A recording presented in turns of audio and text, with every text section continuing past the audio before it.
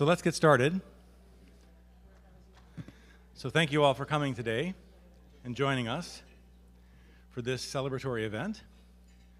So I'm Jim Ray. I'm the director of the Healthcare Engineering Systems Center, and it's my pleasure to welcome you to our 10-year anniversary celebration. We have an action-packed agenda for you today with some excellent guest speakers and some review of our accomplishments in the past, and some, hopefully, presentation and discussion about where we're going as we move forward. And we'll kick things off with some remarks from Susan Martinez. Susan?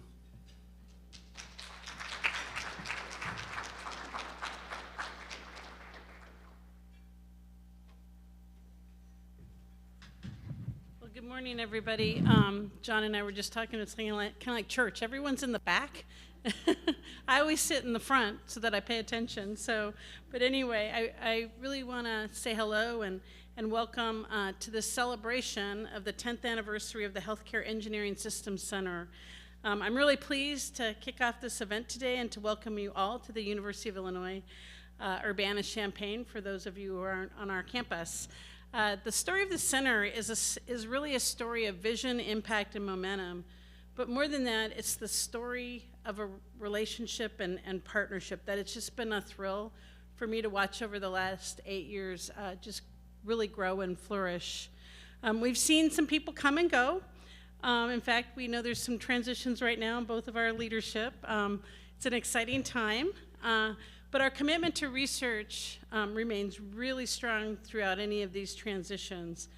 We've navigated a pandemic together, and we did that really well, benefiting the communities around us. We're seeing the rise of AI, which you know we've embraced in our partnership. So now as we celebrate today's milestone, we're also experiencing unprecedented changes in the federal government, and we compared notes at my breakfast table this morning about what that means to each of us. So the nation's research emphasis is facing really stormy seas. Some of you, I might have shared with some of you before that I'm the daughter of a salmon fisherman, an Alaska salmon fisherman, and so I know a thing or two about choppy weather, and you gotta just really keep going. These are challenging times, but that I know together that we will continue to thrive as we push forward. The center predates my time as Vice Chancellor for Research and Innovation, but as I was preparing my remarks today, I realized that HCESC might hold the record for the number of times that I've given welcome remarks, and I've always been pleased to do that. And it makes sense to me as health and engineering are such cornerstones of our university's strategic directions. The seeds that OSF and the DeSoma Family Foundation planted more than a decade ago, I don't think any of us would disagree, they're really bearing fruit. And the fruit keeps being reinvented over the last 10 years.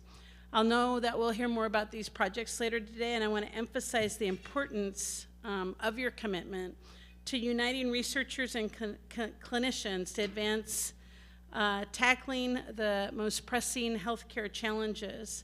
And I think there's just a really unique environment at OSF and the University of Illinois at Urbana-Champaign, and the way that we learn to cross these barriers, these disciplinary barriers, and just create these new frontiers. So it's been an incredible few years, and I'm sure that you'll agree we're just getting started. 10 years, we're just getting started. So with that, I want to wish you a wonderful celebration. I'll see you again here next year, going with the record. And now I'd like to introduce my friend and colleague, Dean Rashid Bashir. Thank you.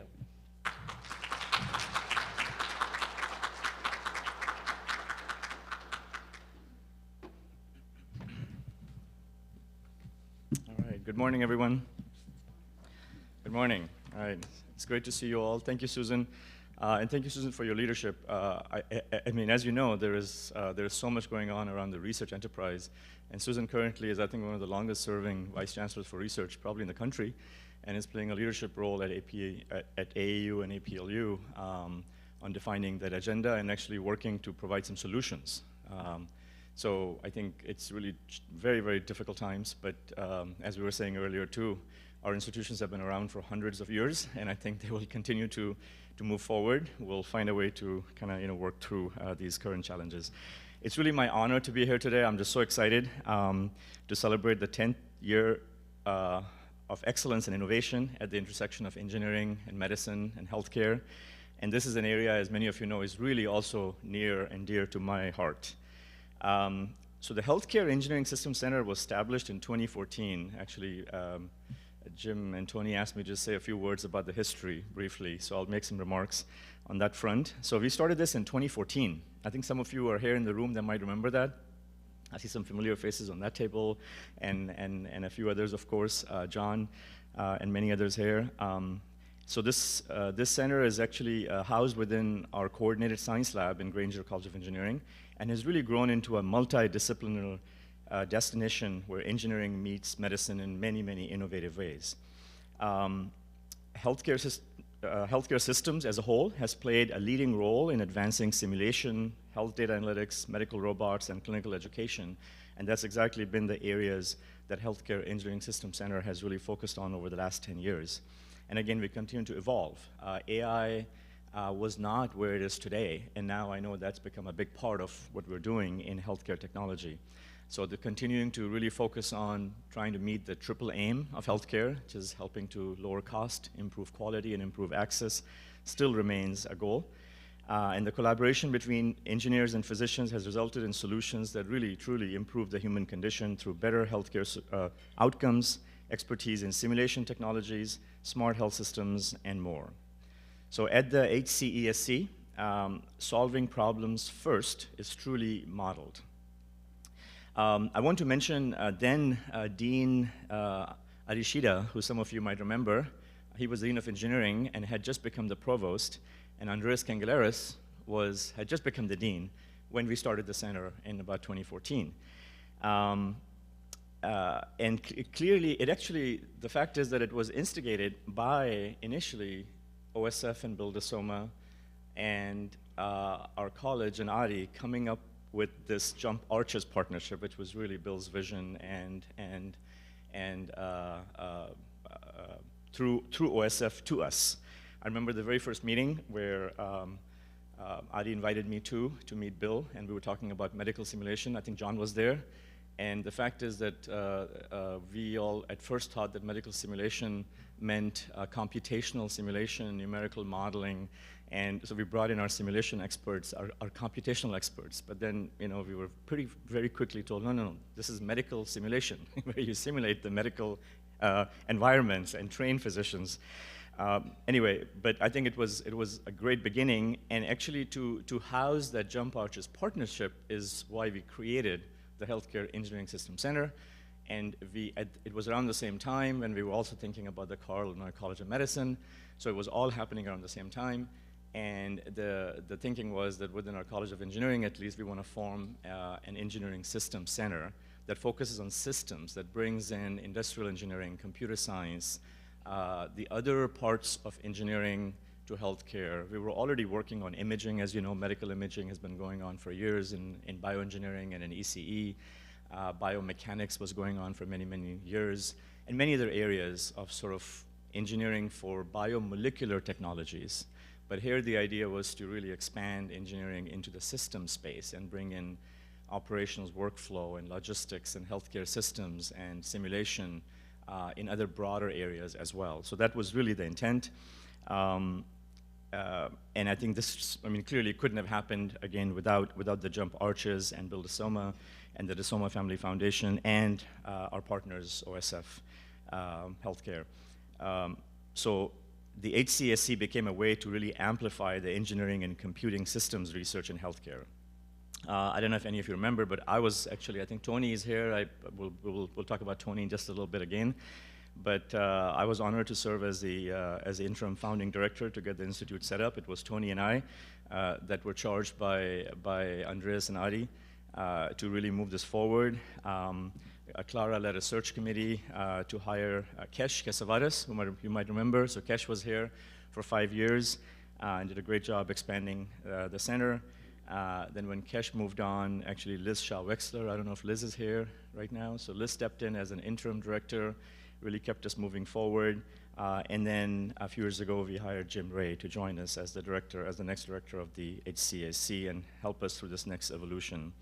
So this has been an amazing time, actually, these last 10 years. Time has flown by, but it's just been so wonderful to be able to work with OSF, with John, and many, many others to kind of bring us to where we are. So again, yeah, through this whole time, actually, two individuals I'll mention. So one is Tony Mikolos, and one is John Voss, who have been by our side to advance this collective mission.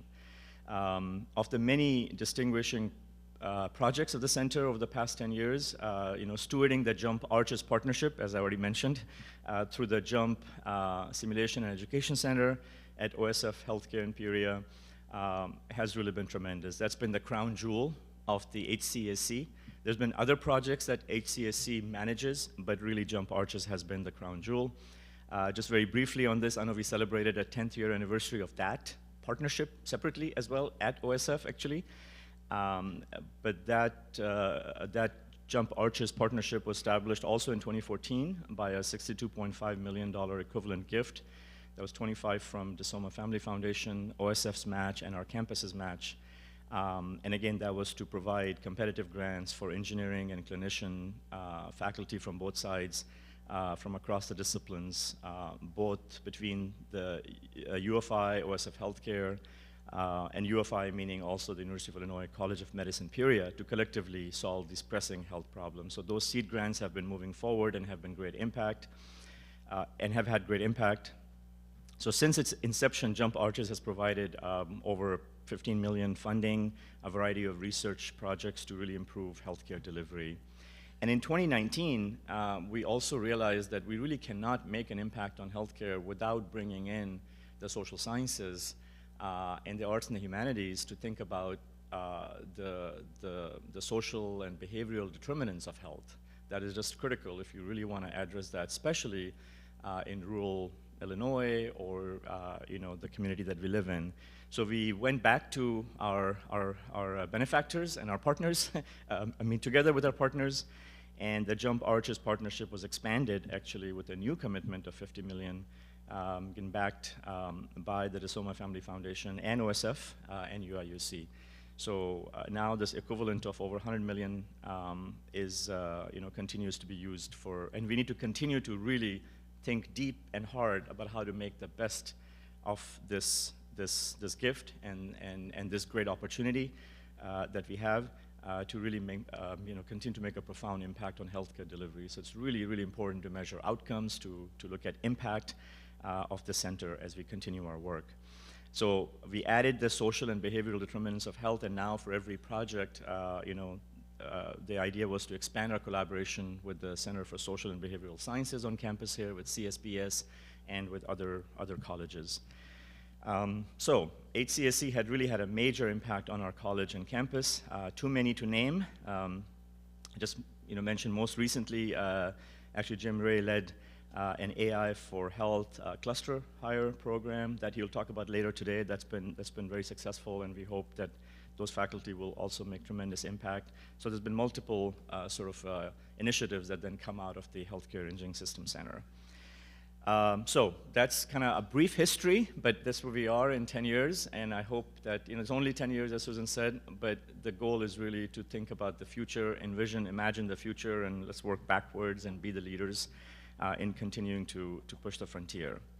Now, I will actually ask Jim and John to join me here, and they'll come up to the podium as well, but maybe you can come here to recognize a very special person. Along with this impressive and impactful history, I would just be remiss not to mention the exceptional commitment and leadership and contributions of Tony Mikolos. So Tony, you did not know maybe all this was coming this morning. Maybe you had a hint. But Tony has served in the Granger College of Engineering for 26 years, and actually at the HCESC for the last 10 years and more, 10 plus. He has been the constant in all of these changes that I mentioned over the last 10 years, and he recently announced, which I think some of you might know, that he will soon be promoted to retirement, end of summer. We will actually have another retirement celebration for him this summer, but we didn't want to kind of get through today without recognizing him.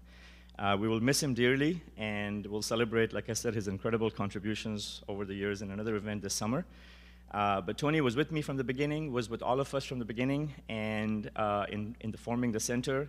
As you all know, Tony, we love Tony. I think his kind disposition, his technical insight and medical experience, and his amazing relationships that he's built all across the state, actually. Nowhere I go where I don't find someone who has met and know Tony, and also especially with OSF as well. And I think all of this has just been critical to the success of the center. So Tony, thank you so much from all of us, and from the HCESC, from the College of Engineering, from UIUC. And I'm going to ask actually Jim and John to make some remarks, and then we'll ask you to come up. So just get ready.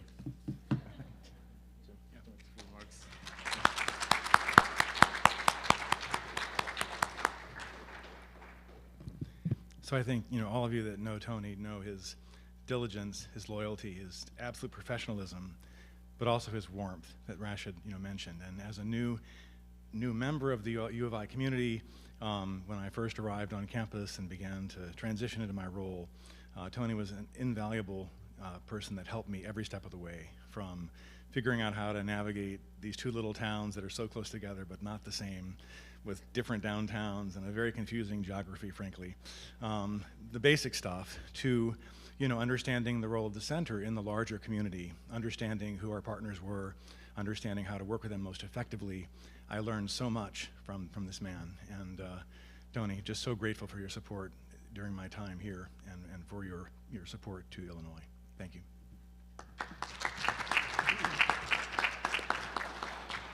So OSF Healthcare leads with a position of love, greatest care and love.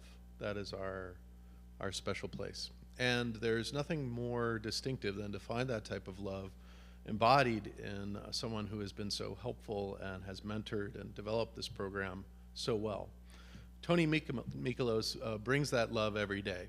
We see it because he networks with everyone. As Jim says, he knows everyone and how to get things done across these very complicated structures and administrations. Who to talk to, who to cajole, who to embrace, who to make sure is present. And Tony brings all that, and he brings it with joy and love. We can see that he loves this program. We see that he's poured himself into this program, and we do love Tony very much for all that he does. And not the least of which, I would say, are Tony's little love notes as he puts out into the world. Tony's love notes, for those of you who may have received them, are those reminders to please please finish off your forms, please respond to this email. And I've received countless of love notes from Tony over these years, and I just, with deepest appreciation, Tony, thank you for your service and love, and the way you've networked these two very complicated organizations together in a remarkable way. So thank you, Tony.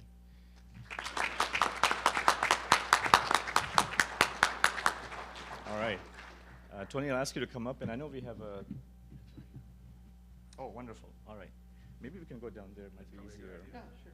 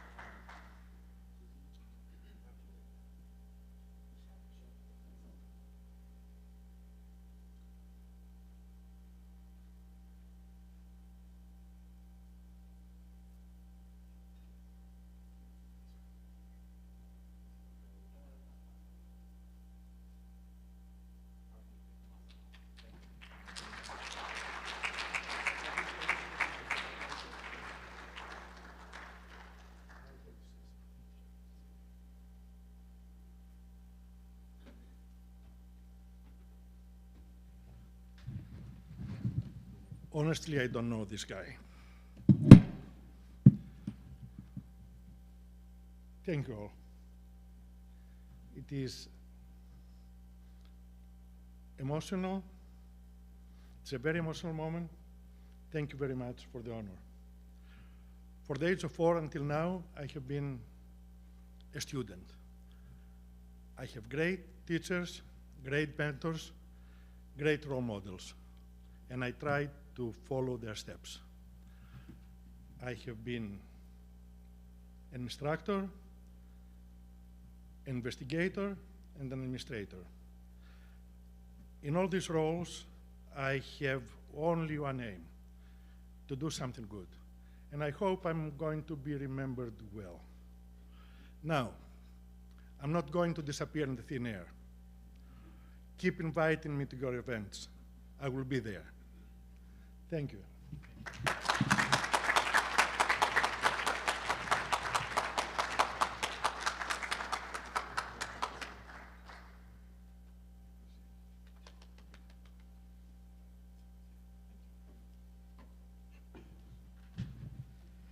Yes, Tony's not going anywhere.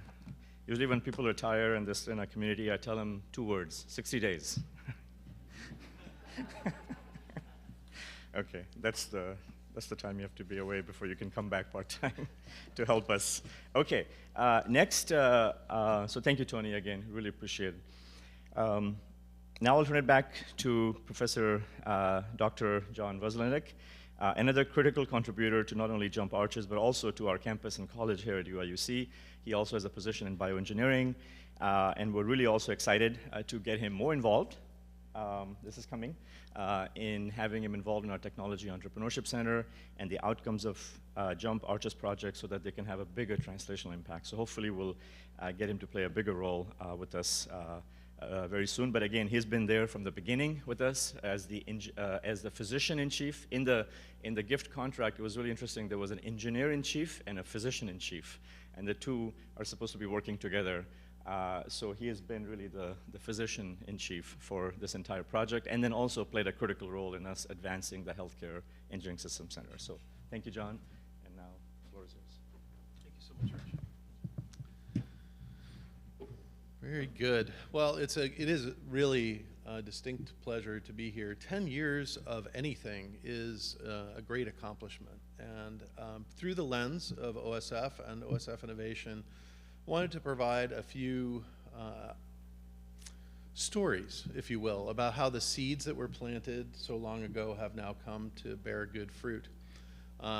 These images that you'll see here, a lot of them should be taken in the context of how they're meant. And it is this pairing of clinicians and engineers to solve really important challenges in healthcare, bringing folks together in those conversations to do great things. But there are actual metrics here for those of you who are more analytically minded, and amongst my engineering colleagues, I've understood that this is an important feature to be very crisp about these things. But we have many students and publications. Let's just look at it through that lens.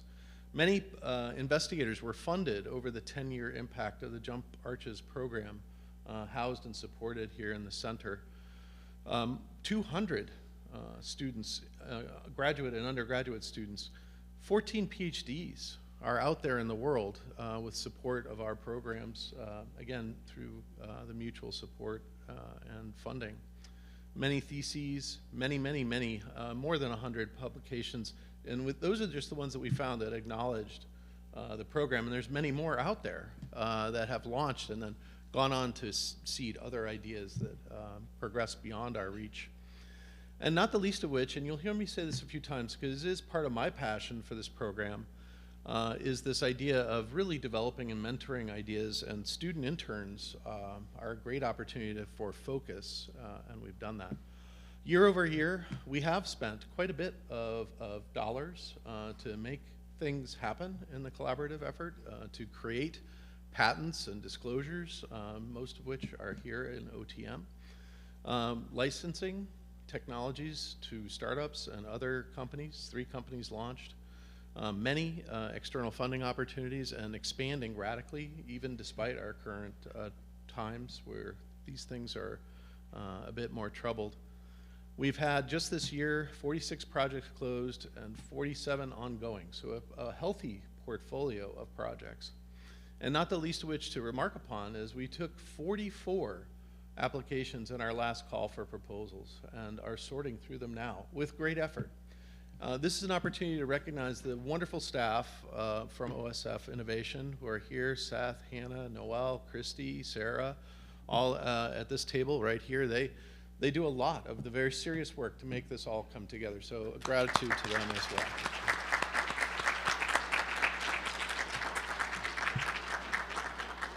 well. In quick summary on the financial, there's $13 million in play, and we do see this expanding year over year and becoming more and more focused on the translational events and things to actually bring things from scientific expertise and clinical need into patient care, and to do that quite deliberately. And I love these diagrams. It's a bit of an eye chart, but they are intentional to show the diversity of programs, both through the clinical lens and through the engineering lens, and so and other disciplines, of course, but cardiology, neurology, et cetera. These programs of activity, they're not just programs, though, and I want you to think about this as I move to the next slide as well. The funding that we've provided in these portfolios, the portfolios clinically of the different disciplines of medicine, and the portfolios that live here at the UIUC in their departments, the funding for these things are actually a discussion and development opportunity for students of all types, for minds of all types. And our greatest commodity, and not a commodity, our greatest resource that we have are the minds of these people as we move them through mentored activities to produce wonderful things in the world. And when we sharpen our lens to the care impact and the care and love that we provide when we provide care to patients, that really comes out. That mentoring and nourishing is part of that love that's provided in the agreement. And so if you look across all the different avenues and we see the emergence of certain key technologies that are actually extending our clinical care outside of our bricks and mortar. Artificial intelligence, no doubt, a great opportunity. Telehealth, digital health. We just have a remarkable portfolio of things, and not the least of which are behavioral and other social ills that need remedied. And the power of partnership, the context of development and mentorship of the young minds gives us opportunity to bring those minds into our organizations as well. And I think that is another unspoken but phenomenal fruit of this collaborative effort. And we have done so. We've hired many people who have joined us through mentored activities, research activities, internships, et cetera. And that's not all. I will tell you, you know you've hit it big when others want to join the team. And so at OSF, we have created 3 new MOUs, which are very similar in their instantiation, led by the Granger College and its vision for combining clinicians and engineers to solve problems and then extending to the entire campus. We now enjoy 3 additional MOUs that provide funding, and you can see, look at how this grew. 2020, 2021, 2022, 2023, some of the most challenging times in the middle of COVID, bringing these agreements out one after the next. These academic anchors in our communities are inspiring yet more minds and bringing them into context with the challenges and problems to solve. Let us not forget the opportunity to network within these institutions as well, have multiple faculties working together. So you know you've hit it big when you have all of this carry-along action. These folks want to join this mission and this team, and we see the fruit of this initial seed now developed, not just in the opportunities to fund research, but in the people who have joined us in that journey. There is much to do going forward and much work to organize ourselves. In our future, we will become even more dedicated to translational efforts. This program has matured to the point where we can actually see our targets more distinctly, and we will move forward in a meaningful way to actually exercise all of this potential energy, all these potential resources together to really develop a future.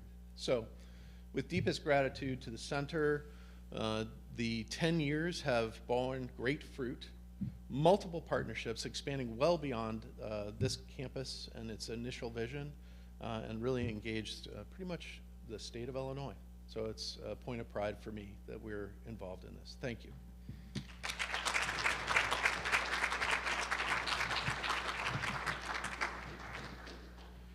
My partner in all the things that we do, Jim Ray, professor of engineering here, will come up and carry us forward. So thank you, Jim, for being my partner in these auspicious moments. Yeah.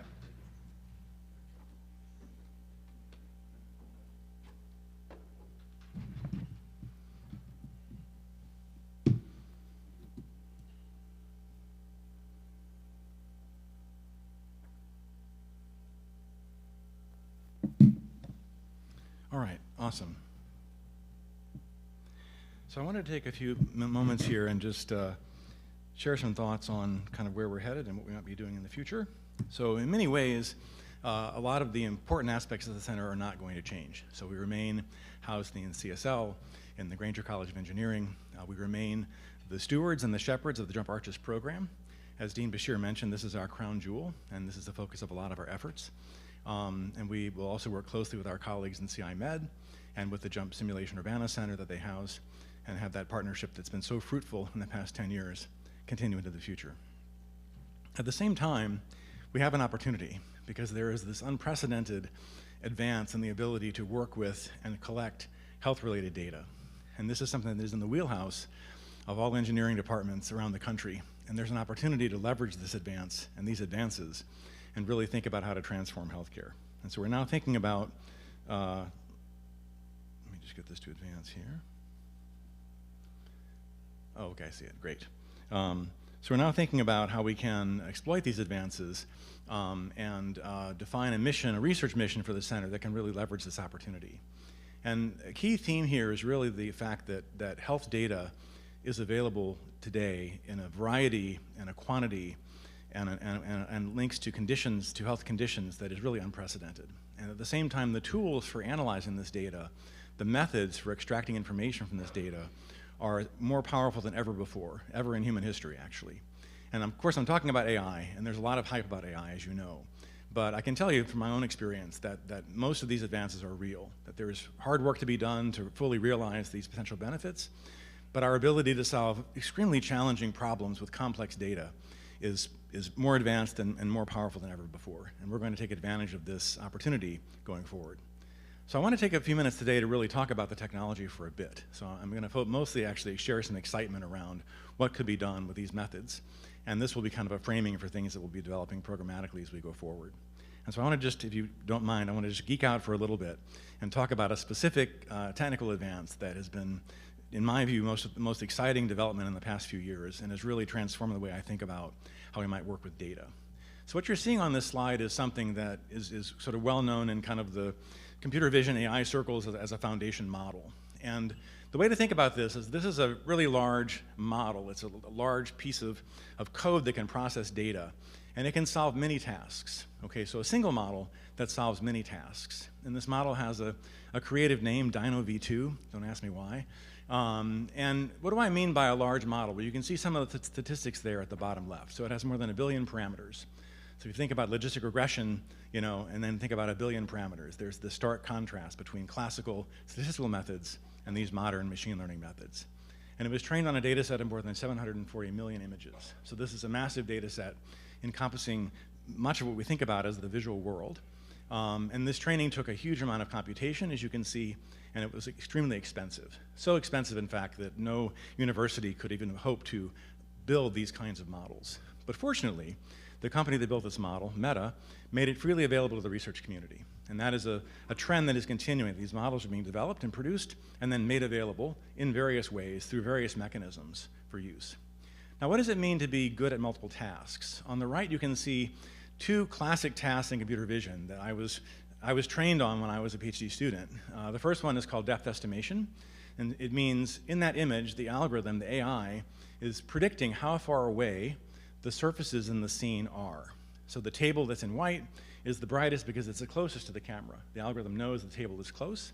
And the wall behind the couch is the darkest, it's black, because it's the farthest away from the camera.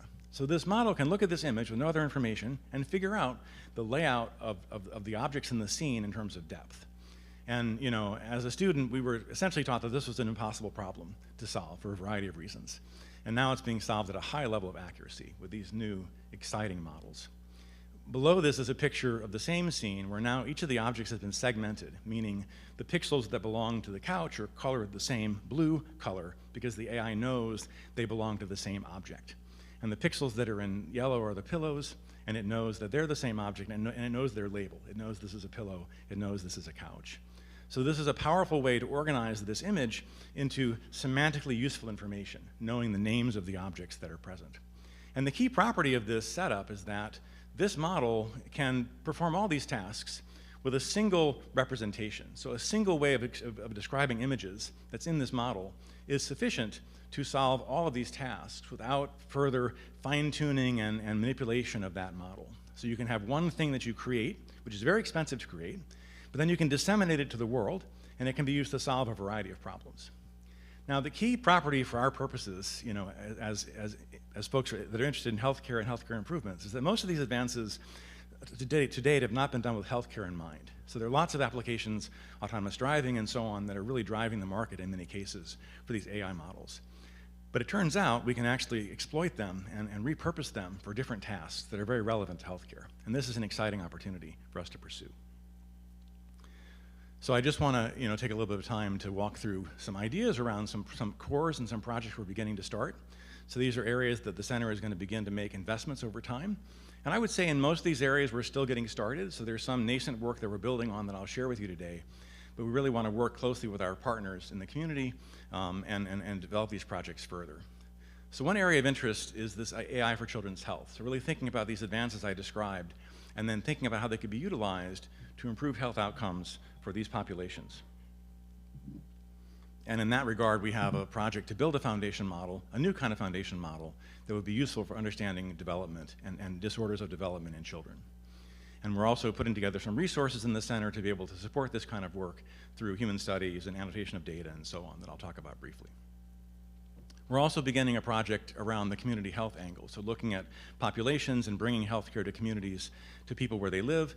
And this is an opportunity to exploit a lot of advances in wearable sensing, ways to collect health data that don't involve bringing people into the clinic. And this is a partnership we've been developing over the years, and we're going to continue to invest in it. And we had an early start with this AI for community health cluster hire that we'll see more about later in the program. And again, we're thinking about resources here, excuse me, ways we might bring in opportunities to recruit and run studies, for example, that the center can support and provide to the community. And then we have our focus in XR, which remains and is quite strong. And this is being also advanced in certain new directions, for example, looking in particular at diagnosis and also various therapies that can be delivered through XR. And this is kind of a new angle for the center. And I'll end by talking about a new project that just got funded late last week in developing a professional training program in the AI for healthcare area. So I'll just try to hit the highlights of these areas and give you a sense for where things are going. So I think it's probably, you're probably all familiar with this idea that many of the foundations of health are established in childhood. And it's now pretty clear, I think, in terms of the data that adverse events in childhood can have lifelong outcomes.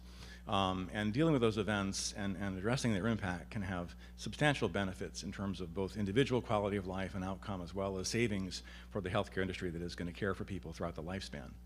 There's a particular set of conditions that you see here that are known as developmental conditions, such as autism, that have unique and kind of specific impacts. But this is really a much broader story around how childhood experiences ultimately frame a lifelong health journey. And these conditions are challenging to deal with for a variety of reasons. They produce a high cost of care. They're hard often to identify early in development when kids are really young. And while there may be interventions that can be delivered to improve outcomes, it's often hard to find the kids that need the intervention and then deliver the intervention at scale. And these are all areas where AI in particular could make an impact. And we plan to develop some of these dimensions as we go forward. So autism is one that I personally worked on for quite a while, and it's a good example, I would say, of the potential of this area as a whole. There's obviously many other things besides autism one can address, But you can see some of the statistics here that it's a condition whose prevalence has been increasing for a variety of reasons, and there's a high cost of care associated with individuals with this condition. And there's also this missed opportunity that many folks with autism that could be employed, that could go to school, are not able to do so because of their condition, because of the barriers that they face in entry to these systems. So this is an opportunity to impact a substantial number of individuals and potentially, improve quality of life. And from this context, there's at least two things you could think about immediately that AI might be able to do. So early detection remains an unmet goal in the US, to identify children with autism by the age of 2, when the median age is currently 4. And a challenge is the inability to sort of objectively screen for autism, meaning objectively means actually looking at the behavioral signs that characterize the condition and detecting those behavioral signs in an objective way with data at an early age. And this is challenging because we don't have models that are sensitized to those behavioral features that are important for autism. And then having done that, you enroll folks in treatment programs, and again, there's this question about treatment response. Are the treatments working? Are kids getting better? And this is an area, again, where there's no gold standard currently that is based on an objective measurement of behavior. And so this is really an opportunity for AI to play a role through the means of video-based understanding of behavior. And this is an area that I've worked in for many years, and there's now an opportunity to do a lot more and really double down on this investment. And so here's kind of an example of a goal. So this is an example of a model that we created in my lab recently. And the model is able to look at this video over time and analyze where the child is looking. And as the child gaze shifts from the toy to the examiner and back again, the model is able to follow that progression. And so without going into too many of the details of how this connects to autism science, understanding how children use their attentional systems early in development for communication, how they share their interest and their joy and so forth through these nonverbal signals, it's known to be a really important property of their development, and it's known to be connected to language outcomes and many other outcomes across the lifespan. And the challenge has been simply how to measure these phenomena that are very complex and not easy to capture through any kind of sensor. And it turns out the best sensor for capturing these phenomenon is the one that's been used for a long time in psychology without any automated analysis, which is the video camera. And so there's all this data now that exists, video images of children engage in behaviors, and that data can be unlocked if we develop the appropriate foundation models to look at nonverbal communication as a specific modality.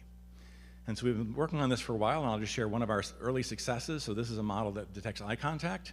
And you can see that whenever the box turns green, the child is making eye contact with the person behind the camera. And this model has been shown to work at human level accuracy. So if we take this AI model and we code eye contact behavior in our children, then if we do the same thing with expert humans and replace the human with an AI, the reliability doesn't change. So the AI is as reliable as a human annotator, an expert human in assessing behavior, both in typical kids and in this child with autism at our collaborating site at Weill Cornell Medical Center. So this is an example of our goal, to find these moments, important moments of social interaction, and then do so with high reliability and accuracy. And then I'll just briefly give you the technical backstory for this other attention problem I showed you. So the problem is you have a child, you want to identify that child with a green box, and you just want to know where they're looking in the image. And this includes the case where they might be looking someplace that you can't tell, like off screen. So then the algorithm has to say, I think they're looking here, or I don't know where they're looking because the information is not available. And so this is a problem that's been studied for a while in the vision community with various complex solutions. And there's a recent development from my lab. My student, Fiona Ryan, has a paper that will appear at a conference next month. And this paper shows for the first time the ability to leverage that same foundation model that I showed you earlier for this task of gaze prediction. So even though the folks at Meta that built this model weren't thinking about kids, they probably weren't invested in child development, they weren't thinking about social behavior. But because that model is so rich and so powerful, the representation that it encodes actually contains a lot of information about human social behavior. And if you can decode that information in the right way with this architecture that you can see to the right, then you can turn this model into a predictor of where people are looking, even though it was not designed with that purpose in mind. And so this is kind of a new development that is really exciting for us and motivating, because it means that there are lots of tools out there in the world that can be repurposed for different health conditions if we can simply exploit them in the right way.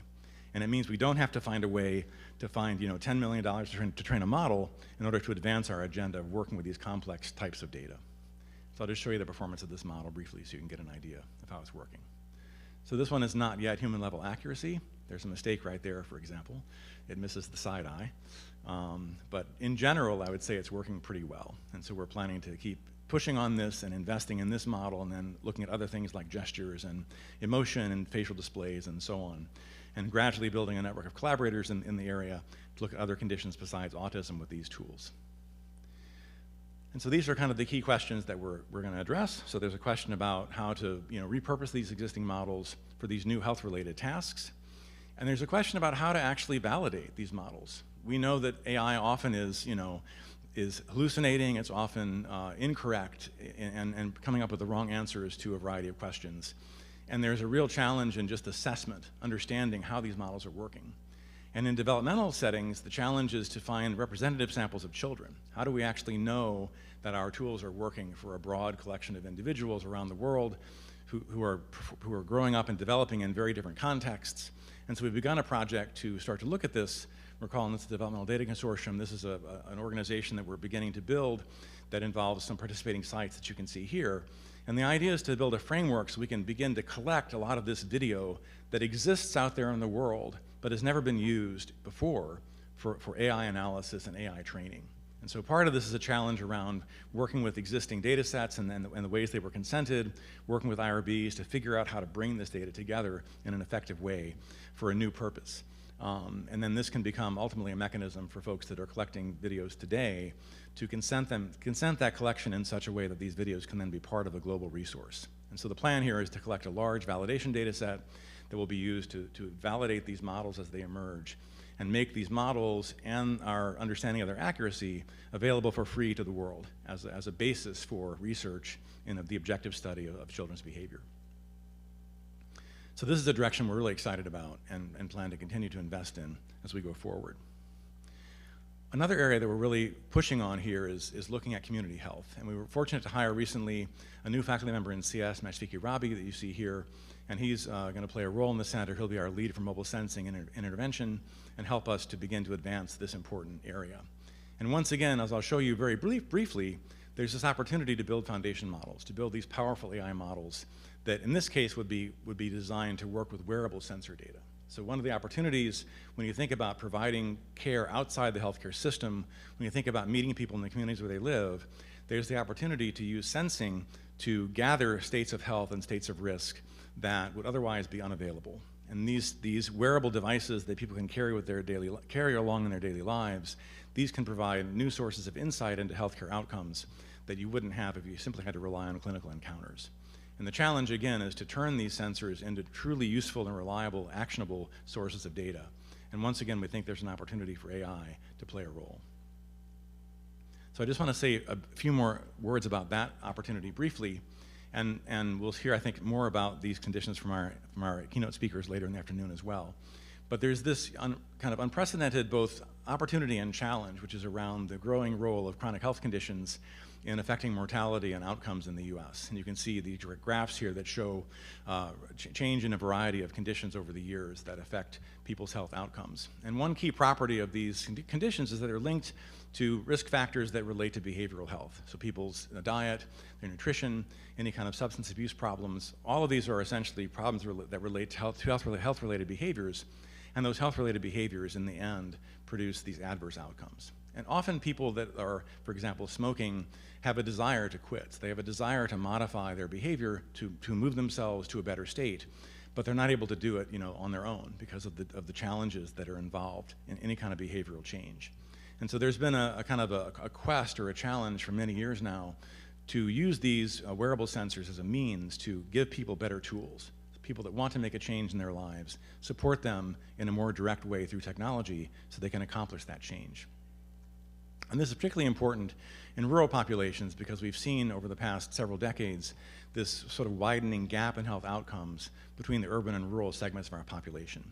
And this is a graph from a really nice Washington Post article that you see at the bottom there. But it shows essentially a timeline on the y-axis, and then it shows mortality on the x-axis. And you can see that for several decades, beginning in the 80s, kind of the urban and rural populations kind of were moving together in terms of their health outcomes. But then, for some reason, the urban and urban populations essentially became healthier from the perspective of mortality, whereas the rural populations did not experience those same gains. And so this constancy in terms of outcomes for one population relative to the other has produced this significant disparity. So this is a very complex problem. There's no magic bullet. AI is not going to just magically solve this problem. But understanding the needs of this particular population, which we have in our midst here in Illinois, and then being motivated by that need to drive our resources and invest in certain areas is one of the things we're going to be focusing on in the center going forward. So I just want to share with you briefly an idea, kind of a schematic of how this might come about. So this is a kind of a classical picture about how health-related behaviors might manifest in daily life and lead to adverse outcomes. So this is in this context, there's an individual who's trying to maintain their abstinence from smoking. So they began a quit attempt, they stopped smoking, and now they're trying to maintain their abstinence and stay away from cigarettes. And there's this model that says that there are these moments of increased vulnerability. Somebody might be experiencing periods of high stress, for example. And because of that high stress, under some theoretical kind of linkage between stress and lapse, this person might lapse back to smoking.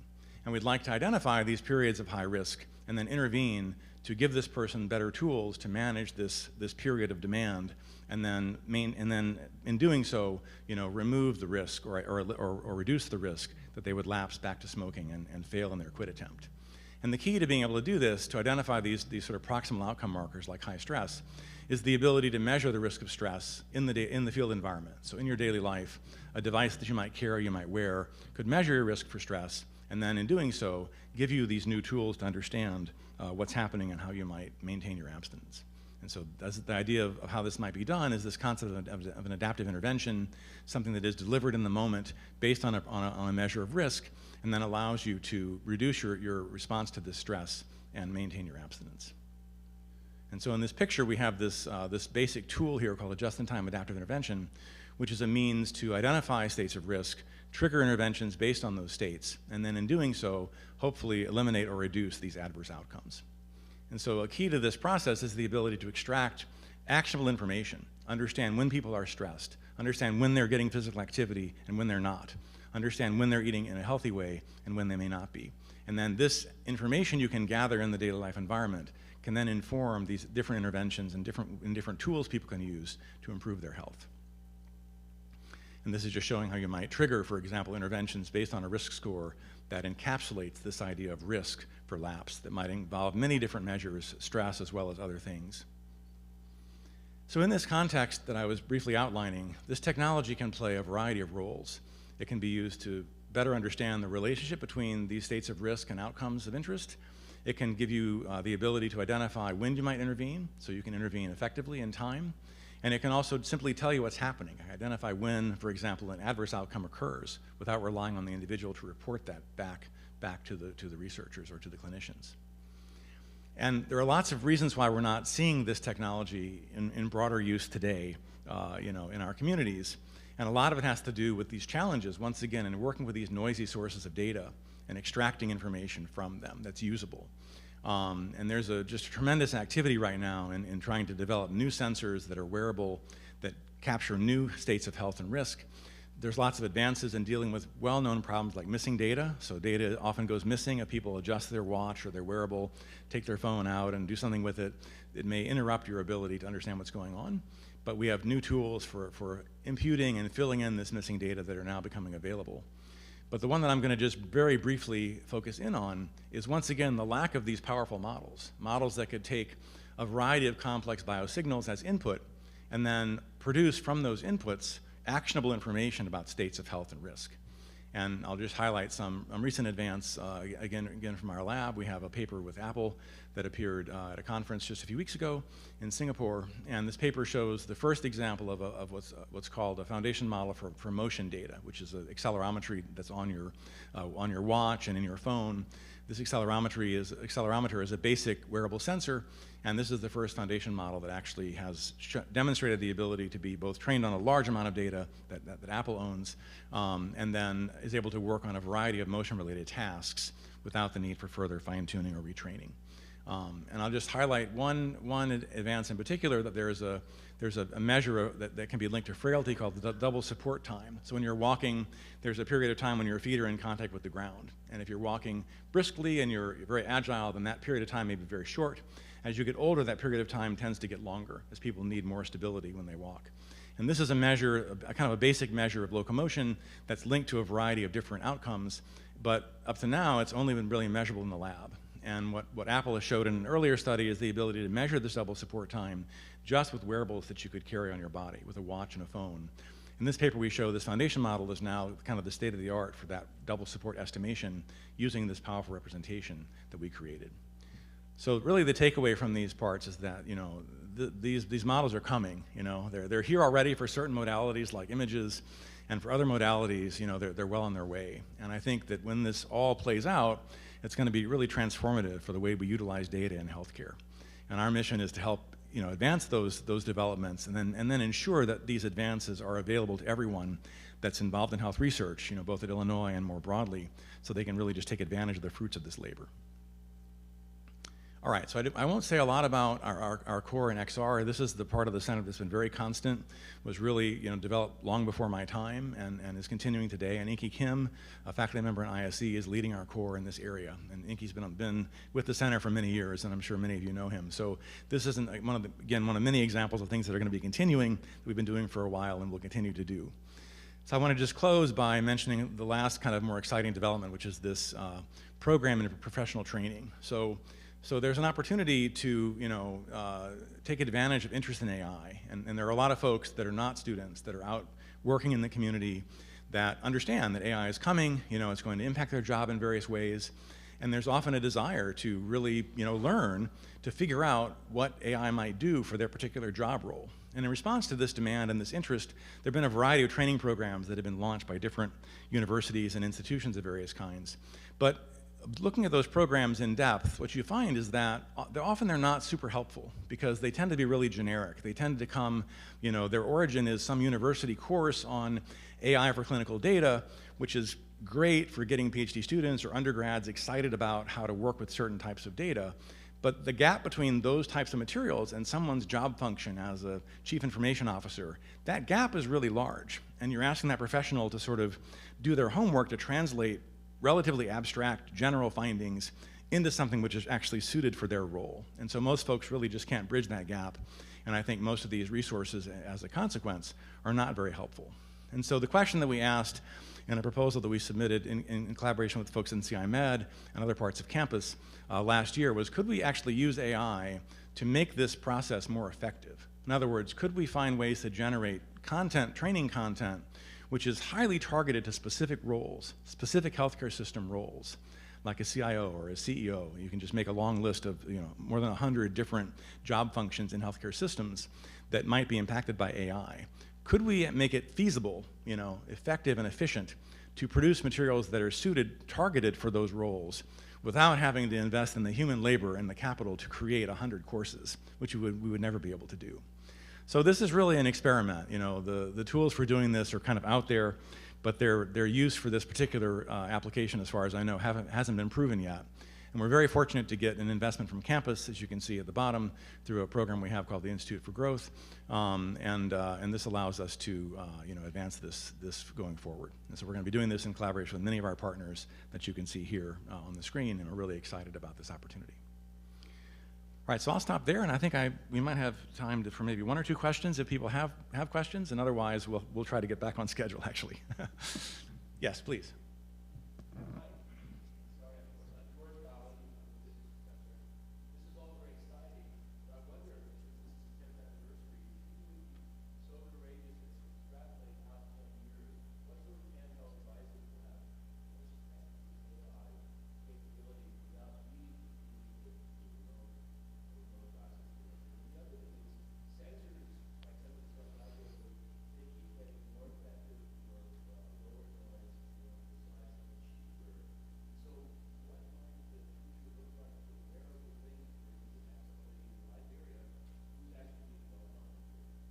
Yeah, that's a very challenging, but I think good question. You know, predicting the future is always hard, as you know. You know, so I think the trend that I believe will remain constant is that scale matters tremendously, right? So we had this long history of machine learning of trying to be very smart about how we utilized small amounts of data, And while that produced a lot of interesting intellectual findings, it kind of all fell by the wayside when we finally had access to large-scale data. So I think the real challenge, particularly in healthcare, is how do we actually get large-scale data? And how do we make that large-scale data available, broadly so that the world can benefit from it, rather than that data being siloed in specific institutions that happen to have collected some portion of it. And so this is a challenge that's not just a technological challenge. It's a challenge of policy. It's a challenge of how you organize funding, for example, and it has to be solved through this kind of collective effort. But I believe that that's a challenge that's absolutely critical to work on, because everything we've seen so far teaches us that when we get to scale, the performance of these models gets remarkably better. I mean, qualitatively better than we ever saw before. And we haven't really seen that yet in healthcare. Like, the models we have right now are probably not big enough. The data sets are probably not large enough for us to really see the potential, which means that there's this horizon that we haven't gotten beyond yet, which is going to be absolutely amazing when we get there. Now, you mentioned devices, and that's another area that's extremely exciting because of the innovations coming from physics and other disciplines, and then as they translate into the market, right, then they can become widely available.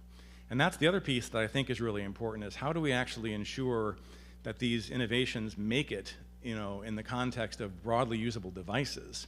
So we have lots of sensors, but if you look at the platforms that are routinely used, there's only a very small number. There are a few watches, a few companies actually that kind of dominate the wrist-worn wearable market.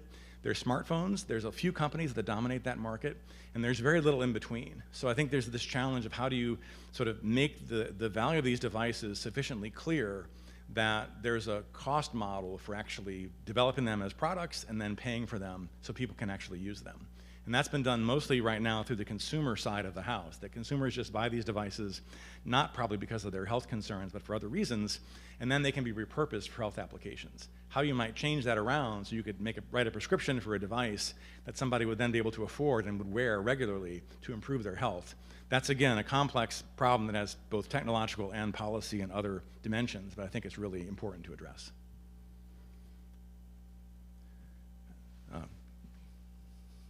Yes.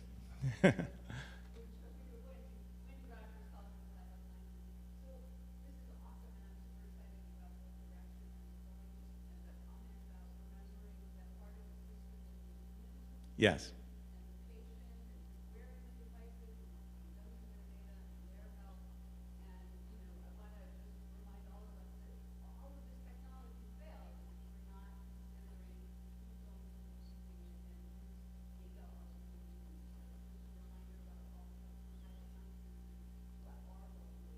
Absolutely. Yeah, no, that's a super important point. And of course, we have some very close partnerships.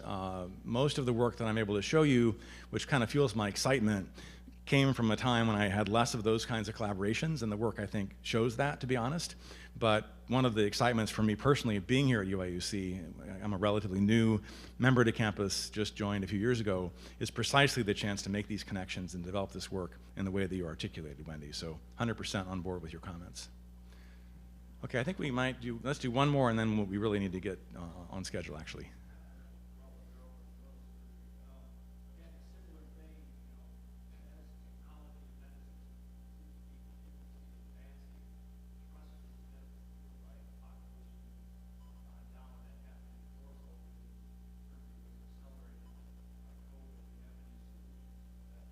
Well, you guys are really asking me hard questions. I mean, I thought my job was hard, but now I'm beginning to appreciate how hard it really is. I think the honest answer is no, frankly. I think it's just a super difficult problem that, I think it's easy for us as engineers and health researchers to get siloed, into specific directions that we're pursuing. You can certainly talk about the need to communicate more effectively, and I do think that's a part that we should work on, like how we communicate effectively around what we're doing and why we're doing it, and what the benefits of it are to the population as a whole.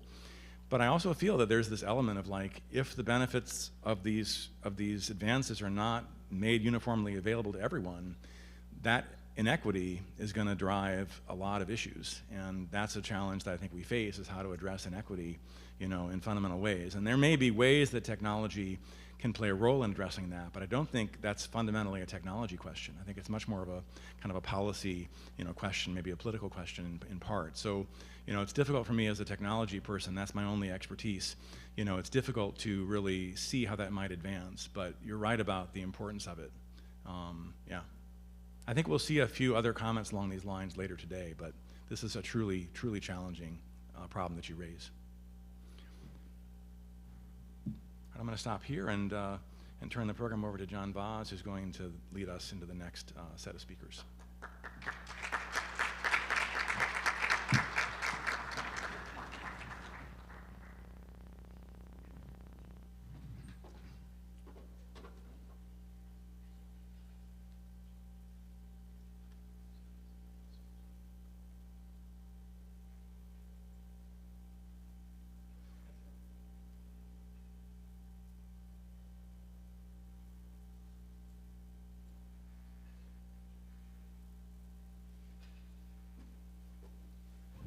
So thank you, Jim, for those remarkable opportunities for our future. We're discussing at our table extensively, actually.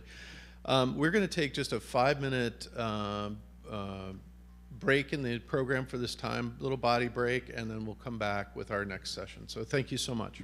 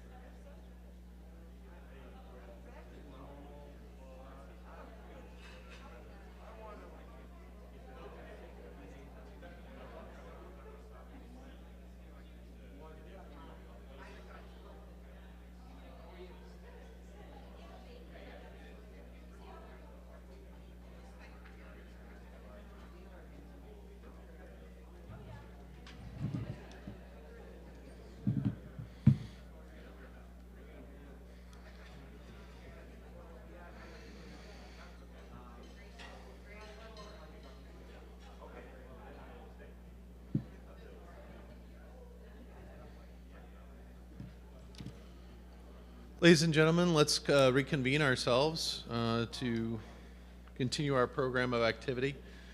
One of the key areas of distinction is to have tremendous leadership around at all times. And we're deeply pleased and honored to have with us here today from the OSF Healthcare System, the current president of the OSF Healthcare System, Michelle Conger, who would like to make a few remarks. Thank you.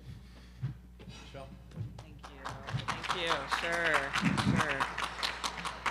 Really exciting morning, and really want to acknowledge our partnership with the university, and I can't believe 10 years has gone by this quickly.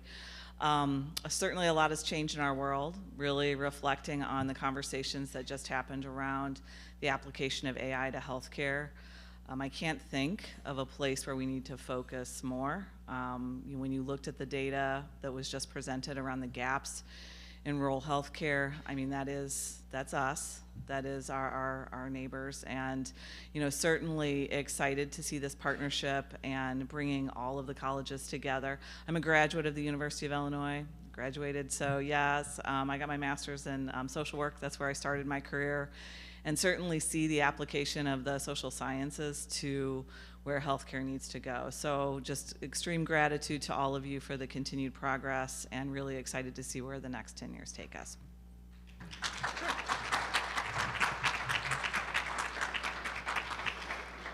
I've been told I look like more of a bouncer than a physician. I understand that, but maybe it comes in handy for my next role, and that is to moderate our next few presentations. We have to keep everybody in an orderly sequence and moving rapidly, so I'll be quiet.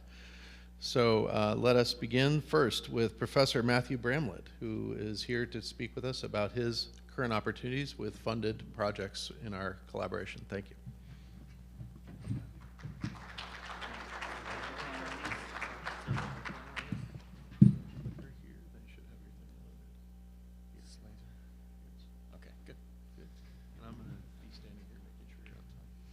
All right. Well, thank you for having me, and thank you, Dr. Ray, for really setting me up here. It's perfect setup for what we're doing, and everything, pretty much all of these projects are. I'm working with Dr. Sutton on these projects, and to sort of set the stage. Well, I'm going to be talking about 4D heart, time sequential 3D heart. This is really it's more about anatomic digital twin, that role that it plays, and how we can scale this technology as well as while we start using it for surgical planning. That's almost a means to an end to the research database that we have. And so, clicking forward.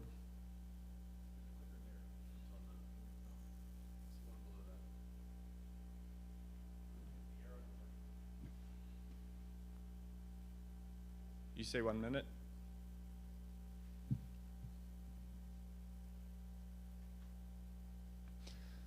So, at our program, we have performed nearly 500 cases of pre-surgical planning for everything from congenital heart through neurosurgical applications.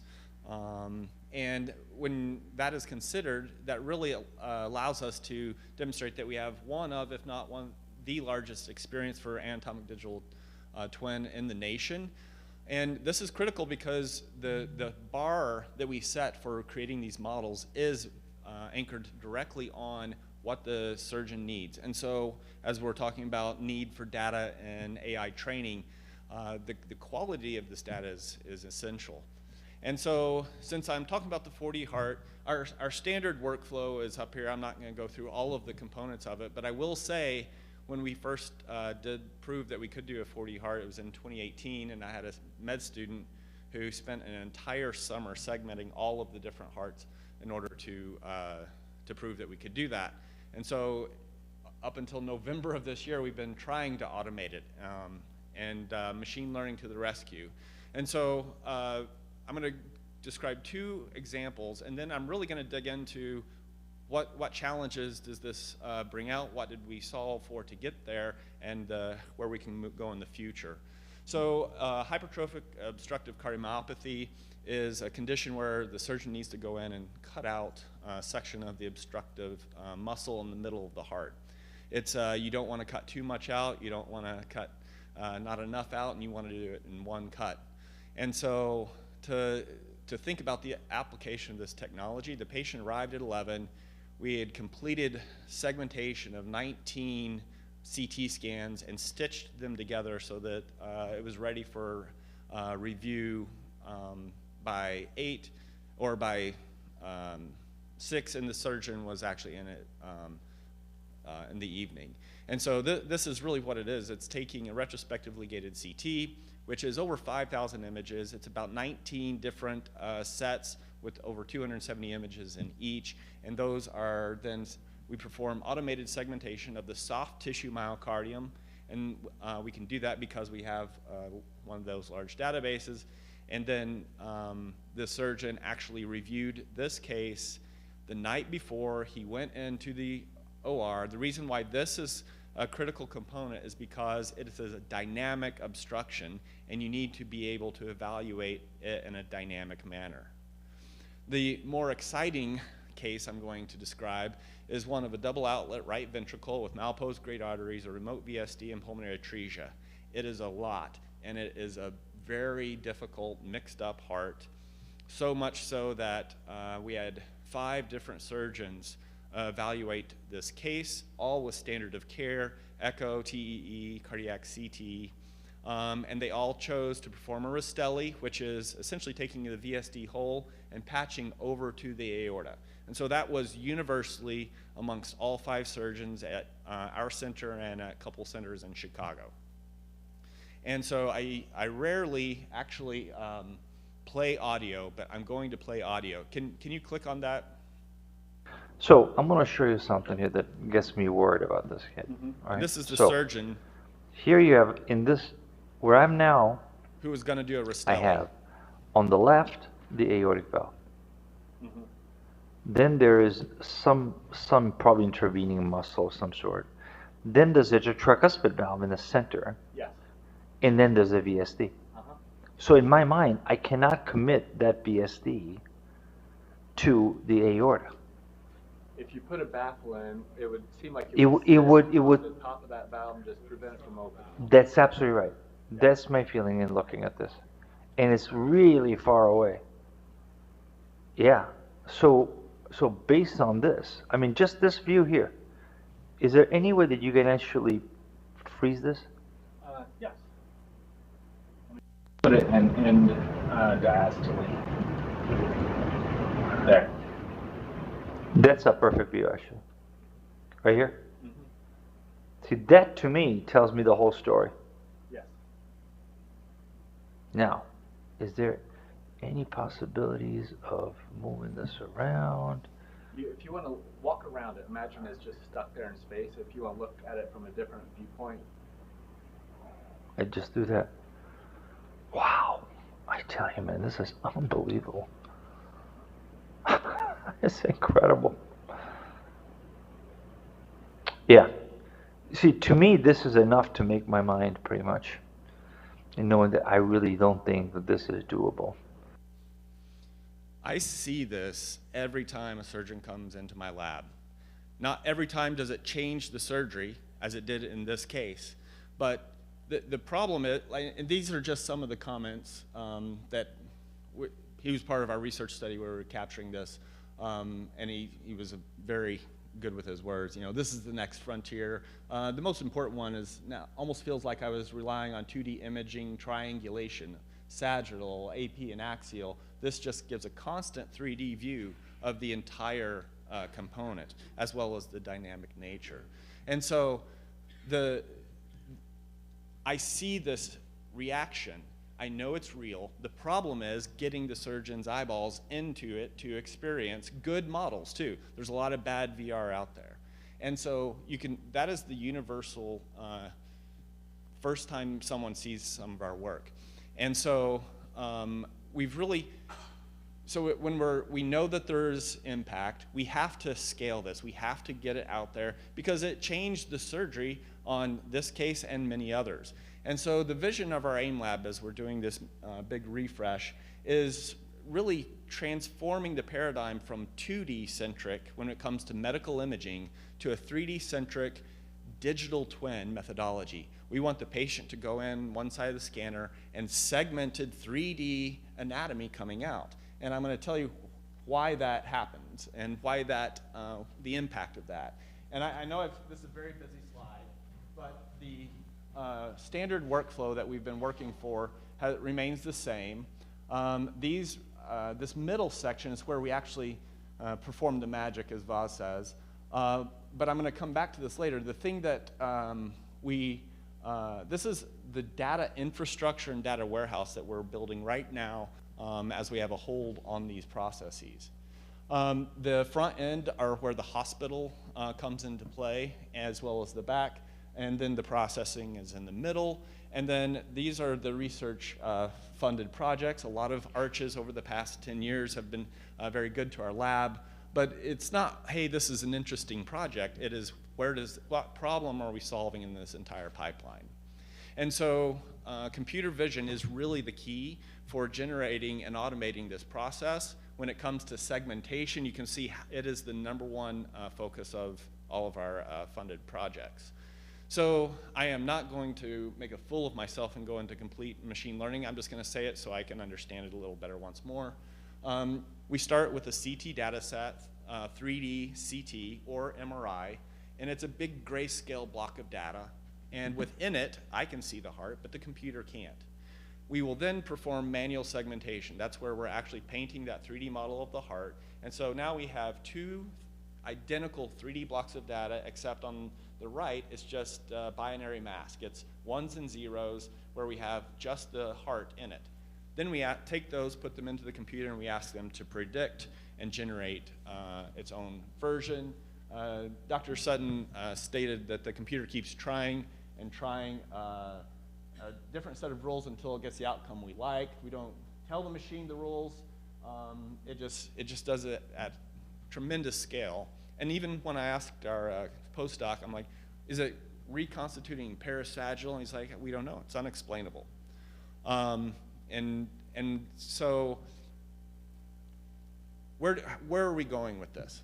So the first thing, I have to take one step back. First thing we need to do is we need to say, if I have a 3D model, is that a surrogate of 2D images that I'm measuring for clinical data? Here's a patient with Marfan syndrome. This is a manually segmented aorta.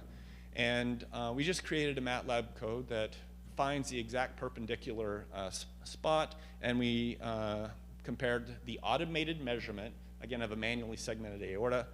And we published this about a year and a half ago now, where at the sinus of Valsalva, which is the most difficult, we had a 99% correlation coefficient between the models. So number one, 3D models are excellent surrogates of the anatomy. Here is some of the machine learning work for this aorta project, and you can see here I'm coloring outside the lines. I've got to make a bunch of these 3D aortas, but we found that the computer-generated model was better. When we look at our DICE score, we're above 90%. RSNA was saying anything 60% or better is pretty good. And because the models are better than the human, it's almost like a 10% indictment of human error.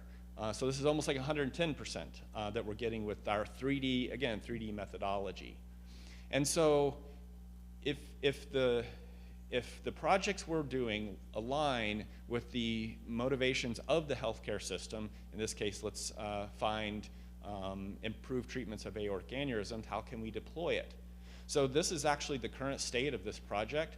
Now this aorta, this is fully automated aorta, and you can see how it's outputting essentially a radiological output. When I measure an aorta, I measure it in 9 locations. I'm getting over 600 measurements here. I can sit down at my computer and scroll to the ones I need, and I've got it. And we'll be able to automate even the output measurements very quickly after this. But the problem is, I need to run this at scale. I've got 1,000 Marfan patients that I need to run. And so again, we're entering into this problem of, okay, well, how do we then deploy our algorithm on imaging databases that are actually important to us where we have trained the data? And so that's why this role belongs to working with OSF. And we're very fortunate to have a healthcare system that is working with us to solve this problem. And if you consider the structure of the data that we are developing at the top, and how that can then be a predictable manner that is then enters into the PACS sandbox or whatever we do that is sort of mirrored off of the image, it's going to become an amazing resource to demonstrate this technology.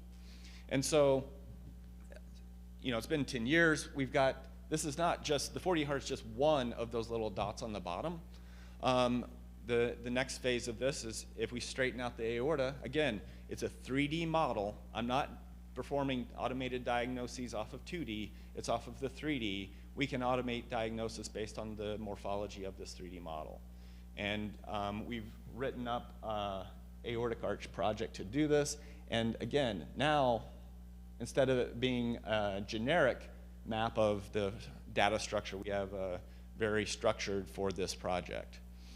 Again, 4D heart. Once you have the 4D heart, and again, I made this point earlier, we're using that 3D surgical plan to get the high quality models. Once we have the models, we use machine learning to automate the creation of these 3D models. But now, if I've got a beating heart, I can carve out the left ventricle and I can get left ventricular mass, ejection fraction, volumes. I can get right ventricular, right atrial, left atrial. I mean, the opportunity, nobody's ever done RV mass. We're gonna be able to automate that. This is not a difficult project. Outcomes research is through our novel,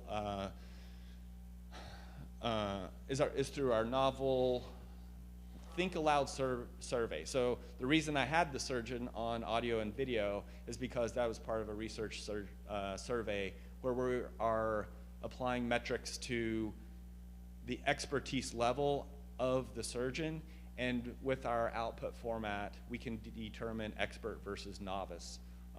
That's going to be tremendous. We have an SEEG project I'm not going to talk about because Dr. Sutton's going to talk about that.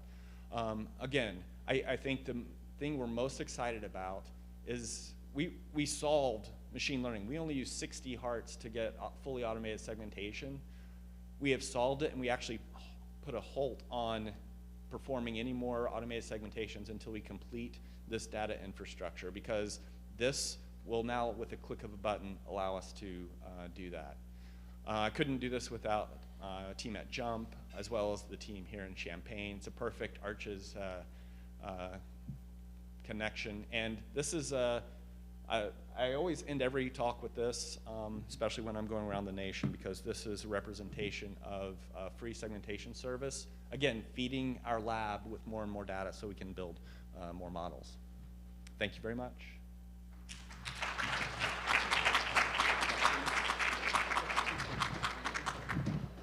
Time for one or two questions.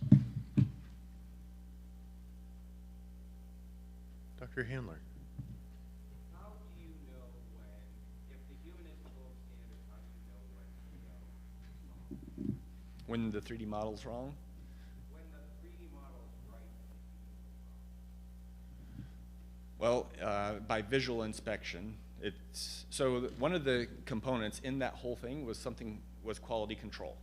And so we inspect every model, and since it's derived from a 2D image, a stack of 2D images, the quality control metric that we as the humans perform is actually making sure the mask matches that. And so we perform that quality controls check for all of these pre-surgical cases. I mean, we have to.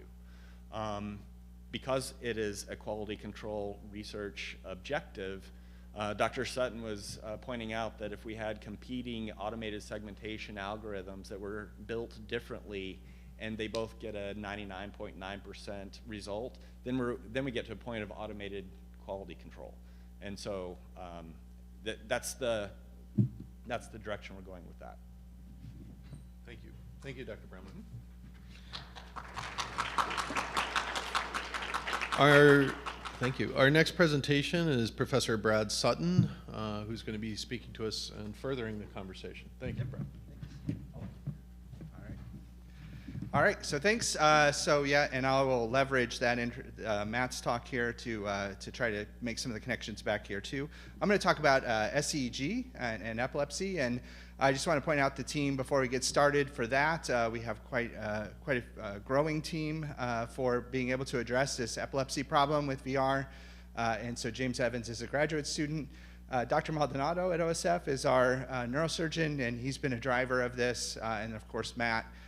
Aaron Anderson is integrated with Carl and epilepsy, and also the Biomedical Imaging Center at Beckman Institute. And then Jenny Amos, who Matt mentioned, does a lot of our assessment. We'll talk about that, and her graduate student, Elliot Bethke. And then Connor and Reed are the jump engineers that really are the glue.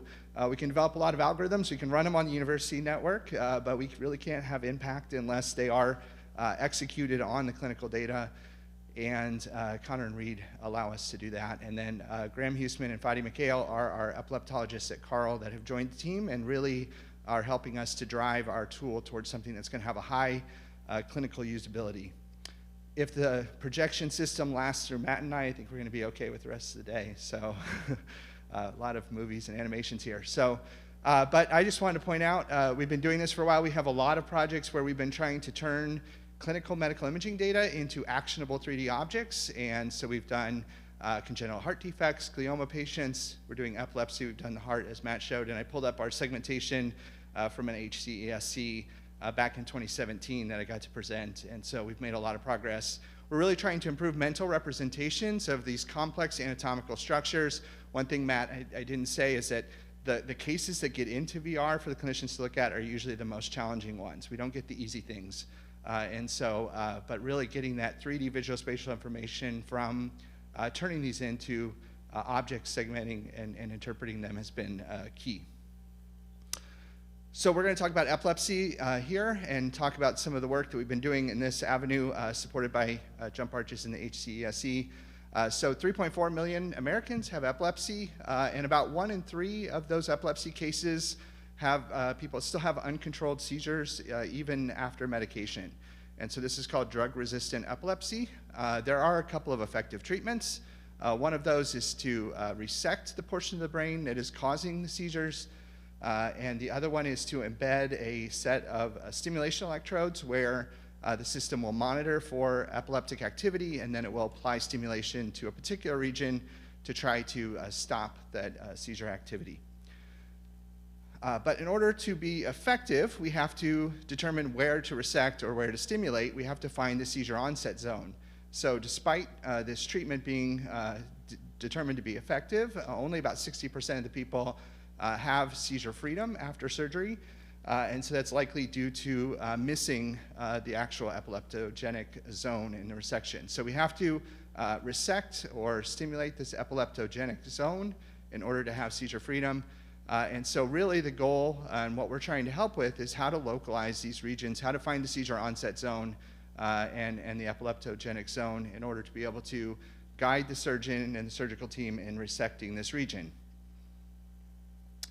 So when the complex cases come about, then we need to get really good localization of where that seizure is starting. And so what happens is that stereoencephalographic electrodes are placed deep into the brain to be able to sample the tissue right around the regions that are suspected for causing a seizure. So these electrodes are placed deep in the brain. They record some electrophysiology right around the electrodes. They're sensitive to a couple of millimeters around the end of those electrode recording locations. And then the patient is in the epilepsy monitoring unit for a couple of days to a week, and those are recorded. Seizure activity and activity between seizures is also recorded and analyzed.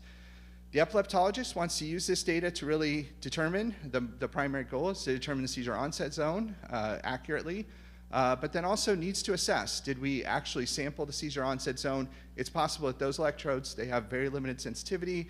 Maybe we missed the actual seizure onset zone and we're seeing activity downstream. But then a final piece, which we really didn't realize until we got deep into this, is that one big challenge in the care team too is to communicate between the epileptologist and the neurosurgeon about exactly what region needs to be resected in the brain, and so our VR tool is actually very helpful for that too, really bringing together the reasoning and the localization in order to be able to accurately communicate that. So our problem statement is, in collaboration with the clinical experts, we're going to develop a fully automated software tool to automatically merge this multimodal data, which I'll show you in a minute, into a 3D, 4D model, reduce the mental load for surgical planning, and really bridge a communication gap between the epileptologists and functional neurosurgeons, maybe also between that team and the patient too. I think these models would be really interesting for the patient, really informative for the patient and their parents to look at and understand what is going on in the individual's brain. So this is a look at our pipeline. There are 3 different types of clinical information that come in. We have a MRI in the middle there, which is done before implantation of the SEG electrodes. Gives us structure. Might also include diffusion-weighted imaging to look at all the fiber tracts in the brain and how things are connected together. The top image shows a CT scan that happens after implantation of the electrodes, and so we need to merge that into the MRI to really determine where those electrodes are recording from. And then the bottom shows these many traces.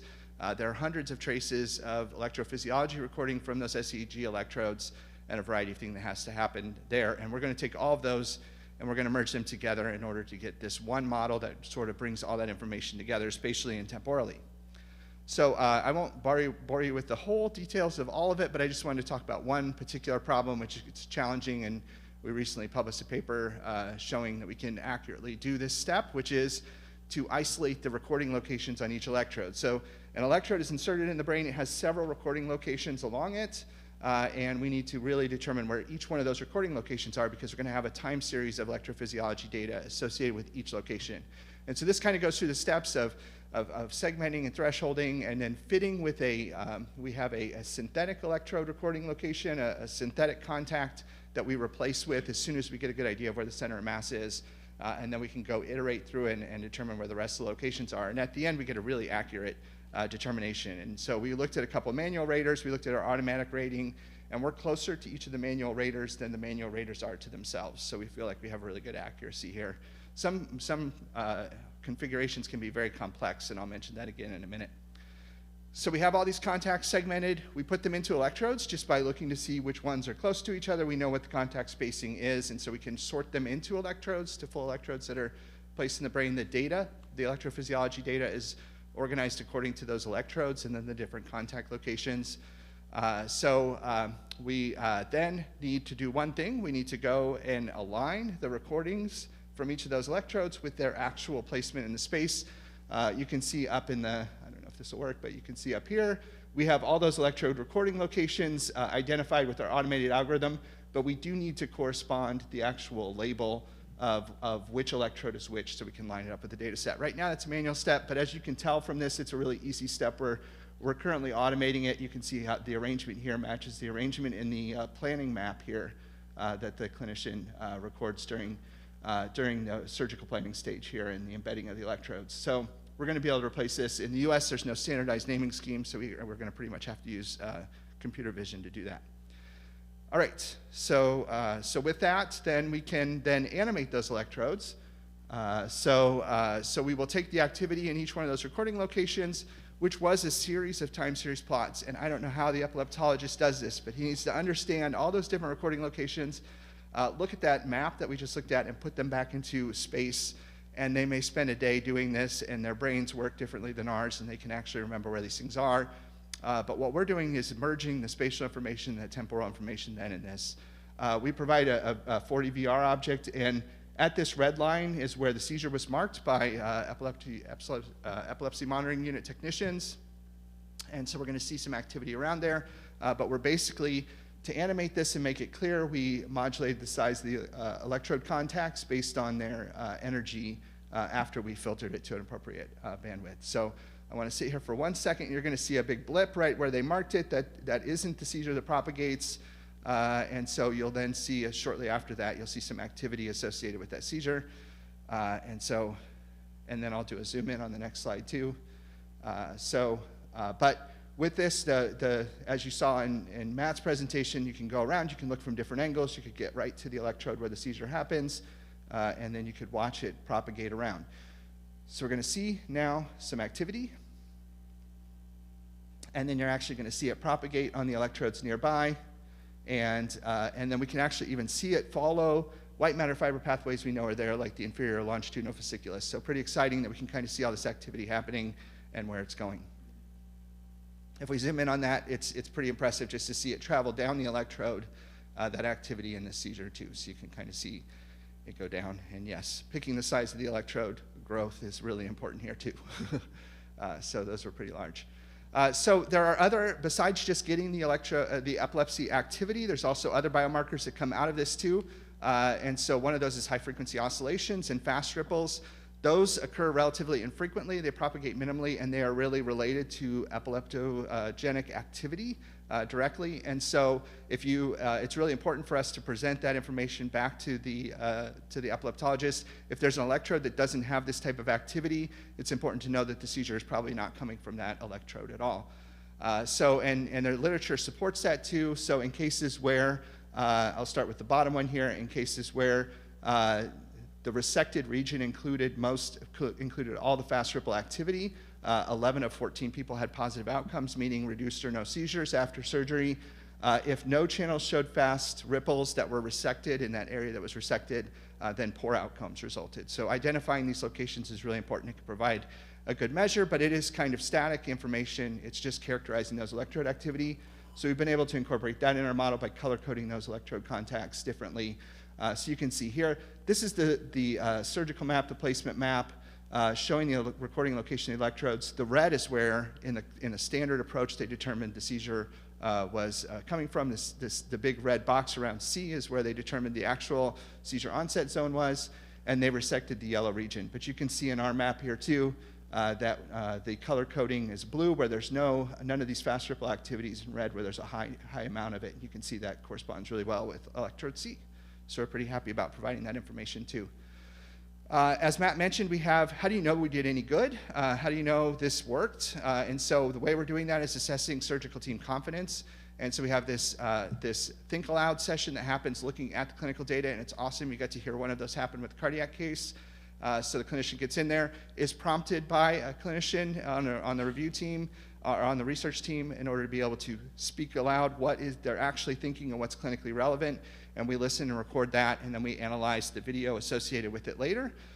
We have a team of researchers that are coding that based on the video and what's happening in the video and what's being said. And so they have some code words that they apply to this related to different activities and how they're processing through that data.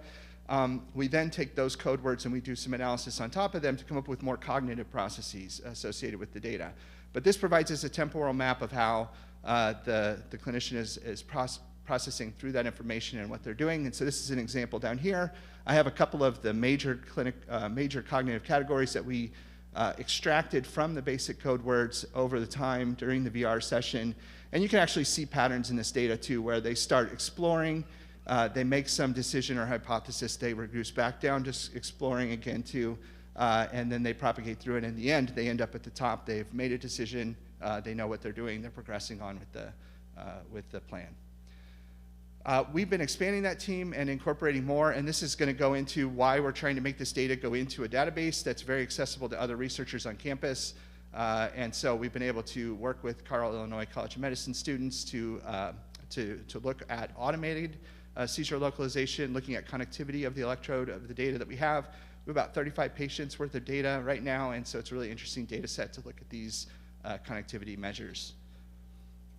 So our next steps in this project are really integration of biomarker into our 3D and 4D pre-surgical planning models, diffusion of white matter pathways too, looking at the pathways where those activity can propagate, incorporating some of the automated detection, and then one thing we really need to do, which we probably were not anticipating at the beginning, but we've now incorporated into our grant we just submitted, is we need to have the 2D standard clinical viewing approach. If we really wanted to assess what's happening between the team and when they're looking at the VR data, we need to understand what's going on with the standard viewing of the data too. So we need to assess what's happening differently between those two frameworks. And so I just wanted to point out, we're integrating this all into this center-like format so that other people can have access to this data too and plug in where it's possible.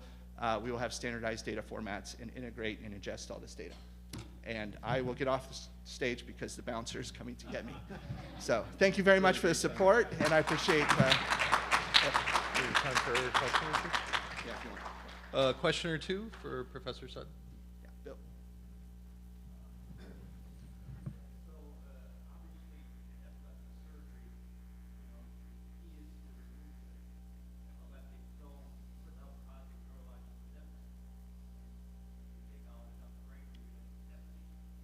Yes. Yeah, yeah.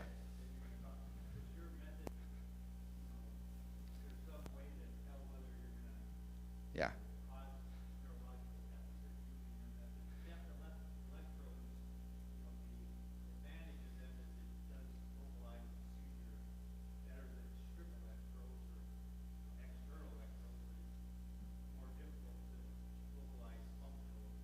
Yeah. Yeah, and I think that's a good question. Really interested, the question was about how to preserve function and not just if we can represent that in our data too. There is fMRI data that was done for language mapping and the standard functional mapping that might happen pre-surgical. We have that data. We haven't incorporated it into those models yet, but yes, we would love to have transparencies turn on and off for language localization and other functions like that to help us understand that. Understanding where those white matter fiber pathways are underneath can also really help us understand what function we'd be interfering with. In these cases, sometimes the anatomy is not as predictable as you would expect, and so being able to put those white matter fiber pathways on would be good too. But as we progress forward, I think that's going to be a critical thing: is how do we incorporate the basic function there too? Yeah, yeah, yeah. Yep. Very quick questions. One, what's the typical diameter of the electrode that you insert? The other is, are there other parameters such as oxygen consumption that if you would be aware of those? Yeah, and so the second question first, there are some people looking at BOLD, function blood oxygenation level dependent fMRI, just as an indicator of activity associated with these potential seizure location zones. I think the nice thing about what we're doing is we're integrating the best of what's out there and putting it into a tool where you can see all that information spatially and temporally together. And so if you have your favorite measure, yes, we'd be glad to talk to you and integrate that into the plan and show it to you. The first one is size of the electrodes. These are standard electrodes. We haven't integrated on that. So they are very small. I will say that some of the orientations are very complex and diagonal, and that's why we don't have everything fully automated yet, but we're just using the standard Dixie electrodes, and so I don't know the exact diameter off the top of my head, but we're not innovating in the actual clinical part, and that's part of the benefit here. We're able to take all this historical cases from OSF and leverage those and put those directly through this. So none of this was done on purpose yet. So yeah, thanks. Professor. Our next presentation is Professor Liz Shaw-Wexler, former director of the center and a keen researcher. So thank you, Liz, for sharing your research with us.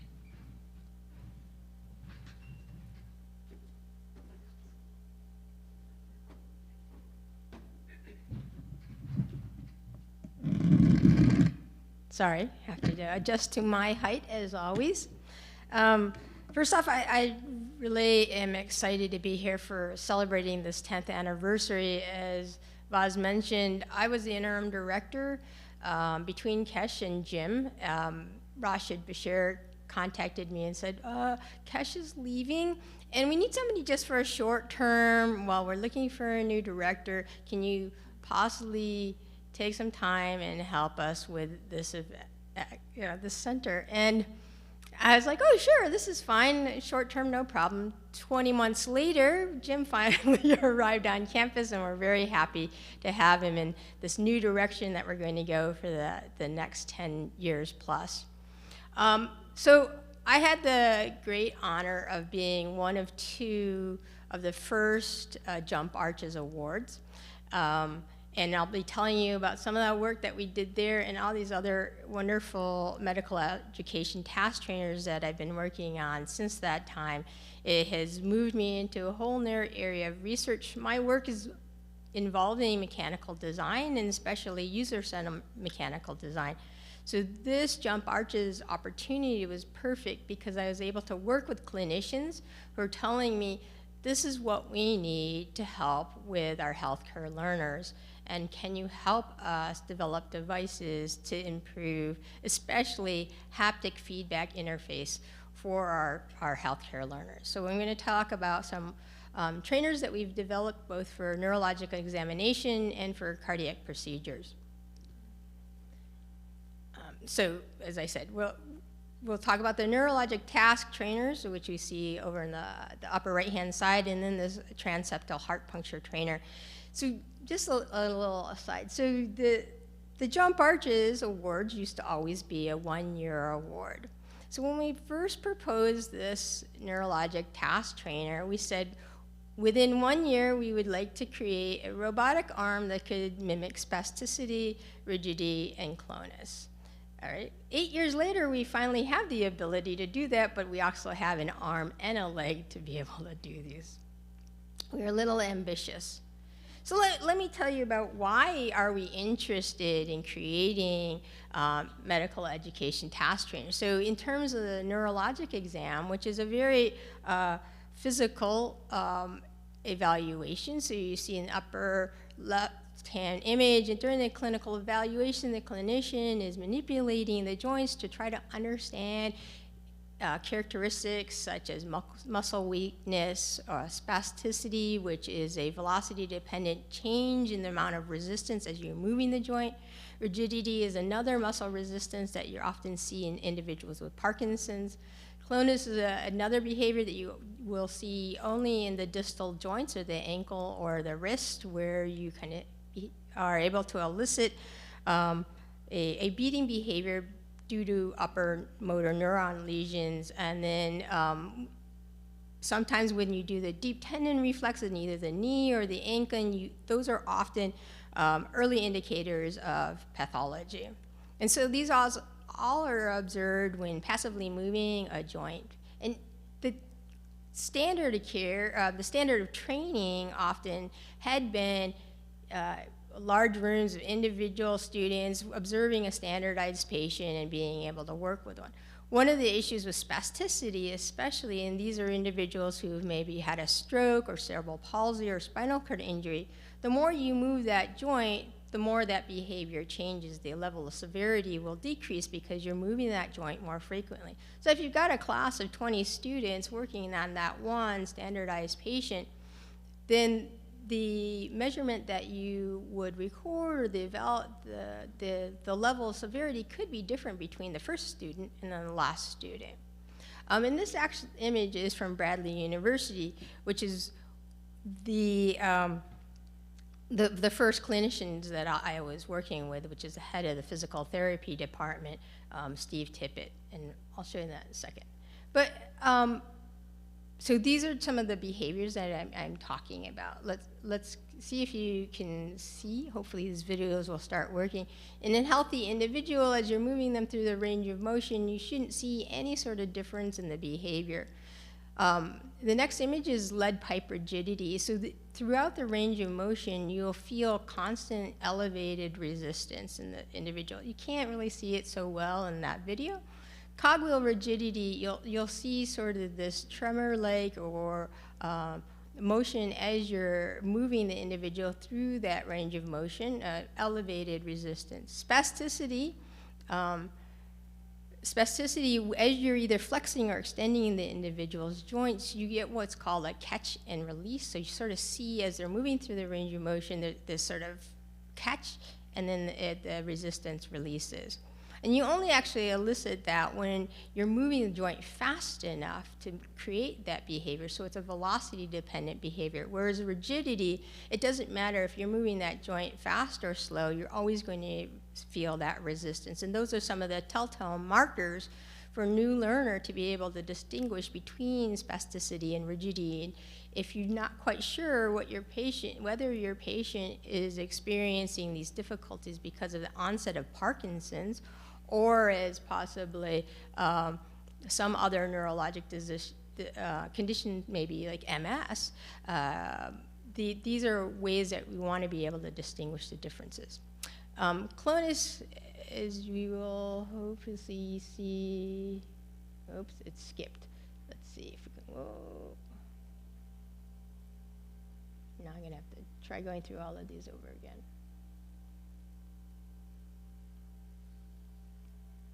There's no computer here. Sorry.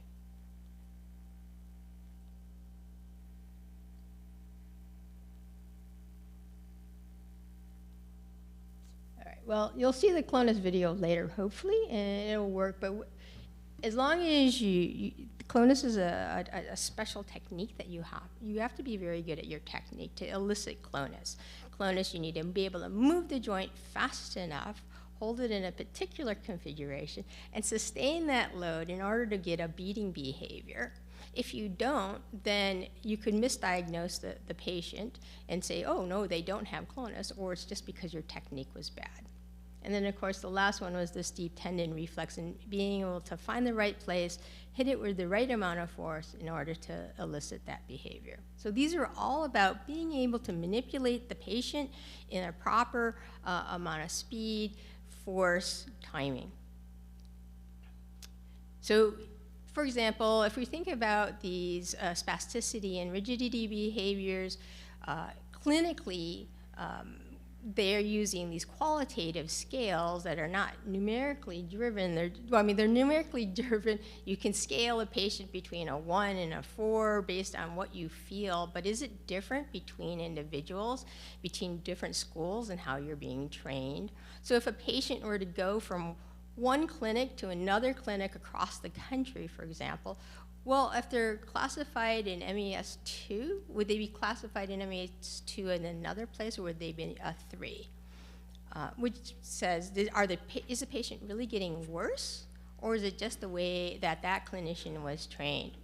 So could we help with training and practice of those learners and actually be able to establish more of a consistent regulation of how they're trained and evaluate?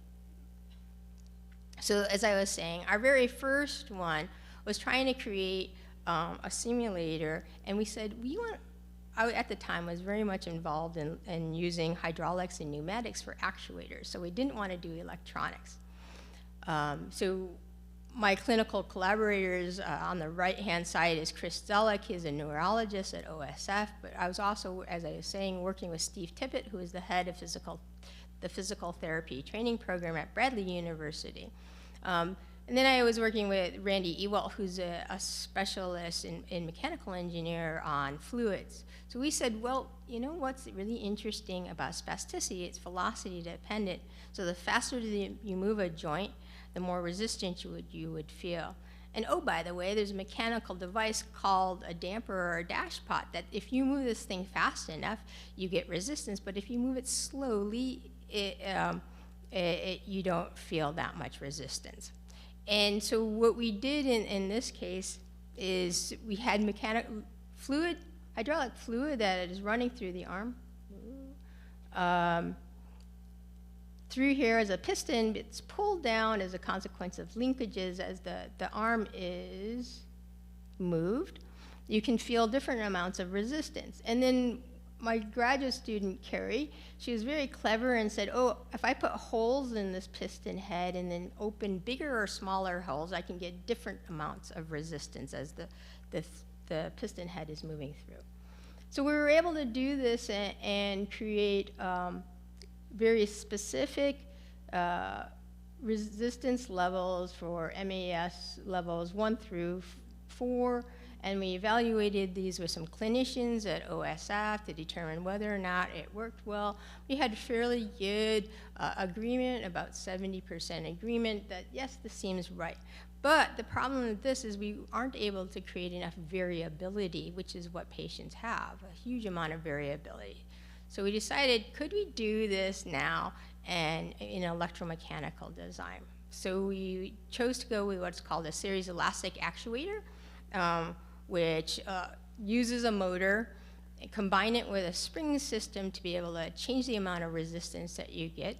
And so our first design was actually looking at the lead pipe rigidity. So as I said before, on the plot on the right, depending on the amount of severity of the resistance, you have increased amount of resistance throughout the range of motion of the patient. And so that's what this original device is doing. Then we continued working on this to be able to show all three of these behaviors. So the lead pipe rigidity, which is that constant increased resistance throughout that range of motion, that cogwheel rigidity, which is sort of have this tremor effect as you're moving through the range of motion, plus that elevated amount of resistance. And then the spasticity, where you see this sort of catch and then the gradual release of resistance throughout that behavior. Oop.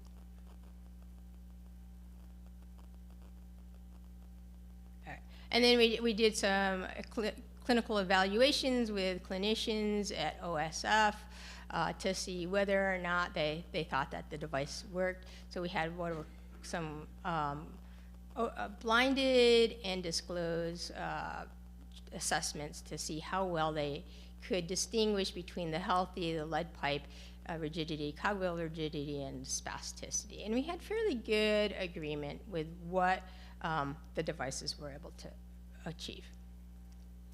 Then we said, well, could we also create a training simulator for another joint? So we wanted to look at the ankle. This project was actually supported by the joint work at Granger Engineering and Zhejiang University in Hangzhou, China. So we took the same idea of our series elastic actuator, putting a motor in it, and then putting some springs in the foot plate to be able to create different resistance behaviors at the ankle. And again, Chris Zollek at OSF was our collaborator on this project too. And so in this one, we wanted to be able to mimic clonus. So as I was saying that, let's see if this video works. Okay. The clonus behavior you can see, but okay, so you're able to create this simulator that you can move the ankle back and forth. You have to have the right hand position, the right amount of dorsiflexion load with a sustained load, and then you'd actually get sustained constant beating of tremor, of clonus, which you see in the very last video on the right. And I don't understand why the patient one is not working, but I hope you understand the differences. And since we were doing this work in Hangzhou, China, and my graduate student ended up getting stuck in China since this was COVID period, he was supposed to just go back to get his visa renewed. COVID hit, everything shut down, and he was there for 1.5 years. But luckily for us, he was able to build this leg and actually get it tested in the Zhejiang Hospital, which is a huge rehabilitation hospital in Hangzhou. Hangzhou is one of the major large cities in China. So unlike Central Illinois, it had like 10 million people to have. So we had our pick of MDs and physical therapists. So what we actually did is a 2-day evaluation. We brought in one set of clinicians for the first day. They gave us feedback. My student was able to take that feedback, adjust the devices, and then have another huge set of clinicians come in and evaluate the device. So you see that there was some adjustments, anyways, they really liked it. In day 2, they said, seems right, feels good.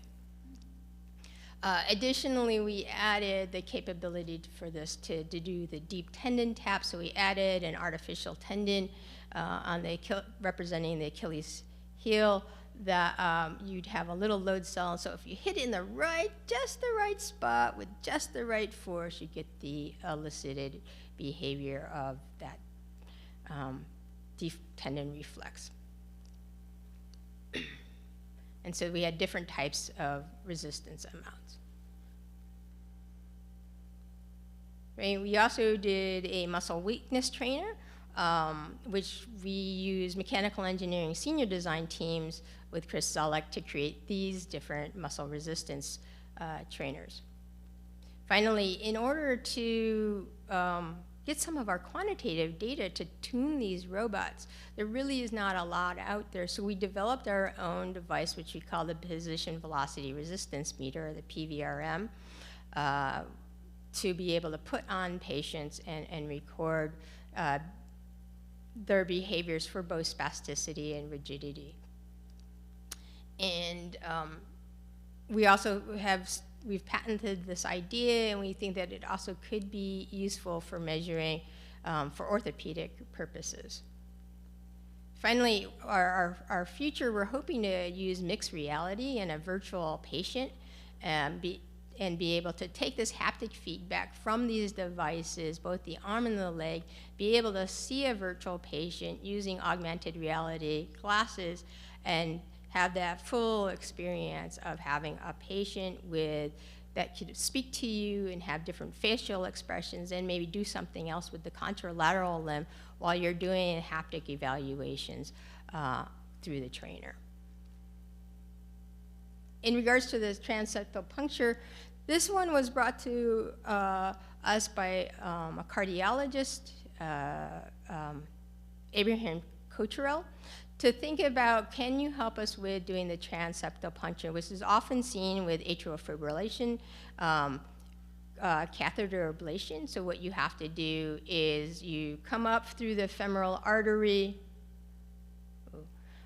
going all the way up to the superior vena cava, and then you use a haptic feeling to manipulate your way around the right atrium such that you eventually can get the catheter across through the septum into the left atrium. So this, again, is a very much of a haptic combination of haptic force feedback and visual feedback to get yourself through this procedure. It's usually young operators are doing this on live patients.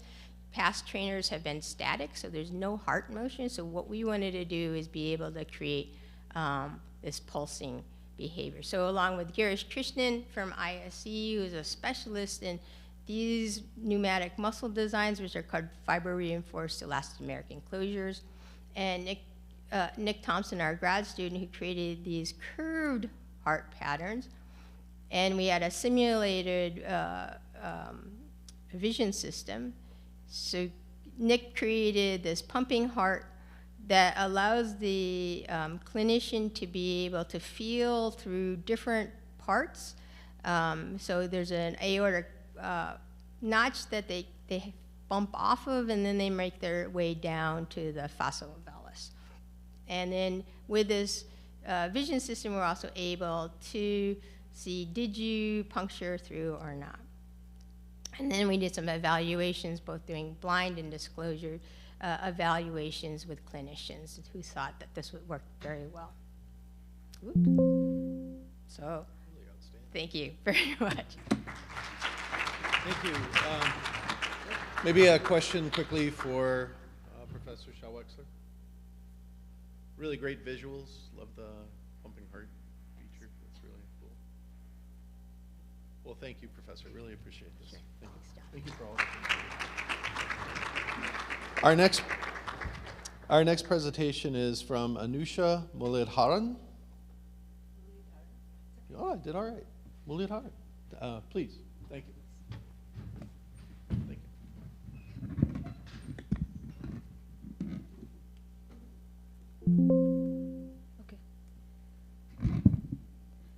Okay. Good morning, everyone. Thank you, Jim, for inviting me today for the talk. So just a little bit about myself. My name is Anusha Muralidharan. I got my master's at UIUC, and I worked at the Healthcare Engineering System Center for 5 years. So I worked on a variety of different projects, particularly focusing on electromechanical task trainers. And now currently, I'm getting my PhD in electrical engineering at Cornell University. But one project that I kind of worked throughout the 5 years and which was also pretty successful was the ECMO training simulator. So today I'm just going to talk about that project in brief. So the presentation will be on the design and development of a high fidelity ECMO training simulator. So before moving on to what ECMO is, I just wanted to tell the reason behind this project. So this was primarily driven by the need to improve the ECMO procedural training itself, mostly through hands-on simulation-based training. So now jumping on to ECMO. So what is ECMO? So it just stands for extracorporeal membrane oxygenation. So it's primarily a prolonged cardiovascular support sort of a technique that assists in both cardio and respiratory sort of support when heart or lung fails, mostly as a last resort. So it's primarily used in critical cases like cardiac arrest, what's that? Yeah, I typically forget the clinical terms, I'm so sorry. ARDS, and also like post, I actually cannot see. I'm sorry.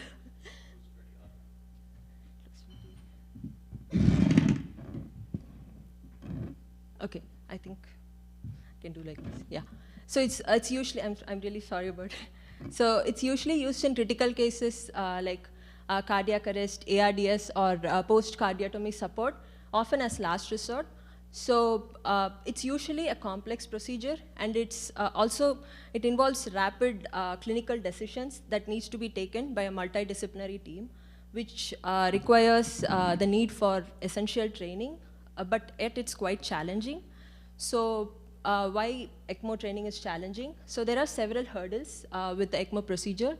So the first one is it's a high stake, yet a very low frequency sort of a procedure. So clinicians, they kind of practice this at very low frequencies, like very few cases are seen by clinicians every year. So this probably results in limitation of a real world experience for the clinicians. So the second one is the limited availability of ECMO trainers itself. So there are very few ECMO trainers in the market. And again, the ECMO machines in general are very expensive to be accessible to the clinicians, so which restricts mainly due to the cost and logistics point of view. And again, as I mentioned before, it's sort of like a multidisciplinary sort of a procedure. So it involves a team of interdisciplinary people, like say interventists, perfusionists, nurses, trauma surgeons. There are so many people.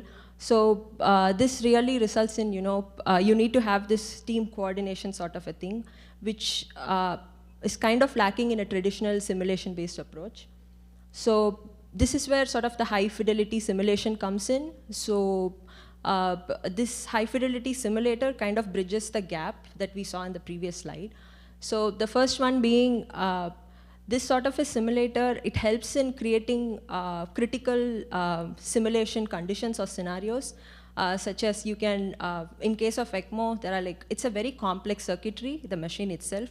So you can do different things like activate an alarm, you can manipulate the hemodynamic circuit. You can also create complex cannulation procedures. So these kind of things will help clinicians practice such techniques better.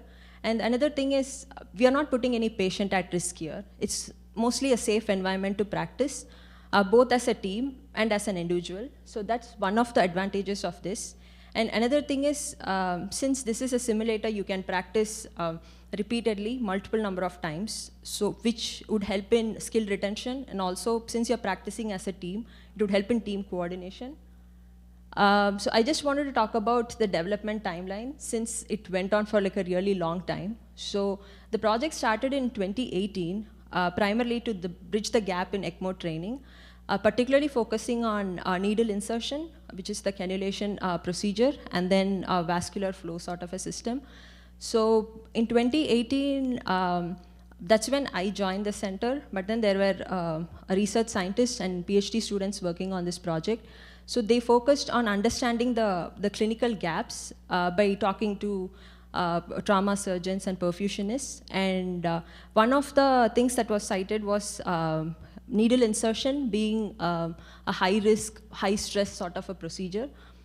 So most of the development during this phase was focused on developing a cannulation-based system and a flow system as well. So then the image that you see here, that was like the first version of the ECMO simulator that was developed at the center.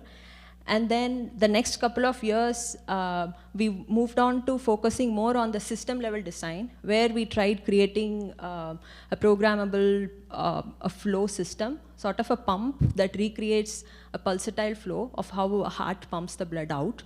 And again here, 2020 is when COVID hit, and it's a low frequency sort of a procedure, but then because of since COVID is a lung related infection, there was an increase in demand for the ECMO simulator because more people needed to be trained to use this procedure. So that's when the demand for it really kicked in.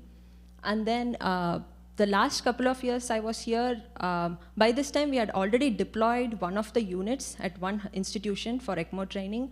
So based on the feedback we received from them, we went on to create a next version, like a version 2.0 of the same simulator. The image that you see here is from that, and this majorly focused on all the gaps that were in the previous system, and most of this period we focused on validation, deployment, and also like refining the system again and again. And by this time, we had our system deployed at 2 institutions for ECMO training. Okay, now moving on to the simulator system design. As I said, we have like the entire system. It has 3 interconnected components. The first one is the programmable pump, which is sort of the heart of the system. And it has a flow circuit as well. So the pump, it kind of pumps the fluid, which is sort of like how a heart would pump the blood, and then it flows through the entire blood vessel sort of a connection system. I'll show pictures in the next slides. And then the next part is the cannulation. So this is also again a major part which helps clinicians or healthcare professionals practice needle insertion. And the next one is a modular user control. So this is the interface sort of a thing through which the clinicians or the instructors interact with the entire system. So I'll talk about the first part in the next couple of slides, which is the flow simulation system. So here, the major thing is the programmable pump. It's sort of like an electromechanical pump that we developed in the center. So the major goal of this is to pump fluid in such a way that how a heart would pump blood.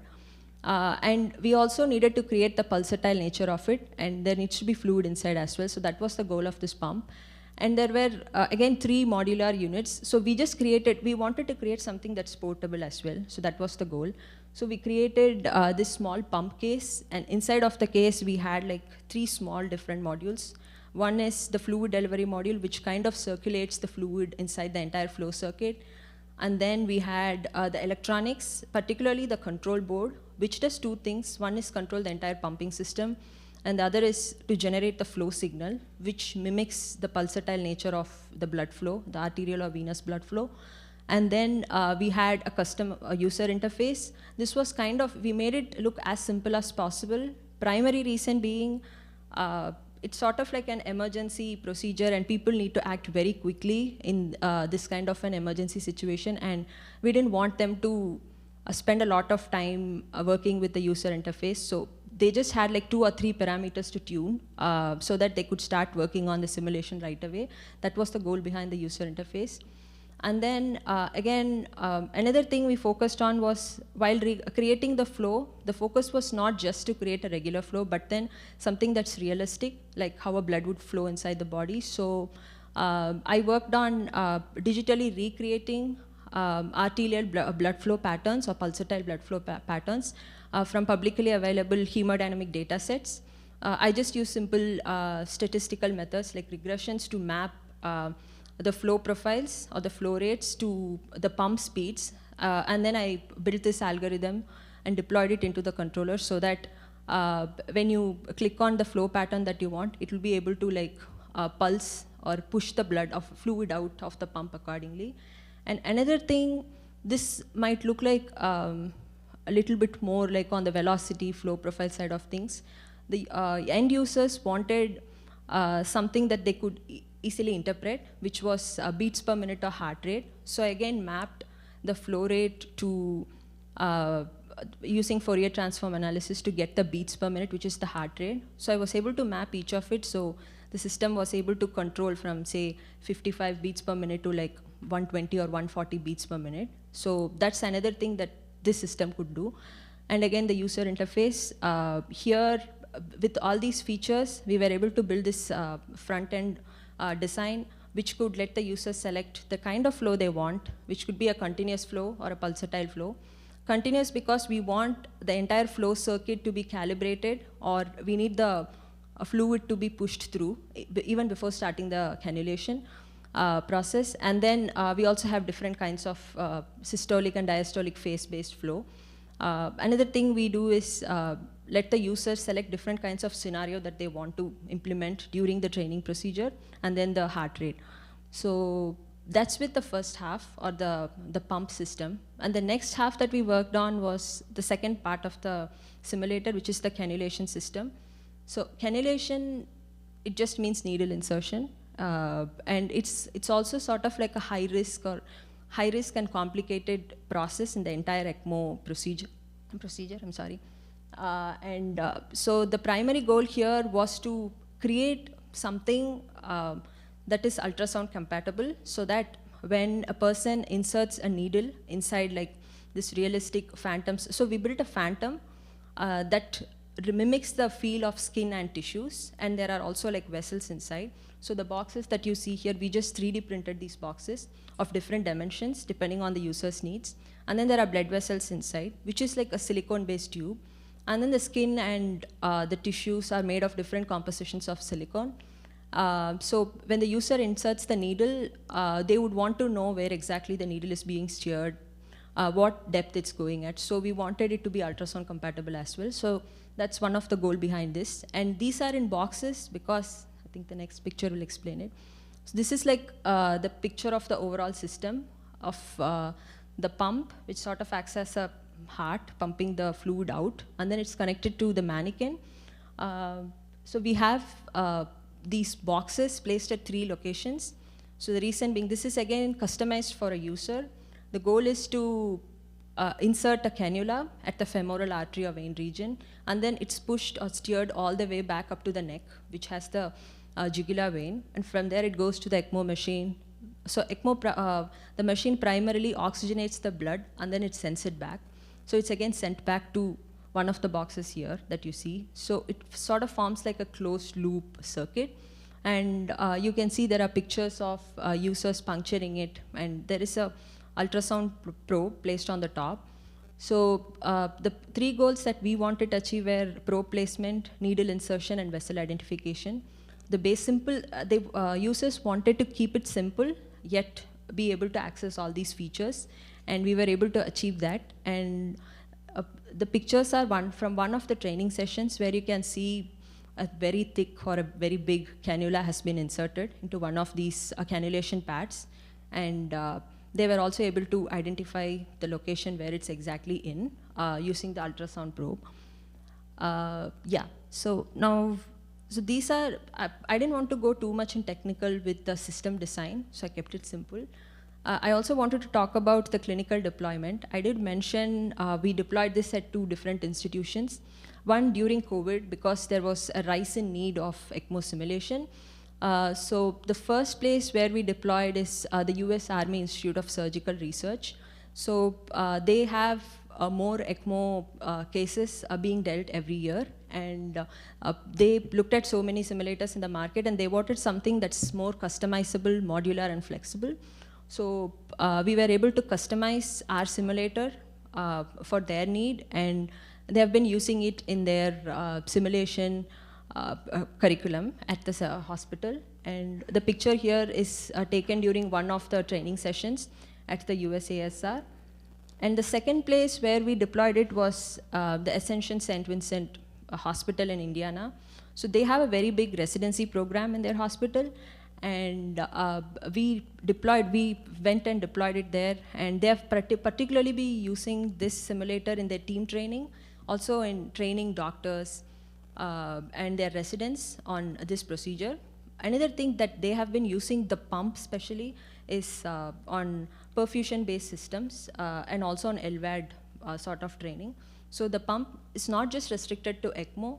It can be used for any system that has like, a fluid circulation and needle insertion sort of thing that needs to be trained on. Yeah, so I also want to talk about some of the advantages of our system over the commercially existing one. So the first one being cost efficiency. So the pump itself, it's like extremely low cost. It costs like, okay, this was 3 years ago. I think I was able to build the pump in like $1,500, but a commercial pump would cost like $50,000 or $60,000. So the cost efficiency is definitely a thing, and it definitely helps in broader access. And then there is customizability. Since it's like pretty modular, the user interface is very simple. You could add like multiple training scenarios, like if you want to include different ECMO simulation scenarios, like say hypovolemia, hypothermia, you should be able to integrate it pretty easily. So it's customizable in that way. And then we obviously the higher engagement.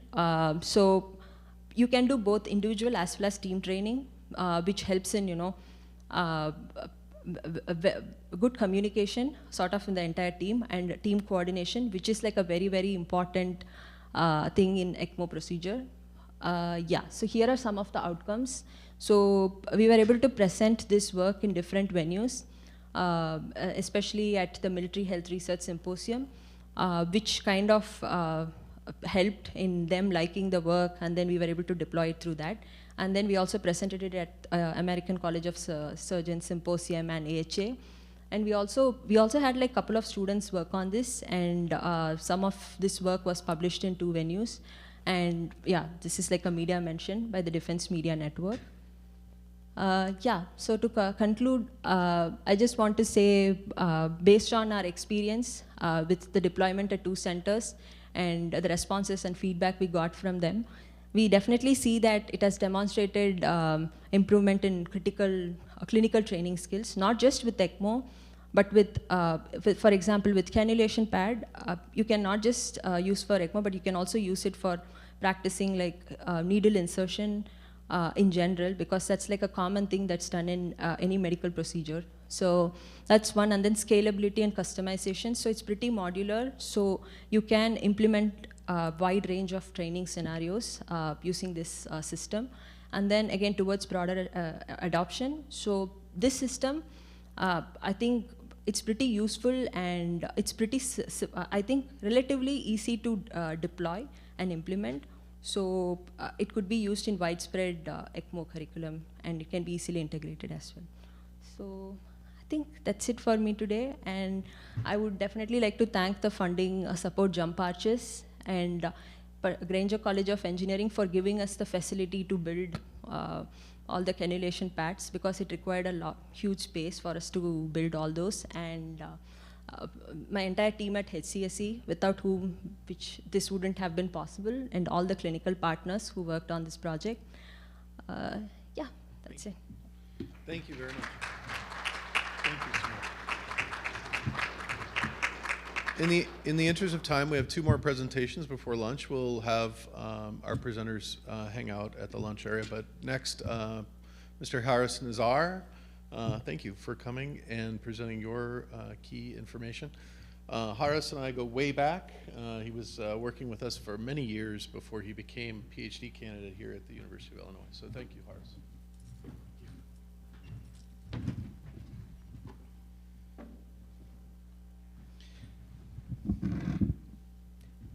Hello, everyone. Yeah, my name is Haris Nassar. I've been fortunate enough to be a research engineer at the Healthcare Engineering System Center for the past 5 years, during which I worked on many different projects, primarily focusing on virtual and mixed reality for medical training. And today I'm going to be presenting one of those projects, which is about establishing the transfer validity of a virtual reality umbilical venous catheter simulation. So my talk will cover these 4 points. First, I'll introduce the UVC procedure and provide some motivation on why virtual reality would be useful for training it. Next, I'll cover how we developed the simulator, and then I'll discuss some results from various studies we conducted, and finally, I'll go over some future and ongoing work. So procedural skills, as you know, form the foundation of clinical competence in medicine, And traditionally, these skills have been taught using simple progression, where a learner first observes, then performs, and finally teaches. However, over the last decade, a number of systematic and structural changes in clinical training environments have made this increasingly difficult. For instance, resident duty hour limitations have restricted total clinical exposure available to learners. Additionally, the growing reliance on advanced practice providers has further narrowed opportunities for hands-on training. And also, many programs have reduced the frequency of intensive care and neonatal intensive care unit rotations, which is often where these high acuity procedures are practiced. Therefore, medical educators have turned to simulation-based training as a critical substitute. Tools such as mannequins and task trainers allow learners to repeatedly practice rare but essential procedures in a structured, low-risk environment. And these simulations not only reinforce technical proficiency, but also provide a platform for building confidence and maintaining readiness, particularly for interventions that carry significant clinical consequences. However, these mannequins and task trainers can be bulky or expensive and often require some setup time before they can be used. So the current state of neonatal education is it focuses on training procedures like the umbilical venous catheter, and they're important examples of clinical procedures that, while performed infrequently, carry significant consequences if something goes wrong. In many healthcare settings, like rural environments, they are also carried out by general pediatricians. And these clinicians, although well-trained, mainly work in outpatient environments where access to procedural opportunities is limited and simulation-based refreshers are not always integrated into routine practice. So there exists a real risk of skill degradation or skill atrophy, and this is extensively documented in the literature. It's particularly pronounced for tasks that are both technically challenging and time-sensitive, where even a minor lapse could result in serious implications for patient outcomes. So this brings us to the critical question in the field of clinical education and workforce readiness. How do we keep clinicians ready for procedures that they rarely get to practice? So virtual reality has a great opportunity to help with this question. VR has shown tremendous potential in training in high-stakes fields like aviation and race car driving, where it's proven its effectiveness. VR basically immerses the user completely in a virtual environment where they can interact with digital assets using their controllers or hands. More recently, this technology has expanded to medicine, where surgical VR simulators have demonstrated improved retention of skills and confidence by allowing hands-on practice in risk-free settings. Further, VR has the potential for cost savings when compared to traditional simulation. However, no literature currently exists for the use of VR for neonatal procedures. We believe that we can take advantage of the increasing portability and decreasing cost of current virtual reality head-mounted displays to create a scalable and accessible training solution for neonatal procedures like the UVC. So our project has three main objectives. First was to design a VR simulation for emergent umbilical venous catheter placement that walks the learner through the procedure step by step. Then we wanted to determine the face and content validity and usability of the simulation. And finally, we wanted to understand that the skills that were practiced in the VR actually translated to meaningful gains in performance in the real world, which is referred to as transfer validity. So the close collaboration between the clinical team at UEComp and the engineering team at UIAC was really important in developing this simulator. And both teams met very frequently to lay out the objectives for the simulation and to discuss improvements on the design, which I'll talk a little bit more about in the next few slides. The three objectives that were laid out at the beginning were to match all the steps of the procedure as accurately as possible. Then we wanted the user to be able to transition between steps so they can focus on a particular step of interest. And finally, we wanted the user to be able to reset the procedure at any point so they can independently practice it as they needed. So for those not familiar with the process of inserting an umbilical venous catheter, pictured here are the steps. The pictures on the left are representations in virtual reality from our simulator, and the right is how the steps are performed on a traditional mannequin. So in brief, the procedure begins by placing a clamp on the umbilical cord. The cord is then cleaned with a betadine swab, and a tie is placed on the skin at the base of the cord to control bleeding. The umbilical cord is then cut below the clamp, which exposes the umbilical vein. Then the clinician has to assemble the catheter, stopcock, and syringe appropriately, and they finally are able to insert the catheter about 5 centimeters into the umbilical vein. We wanted to have a way for trainees to practice these steps in the virtual environment while receiving relevant educational information, which requires us to have a flexible approach to deliver the educational information which can kind of wrap around the virtual interactions needed to simulate each step. So I'll talk about how we achieve both of these requirements next, starting with how we design the virtual interactions for each of these steps that you see here. So the first virtual interaction I'll discuss is about cleaning the umbilical stump. And in the video, you can see the user using the virtual betadine swab to actually clean the virtual stump. And on the right, you can see how we implemented the interaction.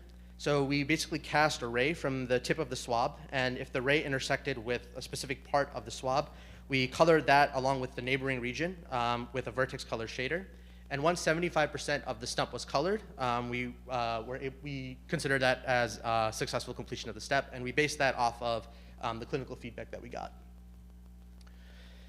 In the second video, you can see how we simulated the cutting of the stump. And so for this, we basically created an animation for the cut, and we placed a Bezier curve along the stump where it had to be, where the scalpel had to move across, and then we tracked the position of the scalpel relative to this curve, and basically moved the animation to the spot where the scalpel was relative to that curve. Finally, in this video, you can see the user inserting the catheter and it's snapping into place. For this and several other interactions, we utilized what are known as snap zones. The user picks up the catheter by basically pressing a button on the controller, and then when they bring it into place, which we determine based on tracking the position and orientation relative to where it should be, we kind of give a visual cue, which you see as this blue kind of mesh that gets rendered, and when the user releases the button, the catheter basically snaps into place. And you can see how this interaction was also used for other interactions like placing the clamp on the stump. So I'll talk a little bit about how we designed the software for this. So while working with our collaborators, we realized that we wanted to basically give, as I mentioned, some instructional content and then allow the trainee to perform the procedure and track how they were doing. So to make this happen, we modeled each step as a finite state machine. So in the first part of this, the step is set up, and that basically means we change the states of the various virtual objects that I mentioned in the previous slides about the interactions that I discussed. And once that's done, we deliver some instructional content, which can be any modality like audio, video, or images. And we basically created a script or an authoring tool to kind of quickly put these scenarios together and used it for this particular application. Once the task is set up and everything is ready to go, the task loop begins, and the software basically waits for the user to complete the step correctly. And the way we do that is we just track the state of the various virtual interactions that I mentioned in the previous slides, and we use an event system to basically broadcast that message back to the step system to transition it between the different states. The nice thing about modeling it this way is that we can basically break down any training experience that you want to guide someone through by basically sequencing these steps in a linear fashion, or also putting them together in a more like a graph-like structure. And we can also introduce probabilities for different transitions to increase the variability of the training. But for the UVC simulation, we just needed a simple linear structure because we wanted to ensure that trainees could just kind of walk through all the steps of the procedure as if it were performed perfectly. Here you can see the interface that corresponds to the steps of the procedure, and it allows us to basically integrate with the software architecture that I described previously. The learner can always see a checklist of the procedure, what step they're on, and their overall progress on the left pane. And on the right, you can always see a detailed instruction of how to complete the step, and it also is narrated to them out loud. And you can also, they're also able to see it in a video form if needed. Finally, we always display the instructions on how to operate the controllers in the simulator, which is important as the target audience may not be familiar with VR. And we also basically created a tutorial mode to basically get everyone comfortable with the software and then the interactions before jumping into the actual clinically relevant stuff in the training simulation. As far as implementation, we utilized the MetaQuest 2 head-mounted display with their controllers because of its low cost and portability, but we also have explored deploying on other headsets like the MetaQuest 3 and the MetaQuest Pro, and we're also interested in seeing how we can use mixed reality to do these kinds of trainings, which I'll talk about towards the end of my talk. So another major benefit of the software architecture that I described was the collaboration that it allowed, which was really crucial because I don't know anything about umbilical venous catheter placement, so we really needed the help from the clinical team to guide us in that regard. Basically, our clinical team was able to try the simulator because we were able to deploy it on their headsets remotely from UIUC to UEComp, and this allowed for them to frequently practice or frequently try the simulation and provide us a lot of feedback. And we were able to incorporate that feedback very rapidly and kind of create this participatory design loop whereby we were able to refine the simulation based on their exact requirements. Okay, so after we finalized the simulation design, we wanted to get some validation. And the first thing we did was recruit a group of, 2 groups of 7 neonatal nurse practitioners who are experts in the UVC procedure to evaluate the face and content validity of the simulator. These participants went through the entire simulator, including a brief tutorial, which I talked about previously, on how to perform the various steps, and then answered various questionnaires for face and content validity and usability. And we used this data, the data collected from the first group, to modify our simulator before getting more feedback from the second group. Here are the demographics. The main thing to note from this slide is that all the participants in both groups were pretty much the same, but we didn't really formally evaluate that using any statistics, but you can just see that from the table.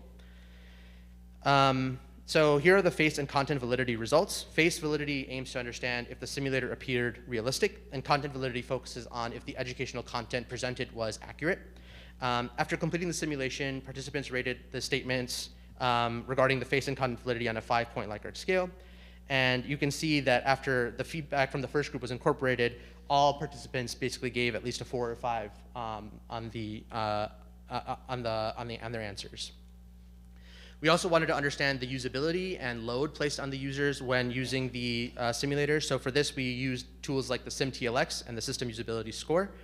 And as you can see, system usability is basically measuring the task, the load cognitively, physically, and mentally on the participant when using the software. It's measured on a scale from 0 to 20, with lower scores being better. And overall, our simulator had relatively low SimTLX scores. And then our second group reported a system usability score of 71 plus or minus some standard deviation. And in the literature, you'll find that a score of 68 is considered above average. So this gave us confidence that our system was usable and also did not impart too high of a load. So the next study that we did was to understand the transfer validity.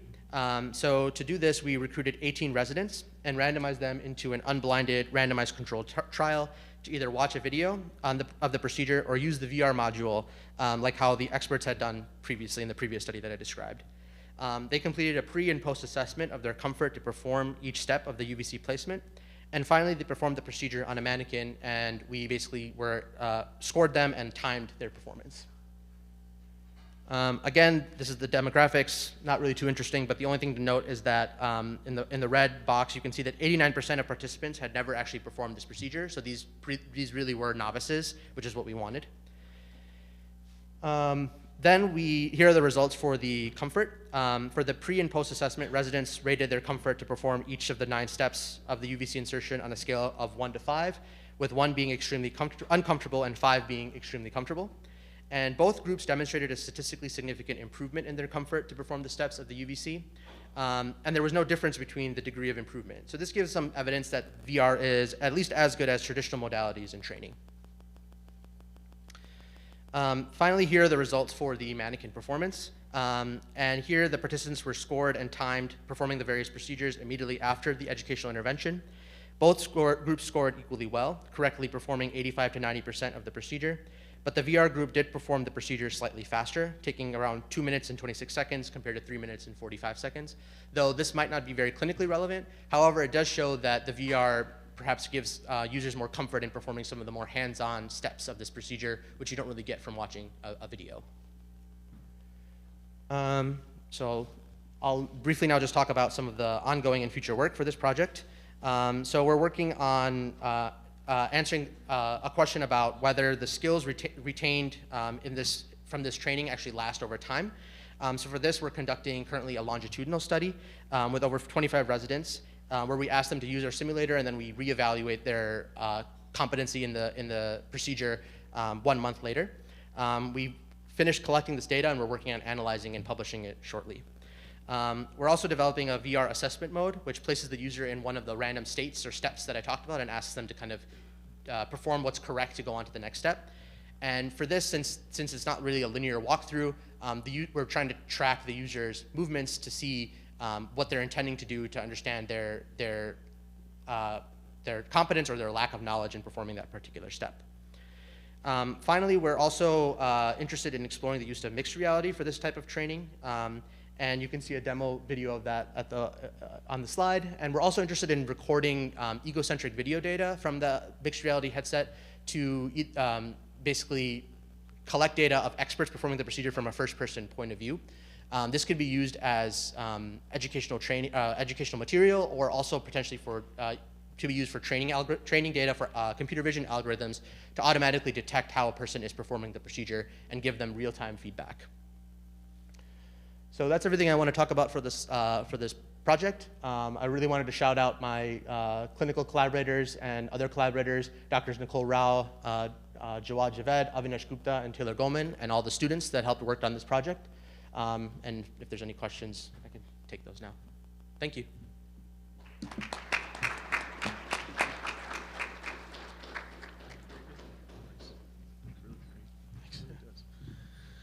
Very good. So for the final presentation before our lunch, we'll call forward Professor Brian Cunningham. Thank you, Professor. I would just want to say, you know, seeing all of these projects together in their course and evolution over the last 10 years really creates some joy in my heart, and really just a super feeling of achievement for us all. So congratulations to us all, and thank you, Brian. Thank you. Thanks for the opportunity. So being aware that I'm standing between you and lunch, just really glad for the opportunity to share about a project that was seeded with Jump Arch's funding and then developed along the path that I'll share with you today, where our goal is developing molecular cancer diagnostics for the physician's office, thinking about how one can go from sample to answer in 30 minutes or less.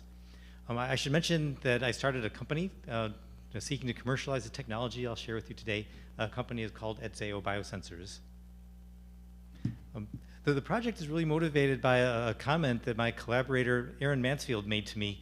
He's a lung cancer oncologist at Mayo Clinic, who's frustrated by current mode of diagnosing cancer patients in his clinic, where people come to him with lung cancer imaging, and he would like to use molecular diagnostics to determine what drug to give that person to address the molecular characteristics, the mutations of the cancer that they have. Why can't they do that while they're in there at the appointment and leave with a prescription similar to how it's done with other types of diseases with targeted therapy? So here we were thinking about what's called liquid biopsy. The idea that stems from the fact that cancerous tumors in the body, buried within the body, but still the cells release material that can be found in the circulation. And so a lot of things can serve as biomarkers from nucleic acid molecules called circulating tumor DNA. Extracellular vesicles, proteins, all can be have diagnostic capability. So liquid biopsy is in contrast to solid needle biopsy, which of course is invasive and not even possible to perform if the cancer is in some parts of the body. And then of course liquid biopsy provides molecule information, doesn't necessarily tell you where it's from. And so liquid biopsy is something that complements medical imaging. Liquid biopsy has been evolving and being incorporated into medical practice, mainly through tests that are performed at remote laboratories, many of them using next-generation genomic sequencing. And so genomic sequencing is dropping in price, but still not free, still produces copious amounts of data that has to be interpreted, where people spend $5,000 to $6,000 per test to get results back in 6 to 8 weeks, which is not what we're trying to do here. At the same time, there's more targeted, less complex tests, such as ELISA tests, a PCR that can detect specific genomic or mutations or protein biomarkers, but still these have fairly complex procedures that are done by technicians using expensive equipment. There's many reasons why you would want to do a point-of-care diagnostics. A person doesn't die of cancer in 30 minutes, so why do you need the results right away? What we're really thinking about is contexts where someone would like to get repeated testing, longitudinal testing, where perhaps for choosing initial therapy, monitoring whether or not that therapy is working, looking for recurrence after therapy. All these things are scenarios where repeated testing can be very informative for making clinical decisions. But also when it comes to patients and human things, you're reducing anxiety, getting results right away. Many people drop out of the testing pipeline because they're afraid of the result or don't want to get a needle biopsy. So a lot of reasons why doing non-invasive, simple and rapid tests at the doctor's office would have a lot of benefit. Our technology is based upon the gold nanoparticle.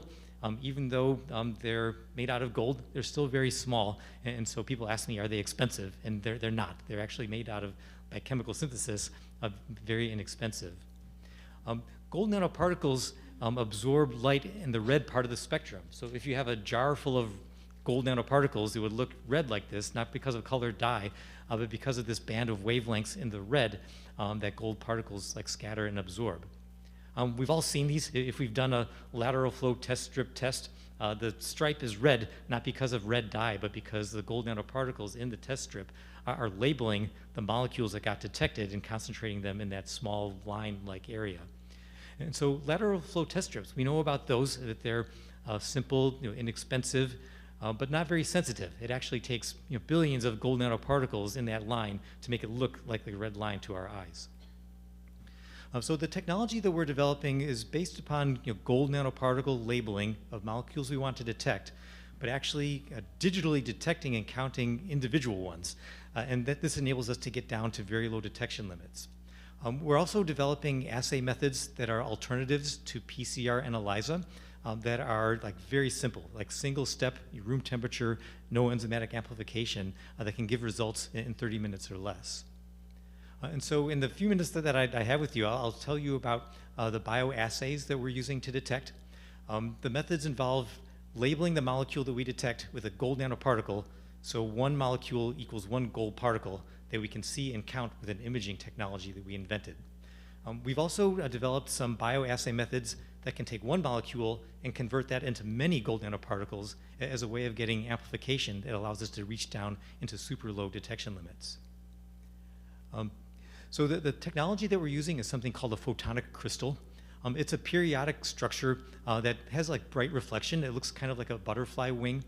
We make them on big sheets of glass and cut them down into small size, like a little chip or the size of a 1x3 inch microscope slide. The thing that a photonic crystal does is we design them to be a very strong and efficient reflector for the wavelength red. So remember I talked about the red particles. We designed the photonic crystal to be a very strong, perfect reflector for the red wavelength. But then if we take a gold particle and put it on the photonic crystal, it absorbs the red light and reduces the reflection down to low. So basically, any place where a gold nanoparticle lands, we see as a little black sprinkle in a reflected image by shining a red LED at the photonic crystal. So in this way, every little black speck of pepper in this image represents one detected molecule. Over the years, we've developed this technique. It's called photonic resonator absorption microscopy. The first PRAM instrument started off as covering the whole surface of a 4-foot by 8-foot optical bench and cost around $200,000. But we've advanced this through the years now to the point that our current device called the PRAM Mini is around the size of a textbook, has a cost of components of around $500. What it's comprised of is a low-intensity red LED that illuminates the photonic crystal from below while the particles get captured on the top. And then a reflected image goes into a webcam quality image sensor that can communicate wirelessly with a smartphone or mobile device. Here's an example. The first PRAM assay that we ever did was for detecting a COVID antibody in serum. We prepared the photonic crystal with the COVID antigen. We expose it to the test sample, labels it with an antibody, now it's captured. And then we have the gold particles that are also labeled with an antibody to humans that labels each particle. And so then we can go and count and detect the molecules. The nice thing about this method is that it's very fast. It takes about 15 minutes, and then we can detect in the clinically relevant range due to just a single-step process, doing it right in the serum. We've also developed other methods. Just for time, I'm going to skip through this for detecting microRNA. Sorry about that. We were interested in making the test even faster. We could incorporate iron oxide into our gold particles to make them paramagnetic so that we could attach them down to the surface using a magnet. And so when we put a magnet underneath the sensor during the capture phase of the assay, we could reduce the assay time down to about 2 minutes that we showed here. I think I can't see my slides very well. This is for detecting a microRNA involved in prostate cancer diagnostics. Final thing I'll share with you is what we're doing that's new, and this is actually the project that Jump Arches supported kind of at the early stage many years ago. We're working with Mayo Clinic now with funding from NIH in their Innovative Molecular Analysis Technology program to detect mutations involved in lung cancer. I wanted to share this with you because one of the mutations in lung cancer is called the EGFR, that's the gene, and the mutation is called L858R. The mutation is this change in one base. Here's one section out of the human genome where you can see that the base changed from a T to a G, and that's the mutation. And so we're interested in seeking and detecting circulating tumor DNA that comes from mutated lung cancer cells, even in the presence of all the healthy cells that may produce this circulating DNA that does not carry the mutation. We're using the CRISPR-Cas technology that you may have heard from in the context of gene editing. CRISPR-Cas is also very useful when it comes to diagnostics. What we do is, with knowledge of the genomic mutation, the genome sequence we want to detect, we design a special RNA molecule that's called the probe. The probe is an exact complement genomic match to the mutation we want to detect. And what occurs is we use an enzyme called Cas12 that when it's there in the presence of the gene and the probe, will become what's called activated. And when the Cas enzyme is activated, it will cleave any single-stranded DNA that it can find.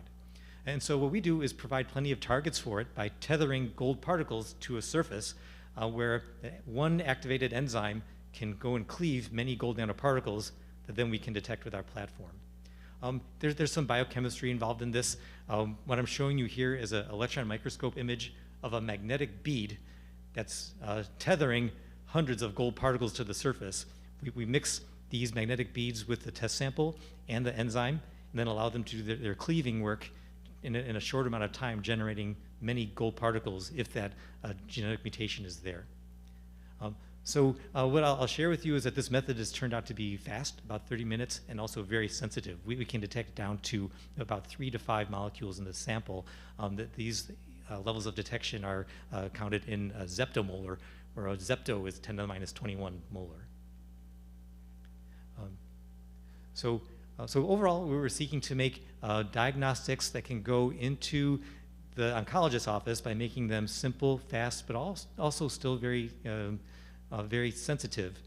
And I mentioned starting a company. We're seeking to develop a product. We have a really good team of people with regulatory experience, product development experience, and financial experience. There's kind of a mock-up of what the product will look like someday. Then finally like to acknowledge all the work of the grad students and postdocs over the years that I shared with you today. Funding from Jump Arches, also NIH and NSF contributed to the work that I shared with you. Thanks so much.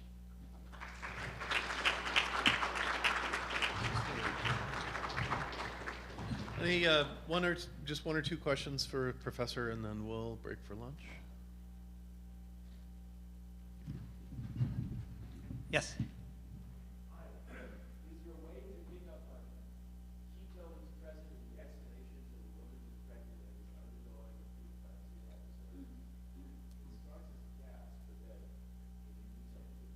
Oh, interesting. So I have a separate project. I'm collaborating with Romana Nowak, and we're developing a panel for detecting microRNA in preeclampsia, but we're detecting those in urine and blood. When it comes to exhalation, though, you're correct that the many biomarkers that can be found in circulation also come out through the lungs. And separately, I know of people that gather exhaled breath condensate and extracellular vesicles that can be extracted from that condensate. And so I think there is potential to do something like that, even though we're not working on it. Thank you so much, all of the presenters. Rockstar science, going from the origin story of the Jump Arches program with key simulators through virtual reality, through the use of virtual reality for clinical care and detection of disease, macro style, and then at the very most microscopic level to really reveal the opportunity for bedside testing for our patients. End-to-end, just truly remarkable, and deep gratitude to all of the professors and teams that have contributed to science today. And with that, I give us about an hour for lunch. Lunch is served. It's just in the waiting space right outside this room, and feel free to bring your food back into this room and enjoy your company. Thank you. 1 o'clock, we resume. Thank you, Professor.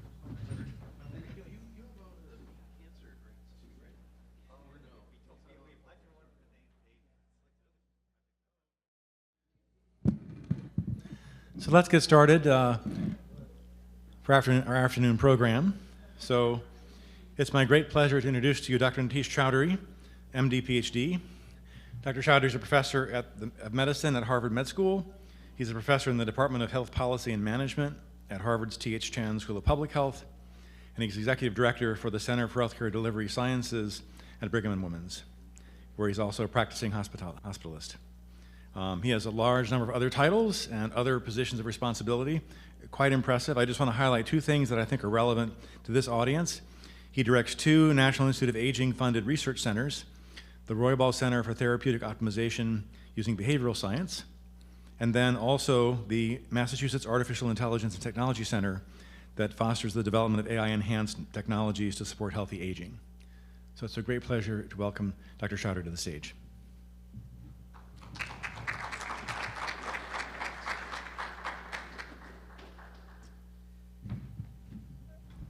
Thank you, Jim, and thank you all for being here this afternoon, for the invitation to share a little bit of my work with you. I'm going to begin with a sort of structural idea that what I'm going to present to you is that while my work sort of sits at the intersection of behavioral science and data science, I'm going to begin with the structural sort of idea that I'm bringing to you a nail, and that I'm more of a nail person, that there's a problem that I, as a practicing physician, that others in the room in a similar vein have, and that many of you are hammer-type people. And that the provocation that I'm going to talk to you a little bit about is how we can actually improve upon the problem of medication non-adherence with better hammers for the nails that I'm going to offer to you. And so, as the title will get at, is sort of I think they're issues of bigger and smaller data.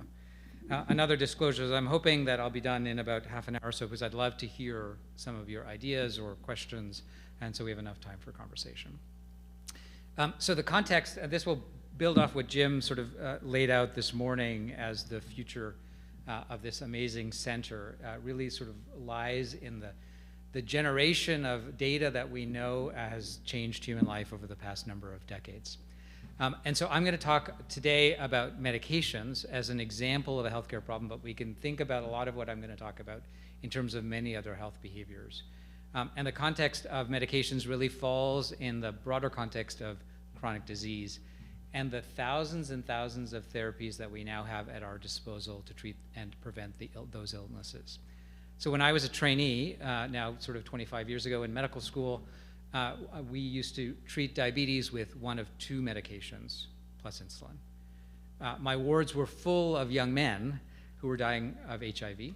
I'm a practicing hospitalist. I haven't seen a case of HIV in the hospital for HIV itself in a long time. Hepatitis C was a terminal illness. And those are just a handful of the many therapeutics that we now have at our disposal, which are the result of this process of discovery. And while even over the past couple of years, the pace of discovery, as many have complained, has slowed, the pace has included GLP-1s, SGLT2s, other sort of landmark drugs, which have made major changes for many patients. And so we've made major advances over the past number of decades. The act of getting these therapies into patients' hands really relies on several steps in a cascade, which I'll lay out in just a second. But the first, in the case of medications, is really getting us to prescribe them right. And I will say that as a general matter, we still have a long way to go for many of these things, but for many common chronic conditions like heart disease, we spend a lot of time as a society, as a country, devoting efforts as professional societies to prescribing better. And so this, for example, is in the mid-90s, we began measuring whether or not people after heart attack got a beta blocker, which is an evidence-based medication to prevent morbidity and mortality.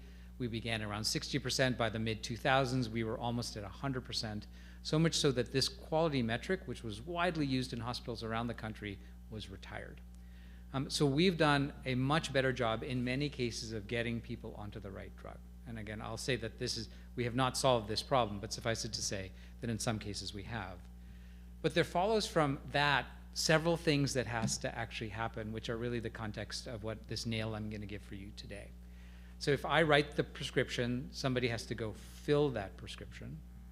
And then perhaps even more importantly, there's a repeated ongoing behavior where they must adhere to that medication over the long term. And these are the failure points that I was hoping to share with you today. Much to my chagrin, when someone leaves my hospital, I think that of course they're going to follow the instructions that I give them. But as it turns out, about a quarter of people leave healthcare settings and don't fill the prescriptions that we write for them. These are just sort of illustrative medication classes, and we see that when you link up data at the point of prescribing to the point of filling, as in the lesion between the act of writing and the act of then filling, and you wait some period of time, filling rates are somewhere in the 75% range on average. That's problem one. Problem two is then over the long term, then people fill about half of their medications. And so these data show on the y-axis the percent of people filling, in this case, or who are fully adherent. This is based on insurance claims data. And the x-axis is time. The bars represent a bunch of individuals, Medicare beneficiaries, in this case in Pennsylvania, who started on a statin, highly evidence-based medication for many health conditions. At month 0, people are 100% adherent. By month 3 to 6, you see the rates drop quite dramatically. And while these data are now 15 to 20 years old, if we were to superimpose today's data, it is largely the same. And so the second nail is really this idea of then long-term behavior. Just by way of definition, I've used the term adherence several times already in the past couple of minutes, and it is the extent to which an individual's behavior regarding a medical treatment regimen corresponds with the agreed upon recommendations of a healthcare professional. So there's lots to unpack in that definition, but I will highlight, because we'll come to this in a second, the idea of agreed upon. And the distinction between adherence and a term that many of us used to use, which we still use in some contexts, is compliance. And the real distinction is that compliance implies rule following. So we have billing compliance, regulatory compliance. Those things are imposed upon us all the time, as opposed to adherence, which implies some sort of partnership. And so the construct or the behavior that we're really talking about this afternoon is that second. The reason we care about this should be relatively obvious. So C. Everett Koop famously said, drugs don't work in people who don't take them. And you can articulate this in many different ways. And while there's a lot to talk about in terms of the epidemiology of doing studies like this or the underlying statistical constructs, the two most obvious ways that we can think about this is if you don't take meds that are intended to prevent health outcomes, then that leads to worse healthcare outcomes. What this is on the left-hand side is a graph, a Kaplan-Meier curve, which shows the likelihood of having a major adverse cardiovascular event, a heart attack, a stroke, dying from your heart disease, and the x-axis is time. And you see that for those people who are fully adherent, which is in red, they're in the red line, they have much lower event rates than those who are even partially or non-adherent. So that's perhaps not at all surprising, but it is an empirical truth. And on the right side then is what happens, the flip of this is what happens to healthcare spending. And what these columns are showing you are levels of adherence going from poorly adherent to very adherent. So 1 to 19% means I'm taking my drugs 1 out of 5 times. 81 to 100% means I'm taking them all of the time. And here there's two observations. So one is that as you move from left to right, the amount that we spend on healthcare goes down.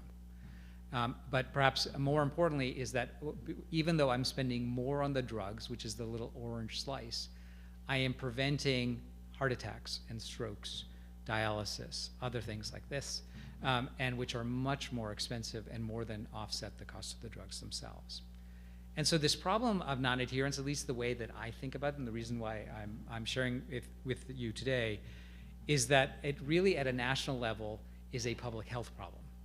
That if we try and quantify what this does to us, it's probably at least 125,000 deaths, 11% of all hospitalizations, and as a spectrum bias as a hospitalist, I would say it's probably more than that. Somewhere between $100 and $300 billion in spending, which rivals heart disease. It also threatens all the money that we invest in developing new technologies, in identifying them, in running trials, in their rigorous evaluation, in improving drug prescribing. And in essence, it is then improving adherence is really a central target for system levels and system level improvement efforts, because it is relatively low-hanging fruit. And if you look at what's happening broadly in the country, things like the Medicare STARS program, triple weight adherence. They are the metrics that Medicare is paying for more than any other quality improvement because of their centrality and, in a way, their modifiability. There are lots of reasons for non-adherence, and I'm going to give you two relatively simple ones as provocations for what I'm going to talk about as a much more complicated behavioral process. So the first is, and what patients will tell you and what surveys will say, is the most obvious reason why people don't adhere to their medications is that they forget or they're complicated. And so what this is showing is a meta-analysis of drugs that are interchangeable in terms of the number of times of day that they take their medications. So for the clinicians, think ophthalmic drops, which can be sometimes once a day or up to 4 times a day. Think beta blockers, which can be once a day or up to 4 times a day. They're interchangeable medications, which then can be dosed at different intervals. And as you move from left to right, we're looking at rates of adherence going from once a day dosing to 4 times a day dosing, and adherence consistently goes down. And this likely represents, part of it is forgetfulness, but also then illness perceptions or treatment perceptions, drug interactions or drug-food interactions. Think about taking a thyroid medication and having to wake up early to take it before you've had anything else. Things along these lines. So it becomes complicated. So idea number one is really that drugs are difficult to take. Idea number two is that drugs cost us a lot, including in our healthcare system. And so what this data is showing on the left-hand side is the rates of adherence for medications in different tiered formularies. Many of us, in the way that we pay for medications, you pay very little for generic medications. You pay a lot out of pocket for those medications which are often called non-preferred brands. This graphic is showing 3 tiers. Some of us are in 4 or 5 tier plans. And if we were to move from right to left, so from red to orange to blue, you see that adherence goes up as we eliminate the cost, or conversely, the more that we get people to pay, the less that they take. And when you ask people this, based on survey data, about a quarter of people will tell you that I don't take my medications because they cost too much.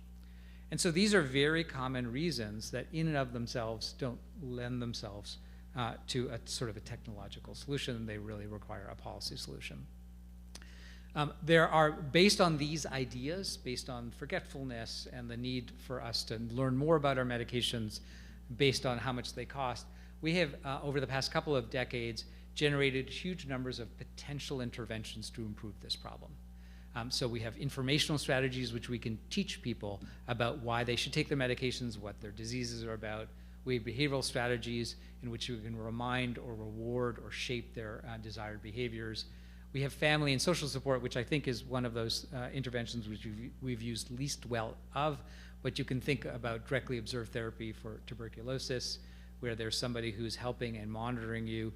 If you were to tell me to take my medications by myself, I would probably take them half of the time, like most, if I was an average individual. But if you told my wife that I should take my medications or that she should remind me, I'd probably take it more. And there are many reasons for that. You know, maybe yes, she would nag me about it. Perhaps, though, she would remind me, or maybe her asking me to take the medication is a remembrance for me about why taking those medications are important for her and for my children and for our family. And so there's a variety of these strategies which we've used over the past decades to try and address this problem. Let me give you an example of one of them. So a number of years ago, we ran a very large trial with Aetna in which we said, okay, let me eliminate one problem. Let me eliminate cost as a barrier. And so this is a sort of a good news and a bad news, and I'll set up what I'm going to talk about in a minute. But we said, okay, let me eliminate, for people who've been discharged from hospital across the country who had had a heart attack, we eliminated what they would pay out of pocket for their evidence-based cardiovascular medications. And we randomized them, in this case, at the plan sponsor level. So you think about that as the union or the employer or the school at which you work. And what we found was modest improvements in adherence, reductions in having another heart attack or a stroke, reductions in how much people had to pay out of pocket. We saved people about $500 or $600 over the course of a year, and albeit statistically non-significant, but substantial reductions in how much the health insurer had to pay as a consequence of this. So the good news is this was a strategy which is highly scalable, which became national healthcare policy as a result of this trial. But suffice it to say, the amount of adherence improvement that we saw was relatively modest. So if you took these same data and you presented it slightly differently, without our intervention, which was giving away drugs for free, literally these are individuals who just all had a heart attack, all of who had insurance, all of whom got their drugs for free, about half of people would have taken their medications anyway, and we improved adherence by about 5 percentage points, which was big enough to drive clinical events, but meant that the 45%, which is the white graph, white part of the second column here, did not respond, is really the opportunity set for behavior that people have to do every day. And so my theory for you today is that rather than doing what we have done all along, and what I have sort of built my career on, and at least the first part of my career, that let's think about simple, scalable interventions. Maybe we should think about health behaviors in the very precise way we think about cancer genetics. That when there are, I know something about your genes, I know something about the genes of the tumor, and it's really those two things together that say, this is the right thing for us to do. So in cancer, we say, for some cancers, we say, well, I'm just going to leave it alone, I'm going to watch it. And in the case of non-adherence, those people who are already going to be adherent, I should probably leave them alone.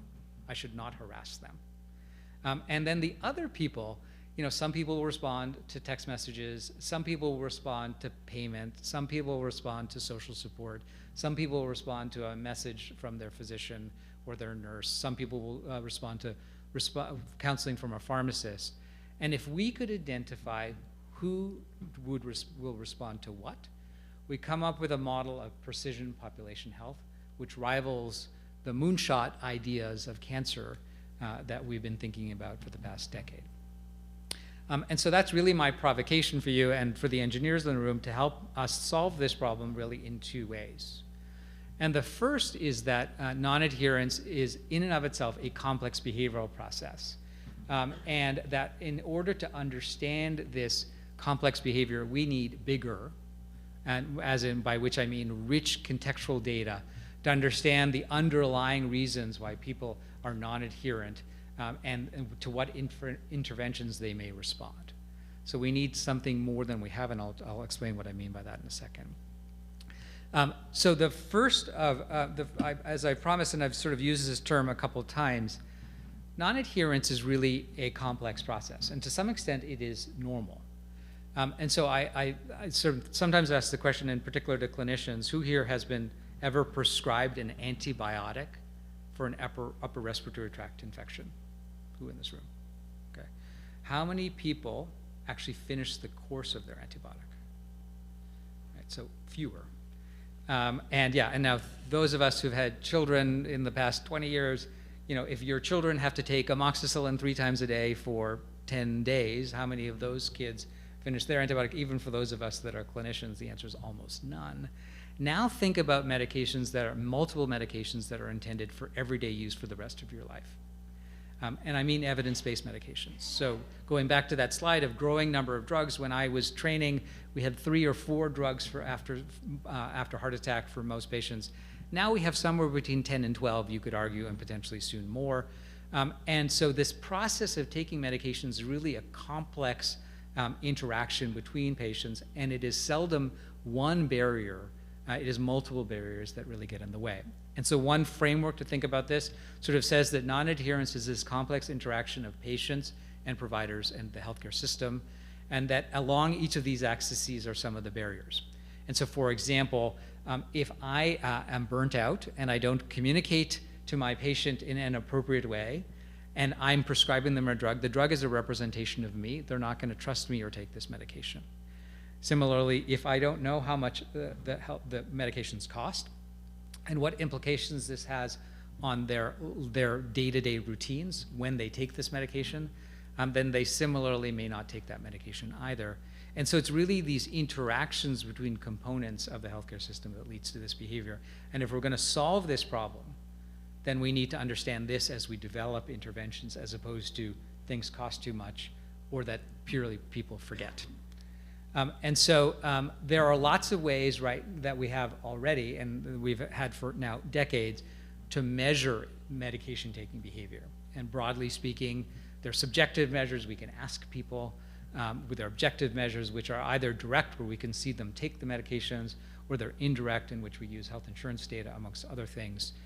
They each have their place, but one way or the other, these are helping, they each have their limitations. In some cases, they're inexpensive to use, they're simple, they're broadly scalable, but they may not get at the underlying reasons why people are not taking their medications and may be cumbersome, or in many cases are subject to social desirability, amongst other things. Perhaps more importantly, data like insurance claims data, they weren't generated for the point of helping us understand human behavior. They may be, we use health insurance data to help us figure out how much medication somebody has, how long they're going to stick with their medications, and we've used these data over the years to generate pretty accurate prediction models of things that are beginning to look more behaviorally relevant. And so what this graphic on the left is showing you are patterns. This comes from a machine learning clustering model in which we can say when somebody starts a medication, what happens to them. Classically, we've said you're adherent or you're not, but in fact, there are many of these underlying phenotypes which I almost think as like political monikers. So that, for example, the top line, the one that goes across the y-axis, those are individuals who start their medications and they stick with their medications. They're sort of good adherers. Whereas that T line, they start their medications and they fall off the wagon right away. And there's other people in the middle who take their medications and then something happens, they dribble away and they return to God. They go back up, they start again. And so we have developed models like this and have done so for now more than 10 or 15 years. And we're really good at saying whether somebody will take their medication and perhaps when they will become non-adherent. But they're still not answering the question of why or to what. Because knowing that you will be non-adherent 3 months from now or 5 months from now or a year from now, again, doesn't tell me what I should do about it. And my argument, again, is that sort of rich contextual information will help us with that. So we've been playing with these sorts of data for a long time. We've taken adherence information and merged it with cost and socioeconomic data. We've taken retail purchasing data and linked it with insurance claims data. So for example, we took data from CVS, their front of their stores, and the theory was if you're buying a candy bar on the way to filling your diabetes medication at the pharmacy in the back of the store, that may tell me something about you. So we linked together retail data with insurance claims data. We've taken unstructured EHR data and done a variety of unstructured tools, topic modeling, a variety of other tools, to now sort of largely supplanted by LLMs, but at this time it was topic modeling. We've sort of said, does this actually help us? And the answer is not really. And so my provocation number one is, if we needed richer contextual information, where would we get this? And this will come back around when I talk about the smaller data that we need, but I'm sure many of you are already beginning to think about where some of that information may come from and how we may measure it ubiquitously, and acknowledging privacy concerns, but measure it ubiquitously at low scale, but still give us rich contextual information. Provocation number two then is that we also need temporally precise data. And that many of the examples that I've shown you, I'll show you a slide again in a second, when we measure or ask about adherence, it is at long time scale.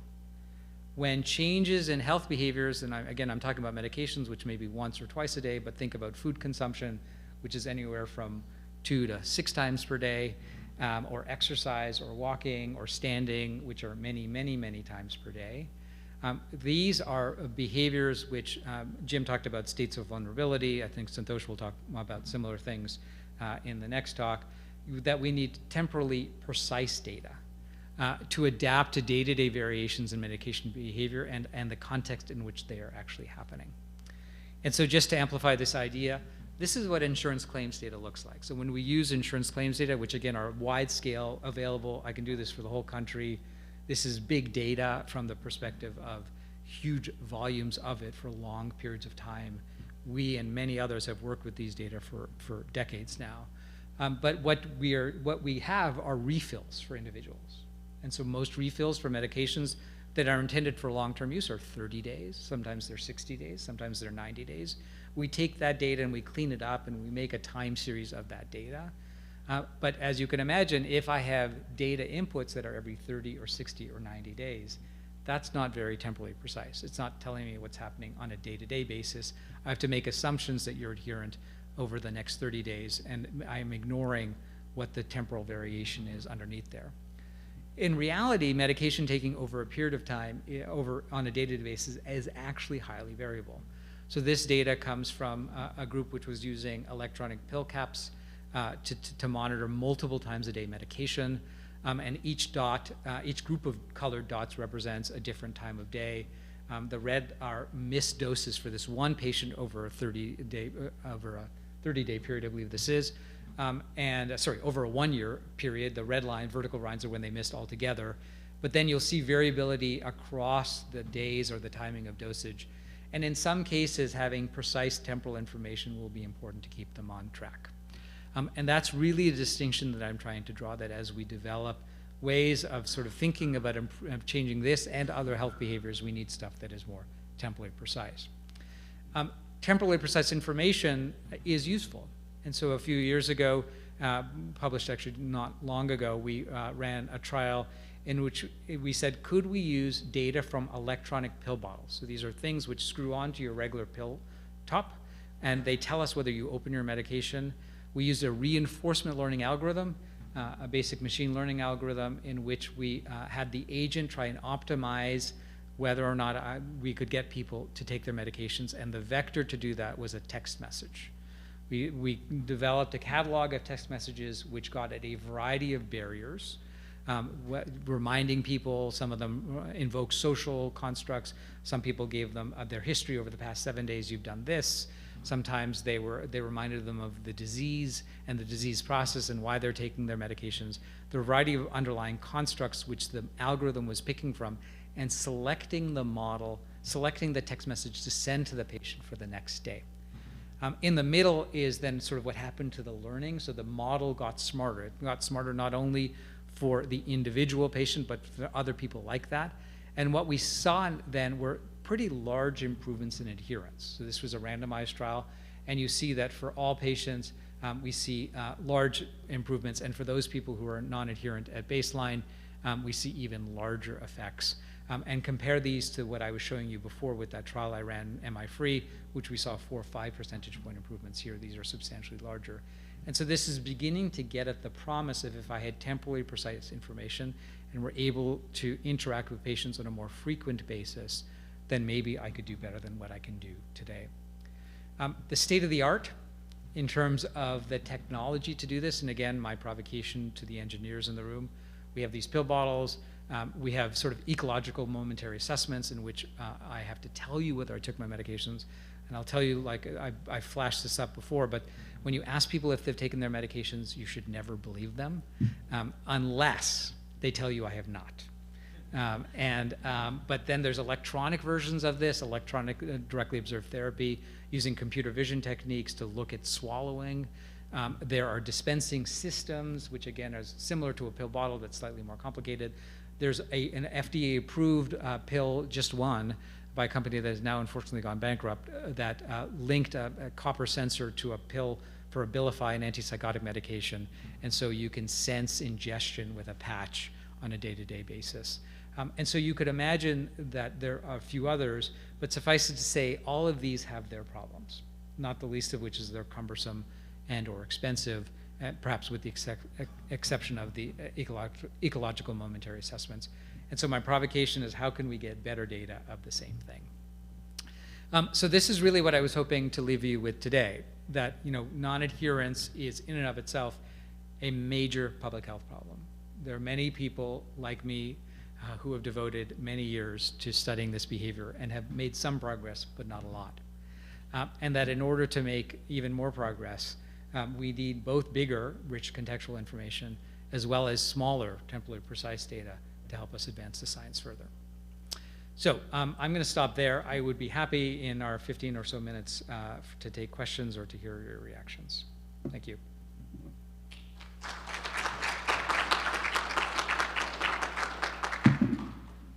Yes, please.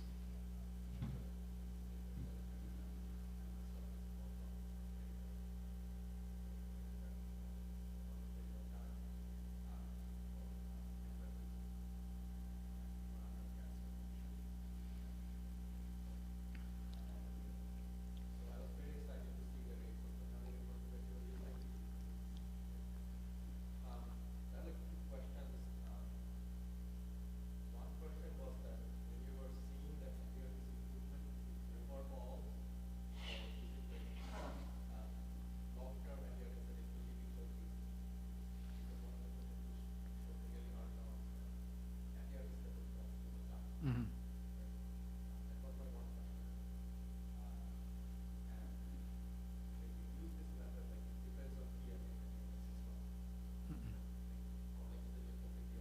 Yeah, I'll explain more. Okay, so let me answer. So you're totally right that adherence, like many health behaviors, they decay over time when left unchecked. And so just for broader context in other health behaviors, think about exercise. So when is the busiest time at the gym? January. The first of and the next bit, and the sort of the other repeatable is the first of the month. And then after birthday. And these are all these phenomena of fresh start effects. And then when you start a medication, then things begin to decay in a similar fashion. When we do studies like this, the reason the value of a control group is that the control group is displaying the natural decay. And so this is marginal or mean improvement beyond that natural decay. And it's over a period of time. And so there's sort of several other ways to think about your question, but as a population effect, that's what we're seeing. The nuance is that what we're really seeing is a slowing of the decline or the decay. And so the underlying curve is down, and we have a less deep curve. In rare cases, we can actually make adherence go perfectly back up. But that's because the decay is really a manifestation of there's some people who are now perfectly adherent, and some people who are completely non-adherent, and it's really a mixture of those two things. The second question is really about how we then gather adherence information. And what I was getting at here is that on the left-hand side, we're using electronic pill caps. So these are cellularly connected pill caps, which then, as soon as they open, I know that the pill bottle is opened. So the patient doesn't interact at all with the system. Now these, if anyone's ever worked with these, they're extremely clunky. There's a wide variety of ways in which they work. The most basic ones were all wireless connected. So they're Bluetooth connected to a smartphone or to a pod, which would then transmit either through cellular signals from the pod or through Wi-Fi.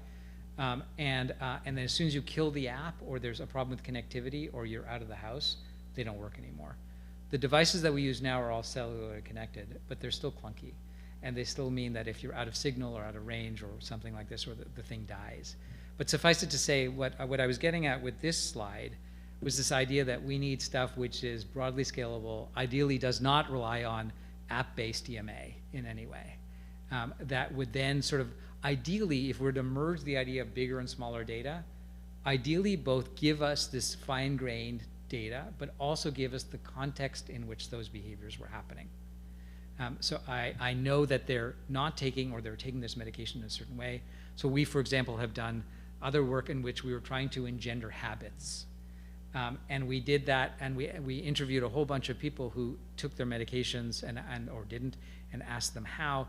And people who take their medications have a very cue-reward way of thinking about how they take their medications. They put their meds in the same place. They're cued to do that. They do it the same way every day. some people by their toothbrush. And so it's really that sort of granularity of information that I'm really arguing is what we need. Santosh, please.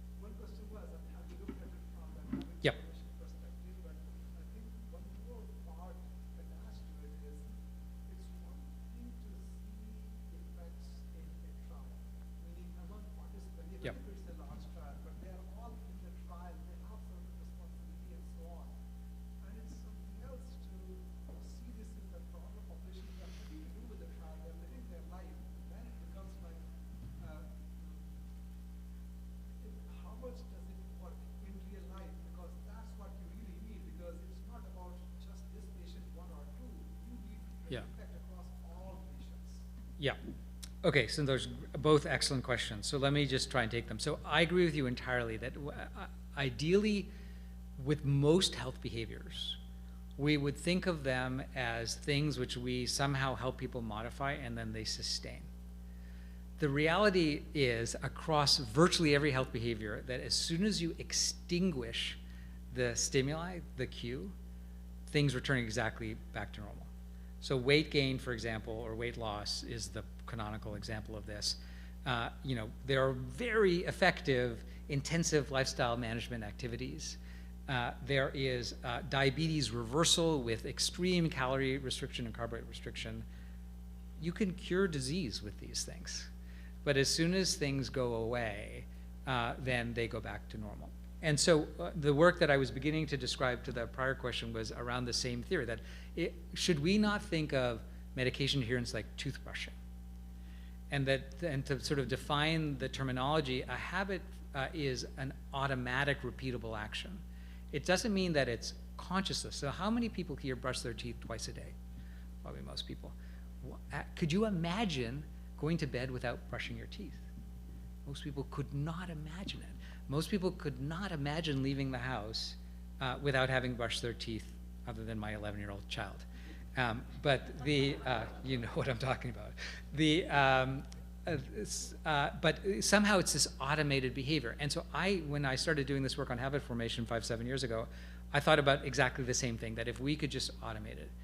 I think that will work for a very small proportion of the population. And I think what we need are repeated stimuli over time, which some of the stuff that you do and that Jim does and other people do, that if we have systems that allow and adapt that are ubiquitous, then we come up with a system that both solves the people who can't really form habits, which I think is the majority of us. The second, as a bridge to your second question, so the reason I think this trial worked, which I'll come back to your second question in just a second, is that every time somebody went to the pharmacy, every month they got reinforcement that their drugs were free. I didn't tell you how the mechanics of this work, but basically we worked with this large health insurer. Their adjudication systems, when you go to the pharmacy, you're told your copayment is $2.97. That comes from pipes between the pharmacy and the health insurer. And there are a couple large vendors, but one of them controls 80% of the market. We can change those pipes, and that's what we did. And so we made the drugs free. And so when you went to the pharmacy every month, it said copayment 0. And that's a reinforcing cue that happens over time. And so I think if we can think about reinforcement like that, which is simple, low touch, text messages fall into that bucket, I think, as long as we don't get habituated to them, then we've got something useful. The second question was really about scale. And I think you're right, that this magnitude of adherence improvement was 5%. That small study was 60 patients, was 10, 15, 20%. These people didn't know they were in a trial. And so there is this voltage drop that we should expect. But one way or the other, I guess part of this provocation is how do we go from 5% to 20% in some way that is scalable and that is not only because they're participants in a trial. Was there another question? Yeah, please.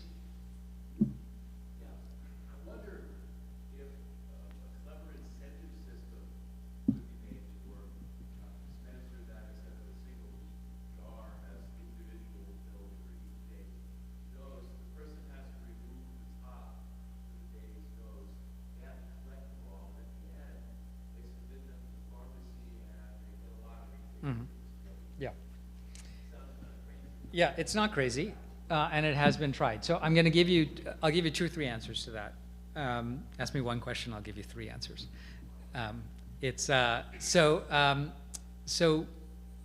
Idea number 1 is sort of a more of a sanguine answer, which is that when we require people to adhere to some piece of technology or some other thing in order to adhere to an actual health behavior, we're imposing one level of sort of gap, one other friction point that is subject to fail.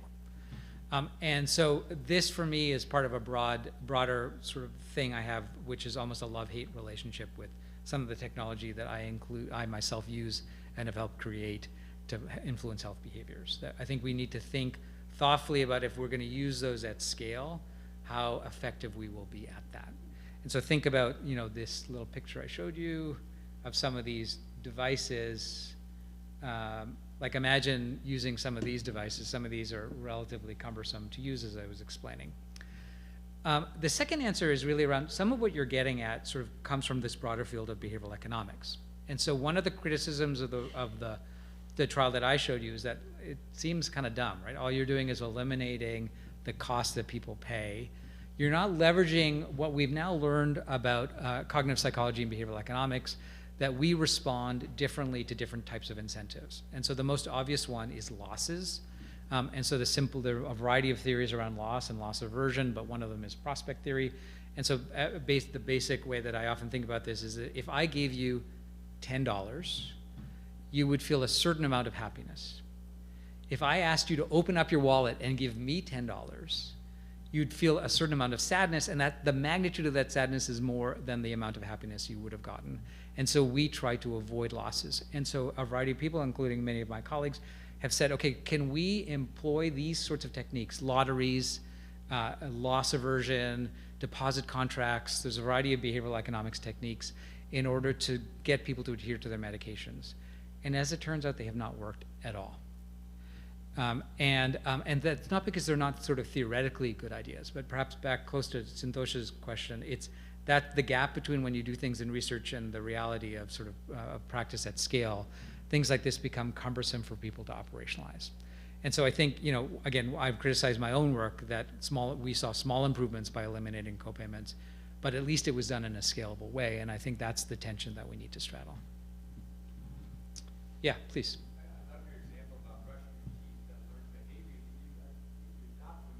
Yeah. I'm wondering if we give a placebo pill to children early on in their lives, and then they're not ready for pills yet, but they'd be ready for them when they are. Yeah, it's a learned behavior, right? So yeah, I think you've characterized it exactly the way that I think about it, which is it's a repetitive, reinforced from a very young age.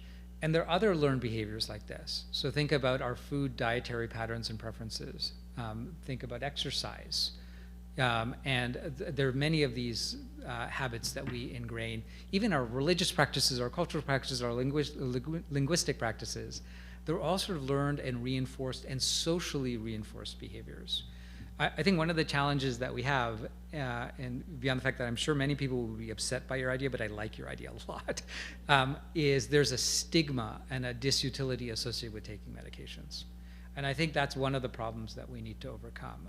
So we did a paper recently about sort of this idea of the disutility of the idea that every morning, so when you take a statin, for example, every morning when you wake up, you don't say, thank God I'm alive. You don't appreciate the value of the medication, but what you may appreciate is the negative connotation of taking that medication and not being able to have your grapefruit juice, the side effect that some people experience, the cost, the friction of going to the pharmacy, and the sort of the perception that I am now addicted to this medication for the rest of my life, and I'm using those terms sort of loosely, but that's what some people express. And so suffice it to say, I think if we can get over that idea, then you're right. We need to start young, and we frankly need to start young with all the health behaviors that we seek to change. Please. Do you think the toothbrushing thing is more, you have a physical sensation when Yeah. you don't brush your teeth. Your breath smells, you're worried everyone else is going to think your breath smells, your mouth tastes terrible. You know, you have a physical thing. I wonder if a lot of it is that. Mm-hmm. You know, do people forget to take their pain pill when they have pain? As Yeah. often as they forget to take their hypertension pill when they have hypertension? Yeah. Yeah, so lots to unpack there, and thank you for the question. And so I would say, so a couple things. So I would just argue that when people are going to bed, that behavior is not so much about, you know, like you can't imagine what morning breath is like. And so there's something, but that may be that the cues at different times of the day are different. The argument that I would make, it's just part of your nightly routine. Whatever you do, put on your pajamas, brush your teeth, maybe take your medications, hopefully. If you're on medications, perhaps use some sort of facial product and go to bed. And that's sort of a repeatable routine for many people in Western developed economies. And so I guess my provocation is largely that there isn't a physical, it need not be a physical cue to you. Second is that, you know, there's a long literature now, 70 years of literature about medication taking behavior. And I think the theory is the one that theory has long been what you have argued for here, which is that if there's symptoms, then I'm more likely to take my medications. But as it turns out, that's not universally true. And the best example is our asthma controller medications. And maybe because I stop taking them when I don't have them, but even short-term medications for asthma, people will not adhere to the way that they're intended to. And I think that just sort of reflects that the fact that symptoms are part of the driver, but there's all this other stuff. Illness perceptions, complexity of taking, chaos in life, a variety of other stuff. And so if we could make it in a way that they would have short-term remembrance, and if that were enough, which gets back to the behavioral economics question, all those things are about short-term behavioral remembrance as opposed to long-term, thank God I didn't die. But I don't know that that's entirely true. And part of the argument I make with this work is that we can understand as much as we need to and want to about people, but at some point, observing action and cueing off action as the motivator for subsequent behavior may be a more effective strategy than sort of thinking about what it is about latent underlying psychological principles. Yes, please. You may, please.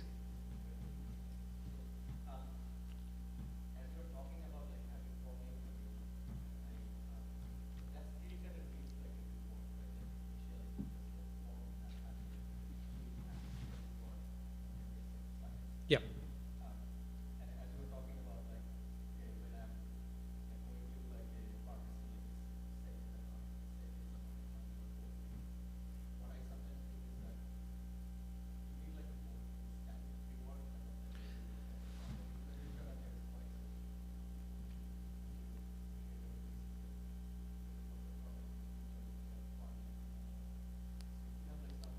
Yeah.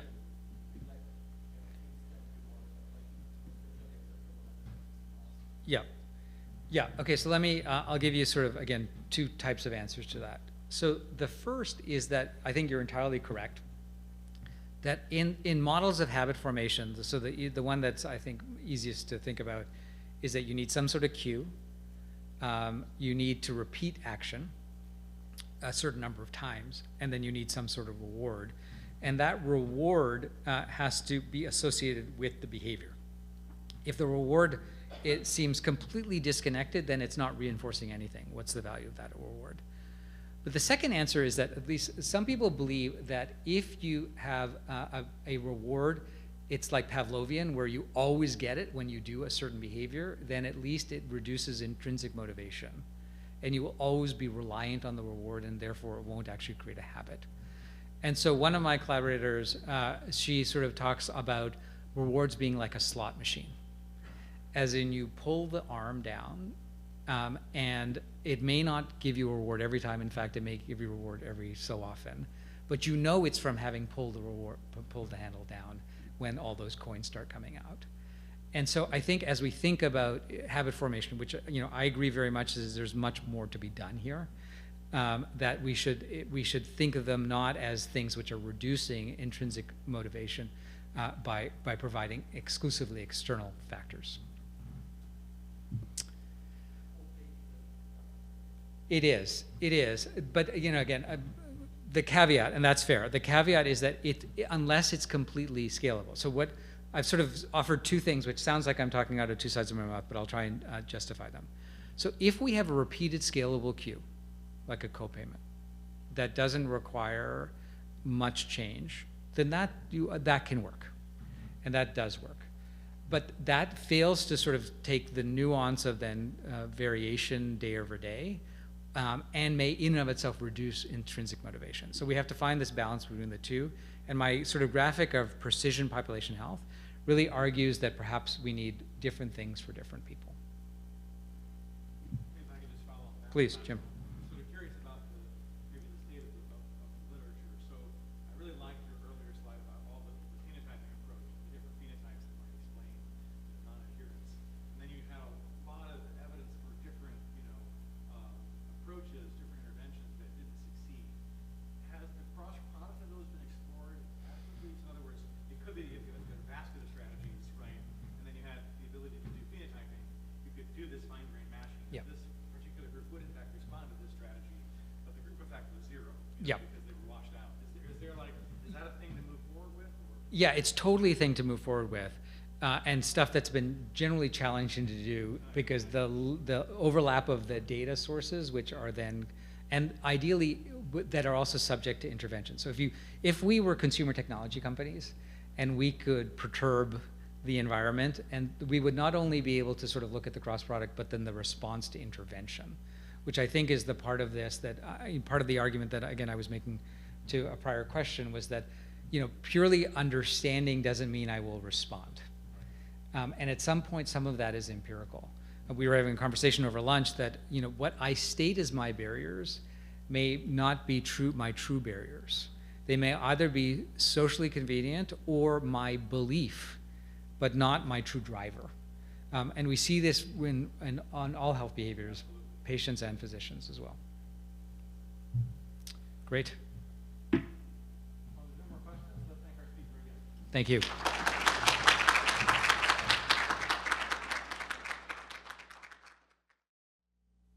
So it's my great pleasure to introduce my friend and colleague, Santosh Kumar. Santosh is the Lillian and Maureen Moss Chair of Excellence Professor in Computer Science at the University of Memphis. I think he's the first Chair of Excellence in Computer Science in the state of Tennessee, actually. And he's been the director of multiple NIH-funded centers, and I've benefited over the many years from working with him in these endeavors. He's currently directing the MDOT Center they'll probably be talking about. And he's also the CEO and co-founder of Q's Hub. So without further ado, Santosh, take it away.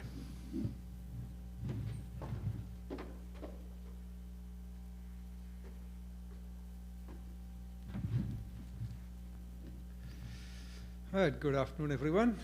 All right, so it was a very interesting talk by Nitish, and I'll try to, the complementary view. He talked about interventions. I will try to talk about the interaction between intervention and the drugs. All right, so this is Nitish's slide.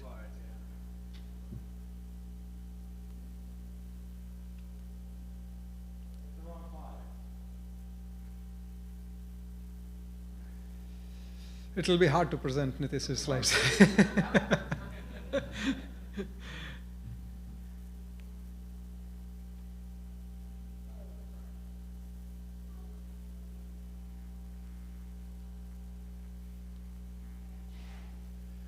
All right, thank you. Okay. All right, so just to take first the healthcare perspective, there are almost 1 billion people who have mental health issues. And so we could say that their quality of life is poor due to mental health. But then it's also true that they die 10 to 20 years younger. So it's not that they just live with a poor quality of life, but they don't get to live as long. So the situation, I mean, it certainly needs assistance. Then if we think about the chronic disease in the US, there are about 200 million people, so meaning 2/3 of people who live with chronic diseases. And in the US, about 90% of the $5 trillion that we spend in healthcare, that's spent on mental health and chronic diseases. So if we can make a dent, it will make a huge difference. So if we think about modifiable risk factors, there are several risk factors for premature death. Out of that, I mean, the ones that we can do something about have to do with our individual behaviors as well as the environment around them. So I would focus on these big 5 factors: sleep, diet, stress, physical activity, and addiction. So, first, to give a brief overview of what we have done, Jim and I have been working for more than 10 years by now as part of various NIH centers. So the question is, what have we returned for the taxpayers? So first, we developed the wearable sensors using which we could collect data and we could try out different interventions. Then we collected data and we inferred measures of health-related behaviors that we call biomarkers, health biomarkers. Then we developed some interventions as well. And then some of the technologies was transitioned into either existing companies or via startups. So the way we think about it is temporally precise health interventions. Our goal is to have interventions that are delivered to the right person in the right time, using the right context, and the content is optimized to keep them engaged in their interventions for a long time. How we do that? First is design and discovery of different intervention ideas. That's using discovery from the large-scale data that we collect using, from participants in their natural life.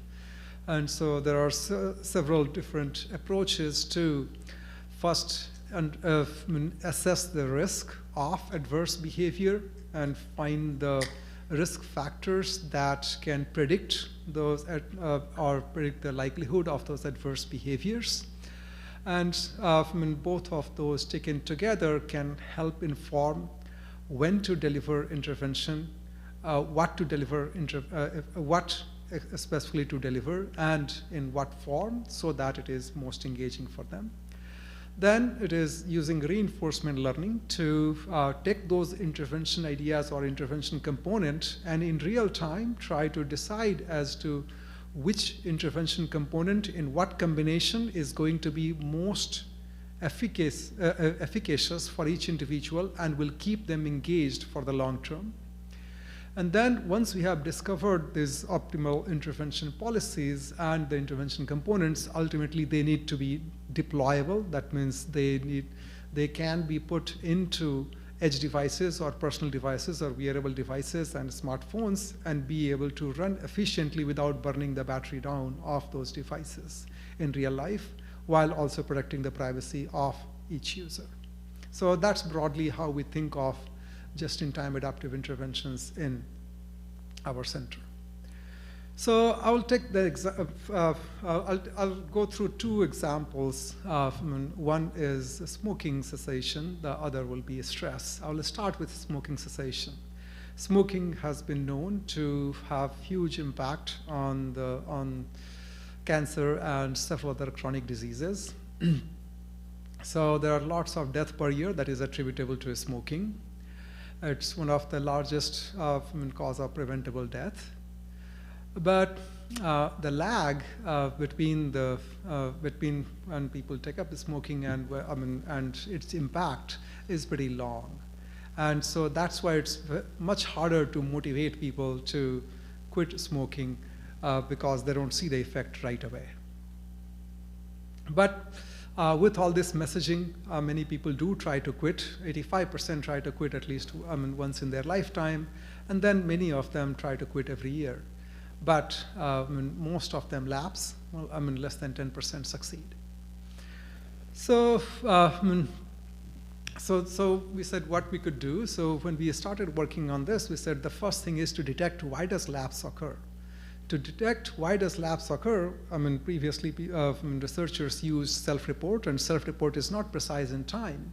But now smartphones and smartwatches and other wearables, they can help us determine what is going on with the person almost every moment of their life.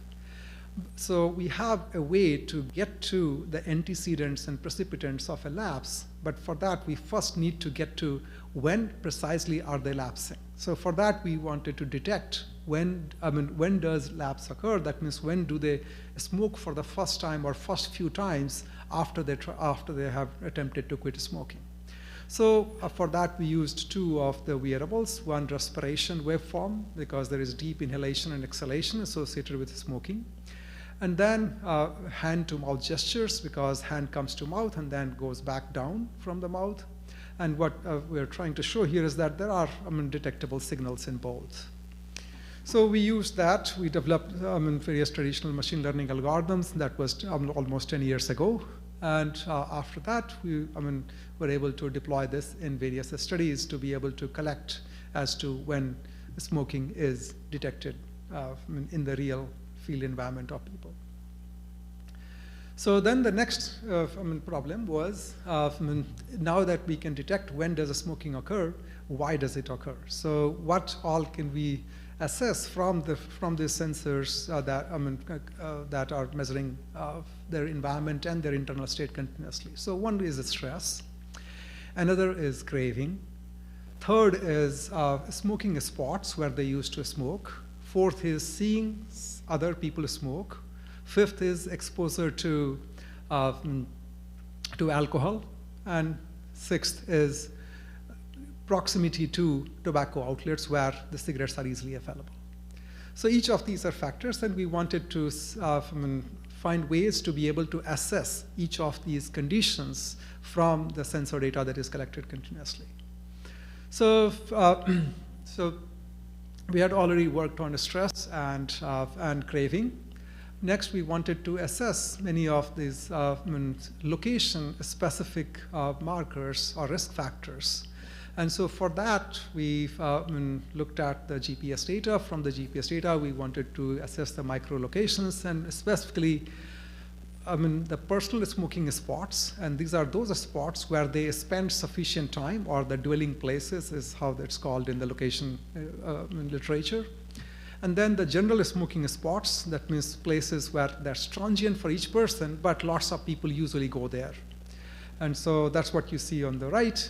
And what you see on the two axes is, we use the self-report of the smoking allowance and the smoking, and then we looked at the smoking occurrence.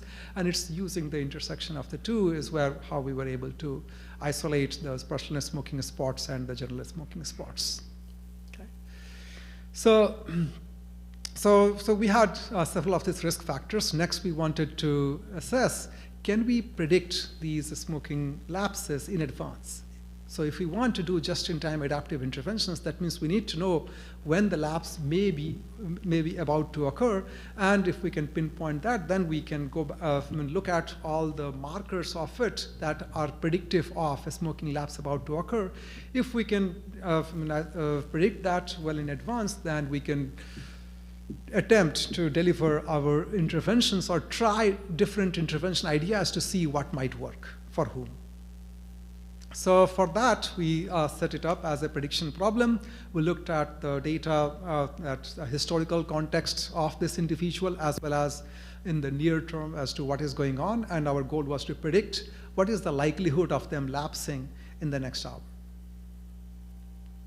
So for that, this was done a couple of years ago, where we developed some deep learning models where we encoded the influence of the risk factors that has been observed for this individual in recent past and then in the distant past, and then the influence of these risk factors will decay over time as time goes on, so model the decaying influence, and then we were able to use that to estimate the likelihood of lapse.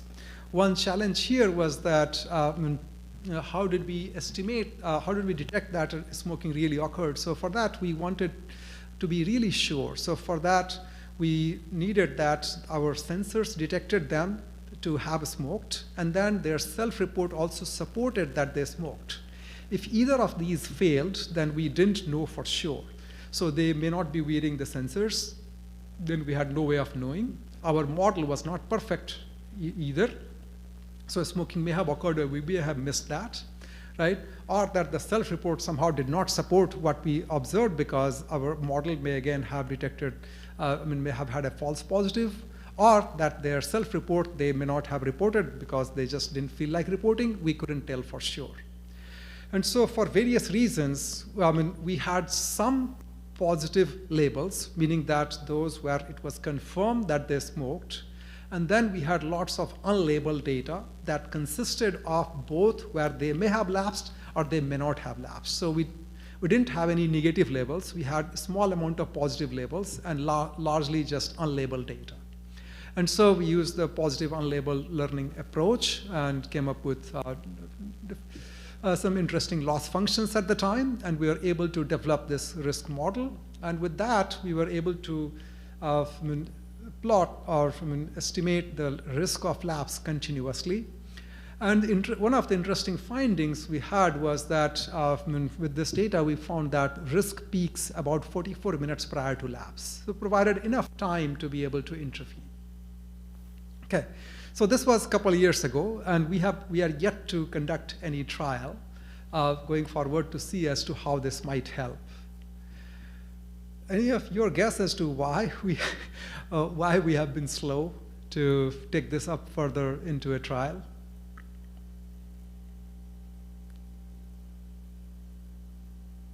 Say again? Coronavirus, okay, all right. Yeah, we have, I think, bigger problem. So, most of, what we found was that it was related to environmental risk factors and related to stress, both of which we could measure, right? So, I think in terms of feasibility of doing this was not a problem, but something else happened around the time, okay? So, you remember there was all this Weight Watchers and all this, MyFitnessPal and so on about dietary modifications. So there was, they had gained quite a bit of momentum. Many of these were unicorn companies and startups and so on, had big promise. And then what happened? Now there is news about them going bankrupt and so on. So guess as to what happened? GLP. So with GLP, it was for diabetes, but around that 2019 or so, it was approved for weight control, weight loss. And then more recent findings is that, you know what, it may be a solution to addiction too. So if you can solve the problem with a pill, how much, how likely are we to get the attention of people to do this with interventions that require you to get into a new behavior and then spend a lot more time? We heard from Nitish that taking pills, which requires how much effort? Just a minute or so, right? Doing that much is just so hard. Asking people to do things that require tens of minutes each day got to be a lot harder, right? And so now, it's not all lost. We could still use it in conjunction with these medications because people don't want to be on the medication, or some may not want to. But the prospect of these interventions is significantly reduced. So this raises the question, is there still a role for wearables and just-in-time adaptive interventions? I talked about the vision of we want the interventions to be delivered at the right time for the right person, adapted to them. There is a lot of science involved. It will make a lot of scientific careers, but the question is, can we make a real life impact? And so I want to I want to bring the two together to be able to assess that. Because it's one thing to advance science, and that's super helpful, and that's the life we live in academia, but also it becomes super cool if what we are doing has a real life impact on people. So if you think about wearables, there is a success story. So passive tracking of physical activity or sleep, it started more than 10 years ago, and it is only growing. Now this is a $230 billion industry, and so previously there were smart watches, there were activity trackers, now there are smart rings, and there are other solutions. And more recently, so how are they helping? So tracking of diet had been difficult with wearables. There were these hand-to-mouth gestures, there was camera-based solutions, but tracking was not easy. Plus, even if you track it, the intervention was hard. Meaning, even if you track it, how do you intervene? How do you get the person to not do or control their diet? Here, for the steps, the story is a little simpler. So there are two parts to this story. One is, if we are able to measure it, people can get a sense of how much activity they are doing. And two is, nowadays, this Aura Ring started this approach of readiness. So in the morning, they give you a readiness score, and now most of the wearables, they provide you with a readiness score. It helps people decide how hard they can go today with respect to their physical activity or training. So for the fitness enthusiasts, this has become very useful. So far, it looks like it is helping people stay more physically fit. So that, I guess, leaves the one out of this 5, which is the stress. So far, GLP-1 may have some impact on depression, but stress is a lot more than just depression. So there are stress relief apps that many people do use today, which may be in the form of meditation, maybe in the form of breathing exercises, maybe yoga. And they do help, but amount of stress that are in people's daily life, I don't think that has reduced a whole lot. So there is still a lot that needs to be done. So if we go back to stress, why did stress evolve? Stress evolved to keep us alive, to keep us safe. Today, if we go back to our ancestors, we lived the same life as today's animals live. In this case, the lion chasing a zebra, if the zebra is not stressed, its life will be over right then and there. If the lion fails to catch the zebra and the lion is not stressed enough to catch its prey, sooner or later its life will be over too.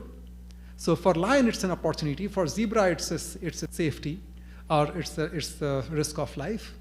So therefore, stress evolved to keep both species alive. But if we think about, so that was the stress in our ancestors' life. We think about stress in modern lives. The stress is associated with most of the chronic diseases and the mental health, both. So it has a huge impact. And if we think about the sources of stress, there are numerous sources of stress in our life. Our life itself may not be at stake, but our career might be. Our grades might be, right? Our relationship might be. And so if none of that, it's ambition. Maybe there is so there are many sources of stress that we live with. And the question is the stress necessary in life? Perhaps. Is too much stress needed in life? Perhaps not. So what is it that we can do about stress and managing stress? And if we can do so, then there is enough evidence that we can reduce incidences or progression of many chronic diseases and improve mental health. So let's see as to what is the situation, what is the condition of stress with respect to our ability for wearables to to do something about it. I gave 2 examples of what wearables were used for. One, for diet management. They didn't help as much because the problem was too hard. Second example was that of physical activity, where the problem seemed like solvable, and then we were able to see that it is successful so far. So current state of stress detection on the lab data has shown quite good results. We have F1 scores approaching upper 90s, okay? But then if we take it out into the field, then the F1 scores drop quite a bit. If we instead use it in the way that fitness trackers are used to count steps today, that means we have a trained model, then we deploy it on a wearable, and then let it out loose in the field, then the problem is it shows that we are far from the desired accuracy needed for real life adoption. Okay? And it has been shown several times by now. So the question is, what's difficult about assessing stress in natural life? Okay, so so first part is the labels itself are problematic.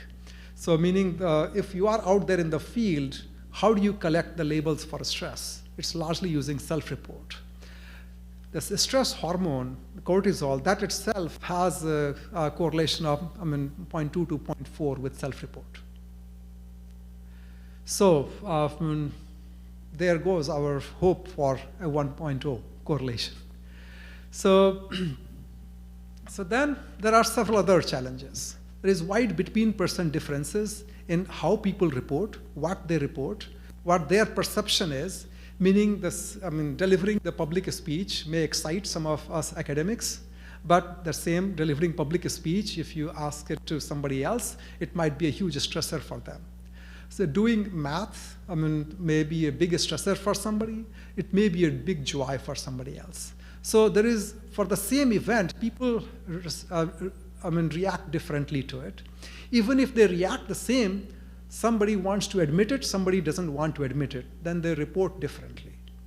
So, so then the second, next problem is there is huge temporal discrepancy between physiology and self-ratings. So, if there is a stress event, then our physiology recovers in minutes, but our perception of it takes hours to recover. So if I ask somebody, an hour later, are you stressed? And they might say, yes, of course. I said, what happened? I got my notification of this grade an hour ago, and I didn't do as well. Or I got a notification of my paper an hour ago, and I'm mad at the reviewers. So, but if I take the data of their heart rate and so on, 5 minutes before I ask them, and see and try to assign the same label of their stress to this data that was collected 5 minutes ago when I asked them, there would be no correspondence, because when they receive that notification of the grade or the paper or the grant, that's when their physiology would show that response, but not now. And so this temporal discrepancy is another issue. So we have worked on this stress for quite some time. And so I'll take you through our journey as to what we did, what we found so far. So we started this work in 2007. So first part, it took us about 4 years to demonstrate feasibility. Can we collect data that can help us with assessing stress? And can we show that it can be measured, that there is more signal than noise? After that, it took 4 more years to put all that model to work in real life, in real time on a smartphone. But that was still using a chest belt and an ECG electrodes that most people won't wear in real life. So it took another 5 years to put it on a conveniently wearable device, which was on a smartwatch. And after that, we were ready to conduct a trial and take it to a field test to see how well it does, and does it really help people. And that was 2022. That's when we started a MOODS study. So during this entire period, there are lots of scientific advancements we made, which was first to, assigning the label to the right data, auto calibration to account for between person differences, then modeling the accumulation and decay, meaning that try to align the temporal discrepancy between physiological response to stress and psychological decay of stress perception. Then when we wanted it to work in the noisy field environment, there was a lot of signal processing and artifact removal that was to be done. And then knowing that each person, whether physiology is exhibiting a response to a stress or not, is useful, but how many times in the day are you really stressed? Guess? Once, twice, 10 times? 5? So just very few times, right? But there are 1,000 minutes in the day. So we need to find those 4 or 5 events in that entire time series of this 1,000 minutes throughout the day. So there was some work involved in modeling, and then sometimes we have data, sometimes we don't have data because there is physical activity confounds. And so, there was some work involved in modeling the discontinuity and still being able to identify those few events from this entire day worth of data.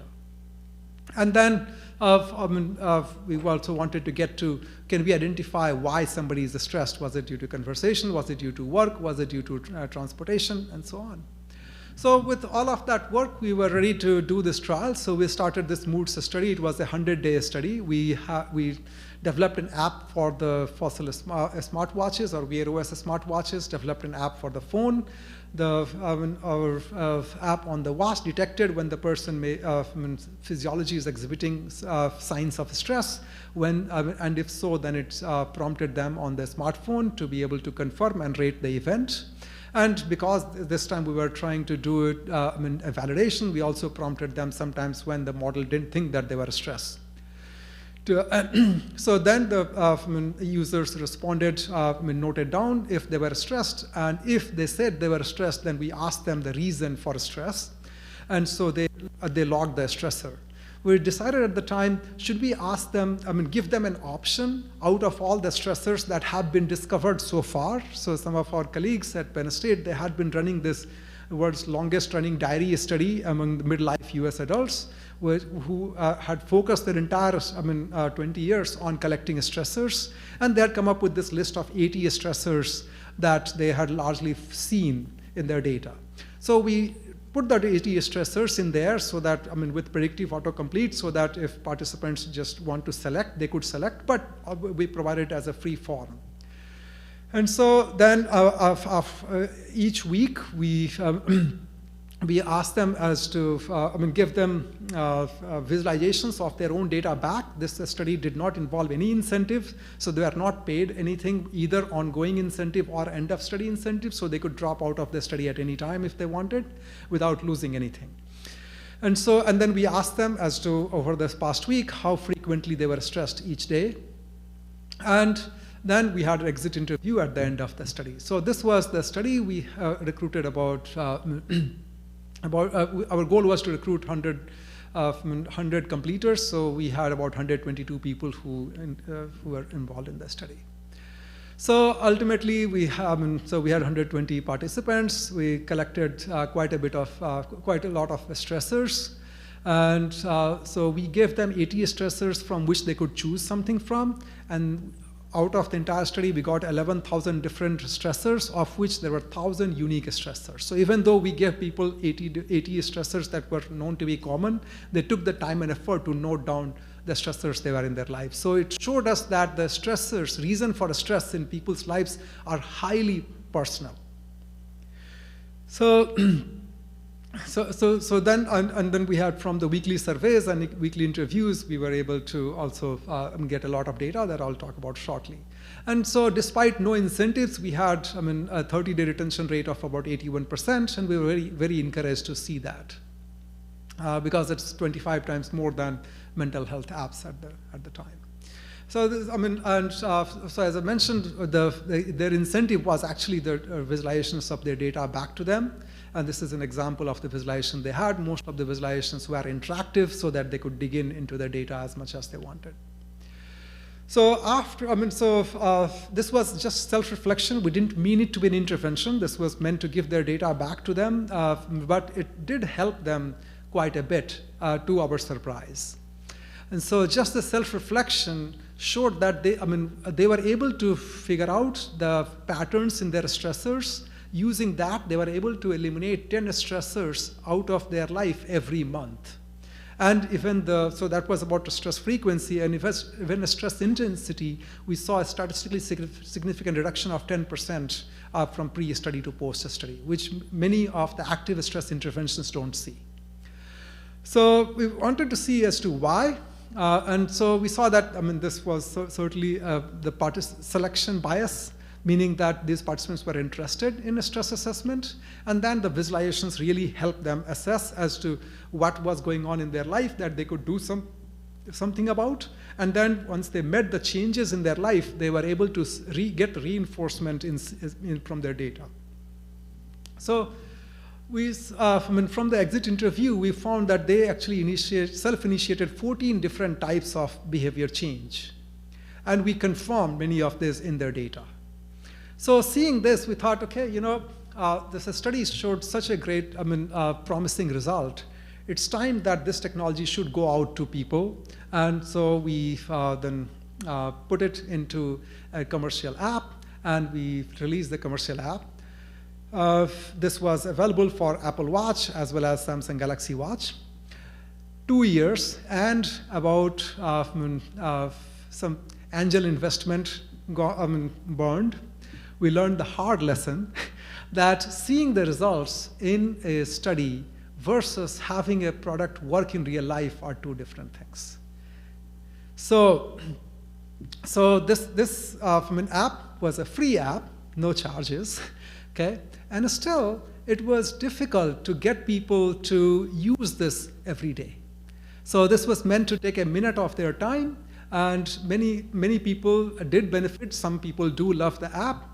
But the burden of doing something with an app each day, few times, is just too much. So basically the lesson here is that, so that was the first lesson. The second lesson is the following. So we're talking about automated detection of stress. So what this app was supposed to do is to detect as to when the physiology showed signs of stress and to prompt them to note down what was going on.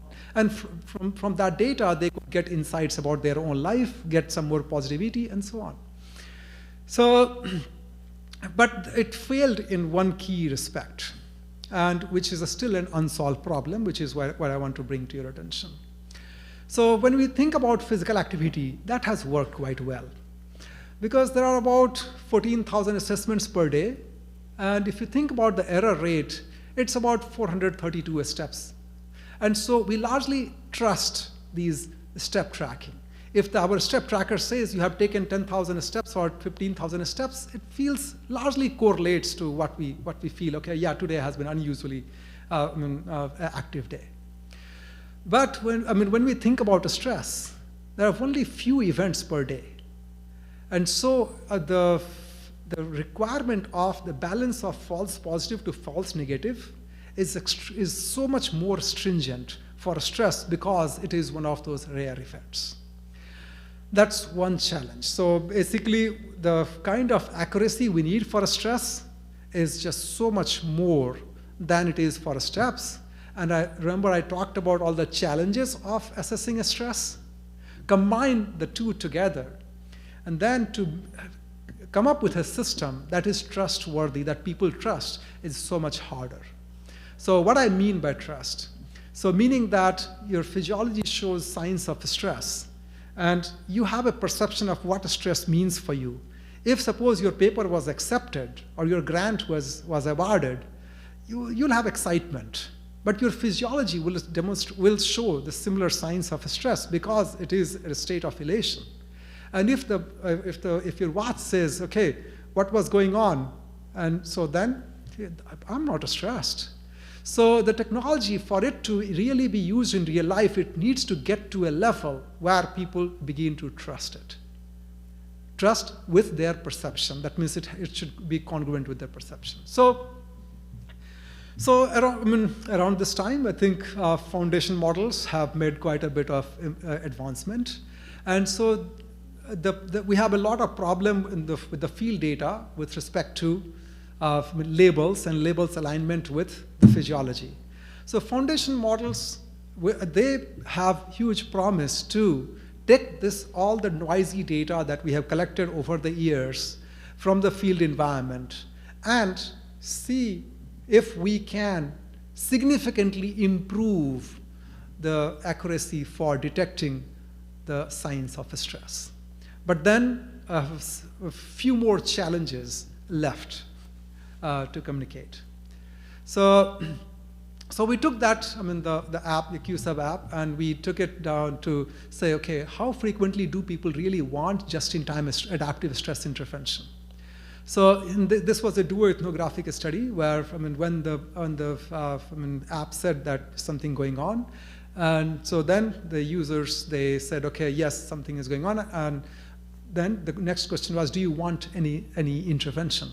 And if they said yes, then they generated an intervention using ChatGPT by using all the stressor context as to what the stressor was or the history of a stressor was and their location. And then they rated whether it was useful or not useful. And using that analysis, we were able to find out as to how frequently do people really want stress intervention, even if they are stressed. And so, as I said, stress could be positive or could be negative. So the question is, what's your guess as to how frequently do people want a stress intervention? When they agree that, yes, there was something going on, how frequently would they want an intervention? So So what we found is that only 20% of the time. And this was even when the people doing the study were the co-authors of the paper themselves. So when you put it out to the actual people, I don't know what the percent will be. Then we asked the question, what about those negative events when, what was going on was really stressful? Do they want interventions at that time too? And here also, it was only 50% of the time. So the lesson says, so we not only need to first accurately detect that somebody is under stress and under negative stress, we also need to know, even out of those, when do they really want an intervention? And that's the challenge that I think we have if we want just-in-time adaptive stress intervention. So let's see as to how well the foundation models how far they can take us, because right now the gap between where we are and where we need to go to truly realize this stress intervention is pretty far. The challenge, and even if we do develop it, the next challenge will be to make the foundation models such that they can be, sufficient approximation of them can be deployed on the edge devices, because the amount of data that they need to assess and how timely that needs to be assessed may not be suitable enough for the data to leave the device and go to the cloud and then processing to come back from the cloud. So there are some of those challenges as well. So that's where our lessons are. This is very much a work in progress, and I'm not sure how many more years we have to go before we see something happen for real. Thank you.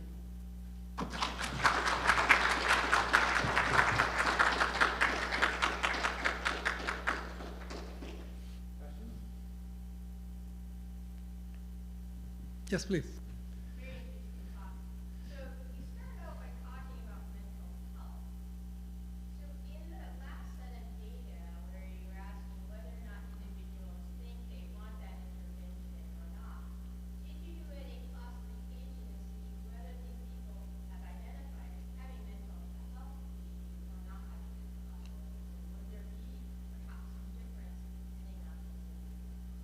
Very good observation. So, I mean, thank you for asking. No, in this study, those users did not classify themselves as mental health patients, and the results would be different across the two.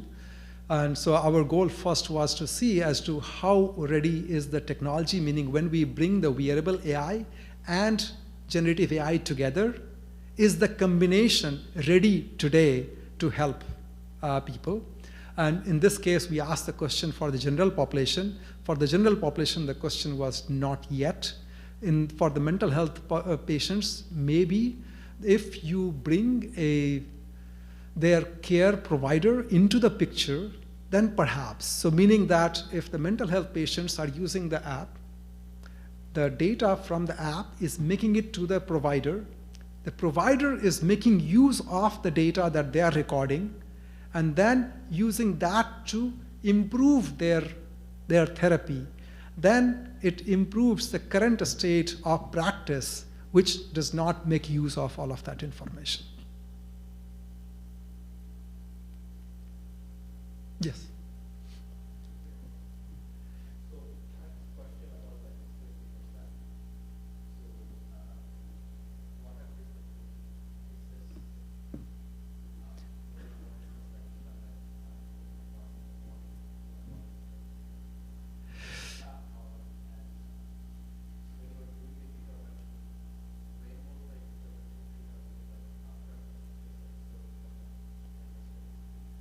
Yeah. So this was post facto, and some of the interventions would be, so this would be reactive interventions. There could be proactive interventions as well, but that will require solving a different problem, which is predicting that somebody is about to get into a stressful situation. The interventions, for me, when I used it, it was able to identify what was one of my biggest stressors, and it was being late, which I felt guilty about. And so it's, the interventions were still helpful to me, meaning that it first gave me that awareness that what my most frequent stressors are and what I could potentially do to address it, to mitigate this. So in other cases, it was, meeting preparations. Yet in other cases, some of it was anxiety. And so in those cases, the reactive interventions was still helpful.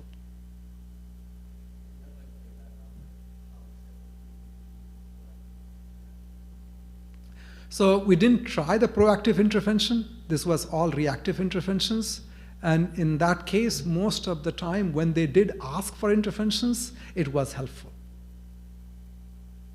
But the question we went with was just-in-time adaptive interventions, that just-in-time, meaning that we technologists, we know as to when to intervene. That was the issue.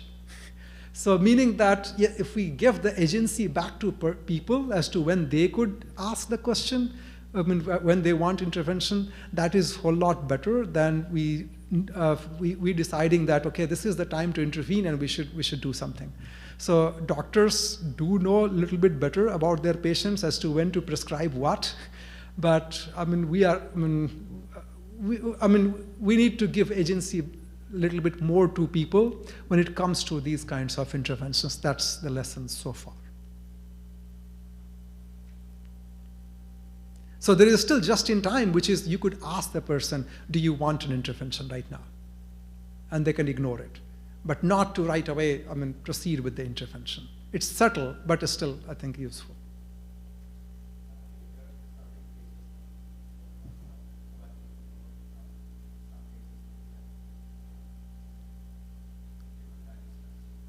Right. I was wondering if, more like a coaching analogy.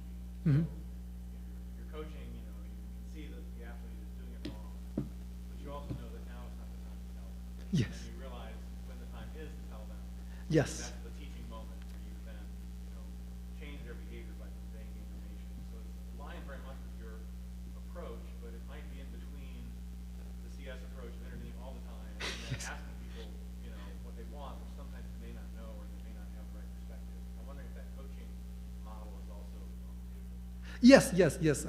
So again, what is the right timing? So up until this study, I mean, my view at least, I want to speak for the entire community of just-in-time stress interventions. My view was we're so razor focused. We just need to get all the technology that is needed to know as to when people are stressed, and when they are stressed, deliver them intervention or go for the proactive intervention and deliver it to them. We just need to get the technology right. So what a study showed is that, wait a second. So yes, you may have all the technology, but what about the person who is receiving the intervention? Don't you need to think about them too? And so that's what opened up the horizon about okay, no, the right time may not be exactly when we detect that they are about to get stressed or that when they are stressed. It's about finding the right timing, and that is an interesting problem too.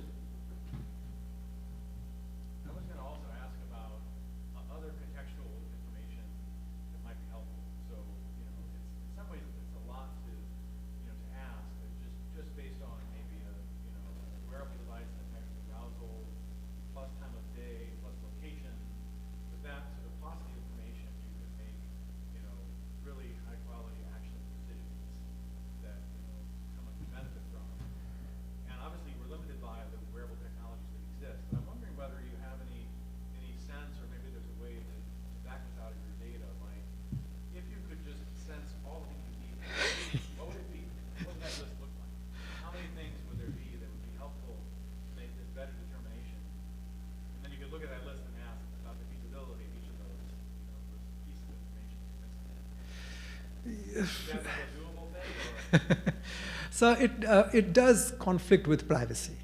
So meaning that, I mean, so remember we were talking about, I was talking about privacy as well. So be mindful of the privacy of the individual. So yes, if you could have a lot more information about the context, so which means have access to their Slack channels, have access to their calendar, have access to their email, have access to all of the apps and their messaging as to what they're doing, and then have access to to their surroundings as to, like have a video, first-person video around them. There is a lot more, as you bring more and more data, a lot more possibilities emerge. And then if you are able to, I don't know, if we had earbuds that had as good of monitoring as the functional MRI, then you could monitor brain waves and brain signals. So I don't know what the next 50 years or next 10 years will bring, but given the technologies that do exist today, that's inadequate. In terms of the modeling that we have today, the data sources we have today, that's not enough.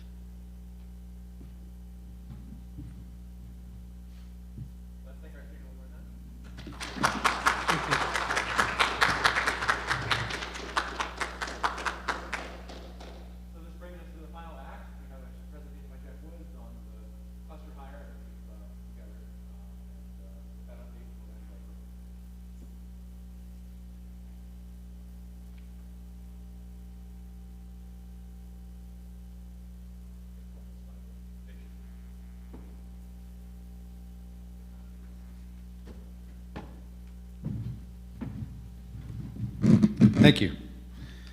I see there's been some attrition in the room. I bet you the people who have left are the same people that don't take their prescription medications. So I appreciate you taking your medicine at the last here at the end. So I'm Jeff Woods. I'm the Associate Dean for Research in the College of Applied Health Sciences, and also the Director of the Center on Health, Aging, and Disability. You can see the acronym SOUP up here on the slide. But I've worked with the Healthcare Engineering Systems Center now for at least 10 years, probably about 11, when I came into my role as director. So what I want to do in the next 5 to 10 minutes or so is just talk about a little bit about the history, as this is the 10-year celebration of the center. Happy birthday, Healthcare Engineering Systems Center. Talk a little bit about the history of it and kind of with respect to how I've collaborated and our college has collaborated with the Healthcare Engineering Systems Center. And with that, I will try to figure out the slide. Oh, you're going to bring up the slides? I've got it? Okay, well, I didn't click anything, so somebody must have touched something. Like I said, you know, we've been interacting for since 2014. So on this slide, you can see Kesh Kesavedas, who is the former director of the Healthcare Engineering Systems Center. And of course, you've got Tony, who received some recognition today. And somebody that didn't receive recognition I want to acknowledge is Michelle. She's been integral in terms of the collaboration, in terms of keeping the trains moving down the tracks over the years. Our first real collaboration was in 2014. When Kesh and I got together. There was a Department of Defense broad agency announcement related to health, and so we brought together a bunch of faculty from AHS and from engineering, and kind of had a nice meeting about that call, and you know, put together some ideas and got some collaborations going.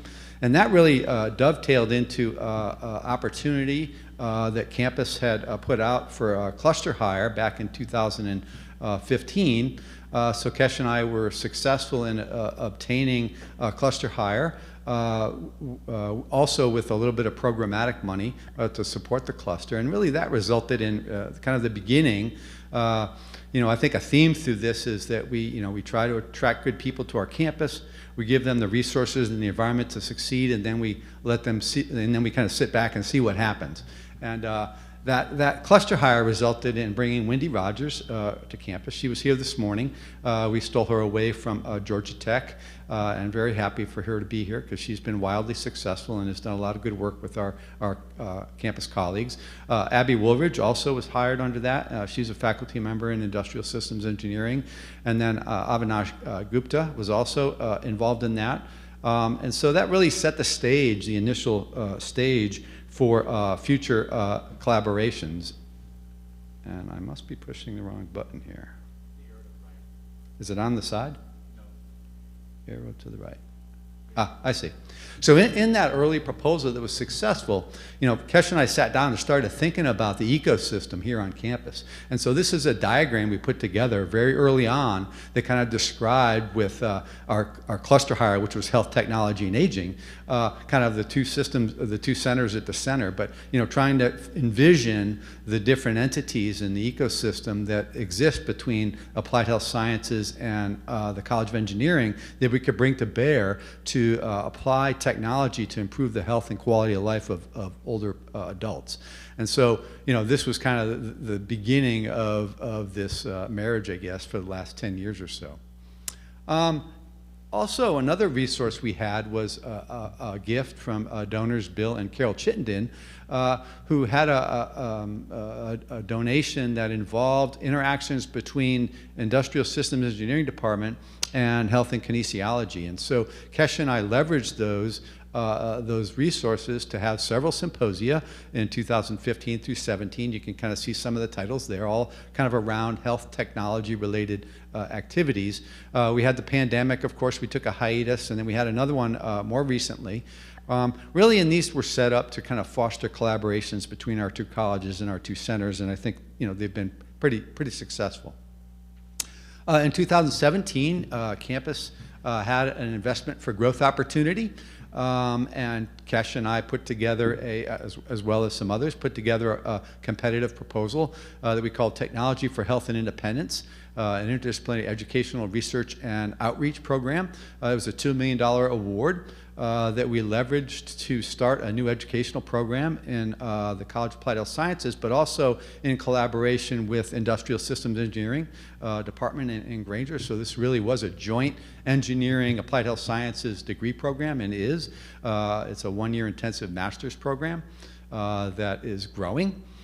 We also used some of the money to help us build the Life Home, living in interactive future environments. So right down this way a little bit from the iHotel here, we've got a $6 million, about a 6,000 square foot smart home that we use to beta test all kinds of different technologies, robotics, and it's all instrumented with various video and audio capabilities, as well as a smart kitchen and other aspects. So that's a really cool facility that we use to test technologies in the community. And because of these resources and the people that we've attracted to our campus, we've been pretty successful in terms of external dollars obtained through NIA and through NIDLR in particular. We've had many SETR grants that have been awarded that have supported our faculty's important work. So in continuing this relationship with Jim, Jim came to us in 2023 with an idea for a cluster hire in artificial intelligence for community health, really addressing AI to help community health by leveraging machine learning, mobile sensing, and smart environments and smart technologies to use these technologies to overcome barriers in healthcare and really use them kind of in a new way to look at health within the community.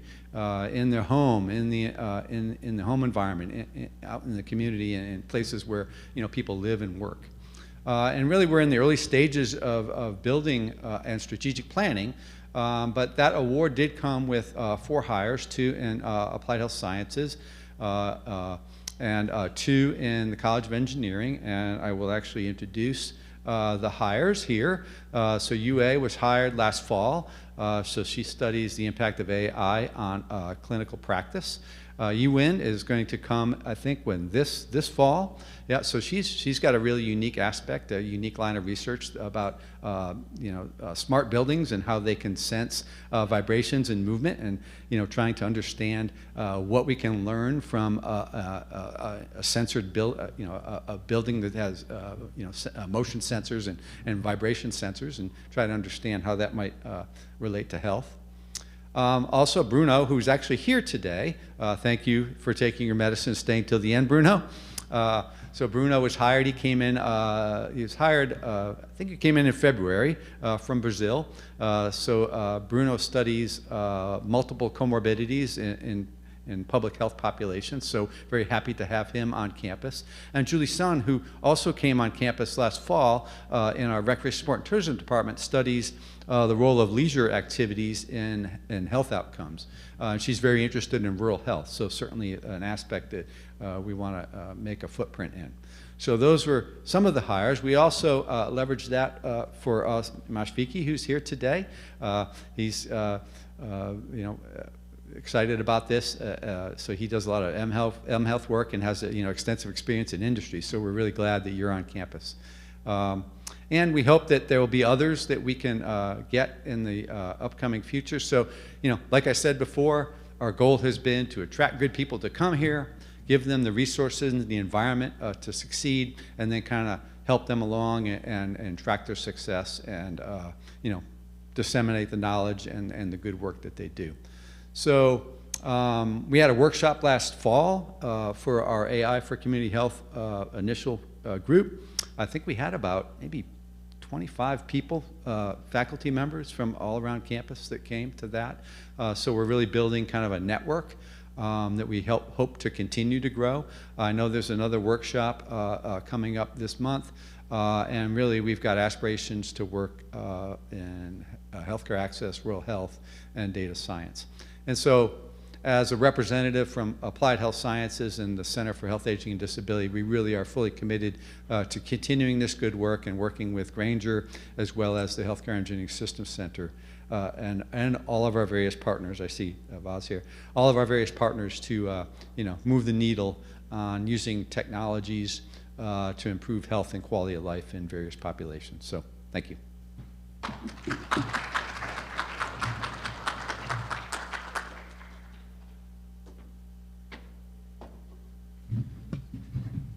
All right, so that concludes our program for the day. I just want to thank you all again for coming, for spending the day with us, and for your active participation. And I want to invite you to please join me in thanking Tony Mikolos again, this time for his role in organizing today's meeting. Tony was the front man for all this work. And thank you all again, and we'll hope to see you soon.